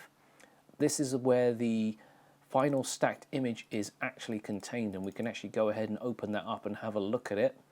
Not much to look at right now because it hasn't actually processed anything yet. So that's the next part of all of this. So let's just minimize this and we're going to load up our processing software. In this case, I'm going to be using a program called IMPPG. This is actually one of these little hidden gems in the world of astro imaging in terms of doing any type of manipulation or sharpening, deconvolution. I actually prefer to use IMPPG over something like Registax because we're actually using a deconvolution filter as opposed to a wavelets sharpening, which is a very, very different type of processing when it comes down to planetary bodies, things like the moon, sun, etc., etc. Typically speaking, wavelets tends to perform better when you're doing planets, but in the case of solar, I find that deconvolution or this particular program works a lot better. So let's get started. So first of all, let's open up the file. Just going to navigate to it and open. So there we have the file. We're just going to zoom out just a slight bit so we can fill up the entire screen. First things first is we need to make sure we do not have any kind of weird artifacts occurring, so we need to try and prevent any ringing from occurring. If you mouse over it, it gives you a kind of a subtle idea of what's going on. We're going to have that selected. And the next step I'm going to do is select all, and this will allow us to preview the entire image, so we're not looking at a confined small area. We want to be able to see the entire thing in one go. Obviously, depending on your machine, if you don't have a good PC or a Mac, depending on whatever it is that you use, ideally you just kind of want to work in a small area, but in this case I want to work with as much of it as possible so I can see what is going on. We're now going to play around with the curves, which in the background here is the histogram, and by manipulating this line you can actually see the image will get brighter and darker in whichever area that we have selected. Now in this particular case we want to be able to control multiple areas of this image. So we may end up adding more than one point to control one particular area in order for something to actually become more apparent or blend in more subtly. So when I usually process my images with solar, I like to actually invert the sun because it gives a more dramatic effect and you can kind of see more detail on the actual surface as opposed to seeing it in its true form. Most of the solar images out there that you see typically prefer to do an invert, but what I'm going to do is a slight twist on the whole thing. Is as opposed to just simply inverting it and having the darkness of space become white, I want to create an image where the background stays black but the actual surface of the sun becomes the inverted image. And the way we achieve that, we can do it with one of several ways. Obviously we can simply invert the image, add an anchor point, and then pull the far left side all the way down until it goes black. Now the other method that I actually prefer to do is I'm actually going to add an anchor point, but then I'm going to push this all the way to the top, and then I'm going to manipulate this part here to become the part that determines what goes black. Now you probably noticed that the prominence that's in view is going to start to disappear. Well, that's okay because we're going to recover that in just a moment. So I want to get it to the point where it's nice and dark in the background without it going completely black. And then what I'm going to do is I'm going to suddenly bring up the levels here and then pull this one back down. And then as I do that in increasing amounts, and I'm just going to expand this so we can actually get a better idea of what's going on, we can actually bring back the prominence detail while keeping the background black or relatively black. And the idea of doing it in this particular way is actually really good for noise control. What I found here is if I did it the other way, I tend to get a lot of noise coming up in the black background here, and it's kind of not what I want. So it kind of saves in the next step when we actually go to do some of the final processing. Now as that stands right now, that's actually pretty good. So I feel that I've got the coloration or the luminosity somewhat right. I'm going to try and fix this edge here so it blends in more smoothly, and it's all done by manipulating this line here. So the idea here is you want to have that three-dimensional curved look to it. So you don't want it to be completely blasted, but you don't want it to be completely dark either. Otherwise, if your purpose is just to show the prominences, then that's just one way to do it. So I'm going to try and find a happy medium in between, and somewhere around there looks pretty good to me. And then what I'm going to do is I'm going to start fine-tuning the actual edges. Now each point I add in this curve it affects a small part of the image. Now the idea here is I want to be able to blend this bright area here with the darker area, and I do that by just simply raising up this level before it starts to go white out.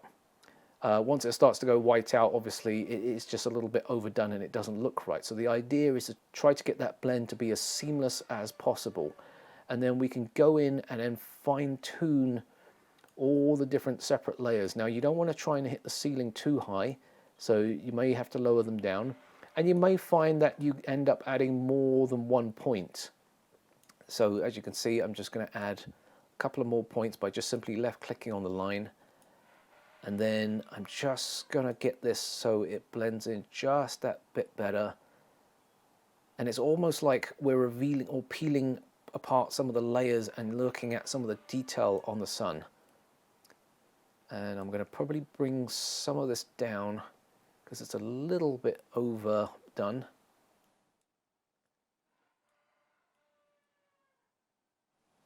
And then we're going to just simply blend in the rest. So we're not trying to create any type of harsh look here.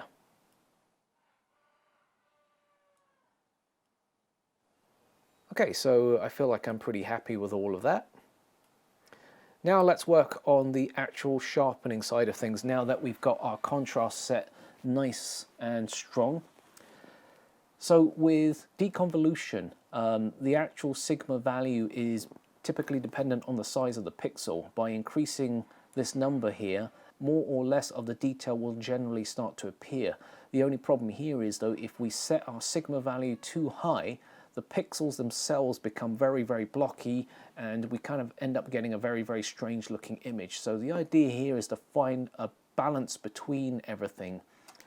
Typically what I found with the IMX 174 is the 1.5 seems to be the magic number. If you want to be very, very precise, you can actually match the pixel scale of the actual camera at 1586. Now I am going to actually apply some of the sharpening. So what I'm going to do is I'm going to kind of go crazy and just ramp this up to some ungodly amount. So in this case it's going to be 10, and I'm going to play around with the sigma to try and get a sharper or more defined look to everything. I'm probably going to go with around about a 1.2 to be exact. I've already gone ahead and done this before. And then we're going to play around with the amount of sharpening. So we don't want to go crazy, we don't want to go overboard. So let's just start off with 2 and work our way up from there. So 2 is a little bit off the soft side. So let's just bump it up to 4. And it feels like we're getting there, but we're starting to see a lot of noise being introduced here, especially where the prominences are on this particular shot. So we need to try and find a happy medium where this doesn't become so apparent, and you may have to play around with the sigma in order to fix some of those problems. So I'm going to go back down to 1.5, and there's very, very little difference, but it's very, very subtle, and I'm going to probably turn this down just a touch and then turn down the amount of the sharpening that is actually being applied. And that gives us a pretty good image to work with when we actually go into Photoshop to do all the fine tuning. So we're going to go ahead and save this file. I'm going to save it to my desktop. I'm going to select 16-bit TIFF, and we're going to call this the sun. So then we're going to go into Photoshop. We're going to open up that file. I'm going to go to the desktop. And first things first, we want to try and control some of that noise that we see that has been formed here, and try and sharpen up the image a little bit. So first things first, let's go into the camera raw settings.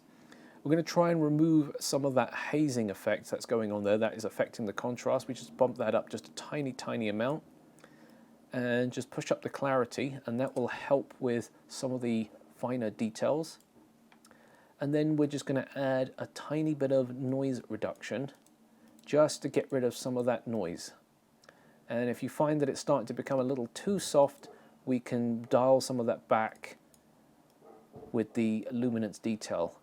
This is very, very subjective. You can kind of just have to play around with some of these sliders to try and get it to where you would want it to go. But we don't want to go too crazy, otherwise it does start looking a little bit too cartoony. We're not going to play around with this sharpening part here because there's another tip that I'm going to show you on how to actually sharpen this actual image. But now that we've got that done, we can play around with some of these settings here if you choose to. I'm just going to throw a little bit of contrast into this, and I'm not going to play with anything else. So once that's done, that's actually controlled some of the noise quite nicely. The next step here is we need to crop this image, because obviously there's a lot of artifacts happening here from the stacking process, and you can kind of see we obviously don't want this to show up in our final image, so we're going to just basically go ahead and crop some of that out. And we do that by selecting the crop tool and then cropping inwards. Now the next step here is, this is how I like to sharpen my images when it comes down to something like the sun. I don't like to use the actual sharpen filters themselves because I kind of feel they give a very, very bizarre look to everything, and sometimes it just looks over sharp. So what I'm going to do is I'm going to select all, copy, and then paste it, so I've effectively duplicated the layer. I am then going to go into filters, and I'm actually going to emboss this layer by 1 pixel. And the direction is actually quite important. This determines the direction of where the embossing actually goes, and you kind of want to make it make sense, if that makes any sense to you. So what I'm going to do is I'm going to try and find a way or a direction in where the embossing comes down. So this image has this natural flow of left to right or right to left, so I want the angle to also be the same as that. And when you do that, what actually happens here is, instead of the sharpening being applied to, say, a certain part of the edge, I want it to be applied to the entire of the sun, which is obviously this edge here, which it will bring out all of those details and separate the sun from the background a little bit better. So we're going to set that angle. I'm going to increase the amount of the embossing to quite a high level because I do want this to be quite obvious for the purpose of this particular tutorial. Of course, you guys can turn it down if you feel that it's a little bit too much. And I'm just going to simply click on OK. The next step is I am going to apply this as a soft light. And what that does is, if you look very, very carefully, you'll notice that the image looks like it shifts, and it basically blends the two layers together, and it creates this artificial sharpening effect, and it makes everything a little bit tighter without it being overdone. And again, you guys can experiment with the actual angle and the direction it comes in. It's entirely up to you. Typically, I prefer to have it so it gives the edge more of a contrast boost, which it has done so in this particular case, so I'm pretty happy with that. So now I'm going to select the two, and I'm going to turn this into a smart object. And the reason for doing that is we don't want to make any permanent changes to the actual file per se when we do the next step, because we are now going to go into it and then colorize it. So the next part here is we need to convert this into a RGB color image, and we do that by clicking on Image, Mode, RGB Color. We don't want to rasterize this, otherwise it will flatten this layer and convert that layer into a rastered file, which is not what we want. So now this actually says RGB, we now know that this is actually a color image, even though it's black and white.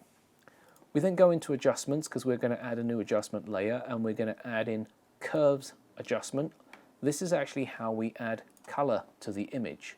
So if we want to make the sun look like that typical red, yellow, golden hue that we all are accustomed to, even though the sun isn't actually a yellow star or a red star, it's actually closer to white.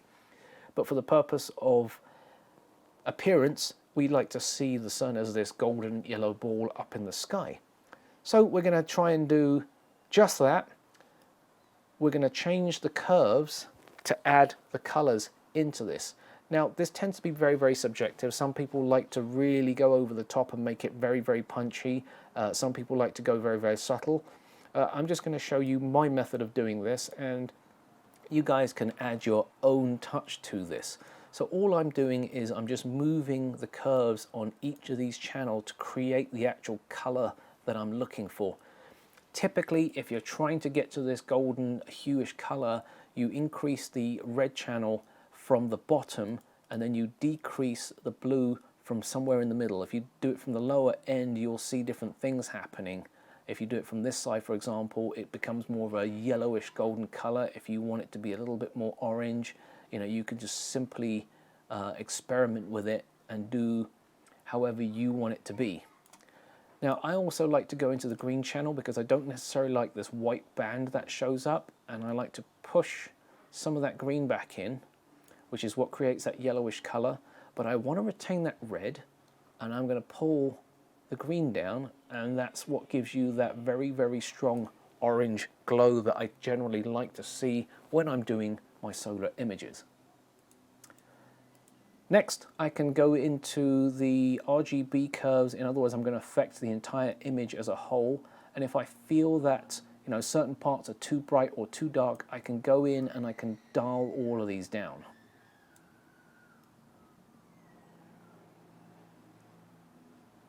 Again, this is very, very highly subjective, and it's entirely down to you how you do this. Once you're happy with the entire thing, go ahead and save your file. You can save it as a TIFF file, or you can have it as a JPEG, or any other file format for that matter, and you are pretty much set. So hopefully this was a simplistic approach to it. There's obviously more advanced techniques to try and squeeze more data out of your solar images, but this is just a quick gloss over, for lack of a better description, and hopefully you guys will be out there producing some fantastic solar images, and who knows, maybe one day I'll be the person watching your video and the person learning from your video. So until that time, look forward to seeing all of you guys and seeing what you guys can produce with this data, and I will catch you on the next one.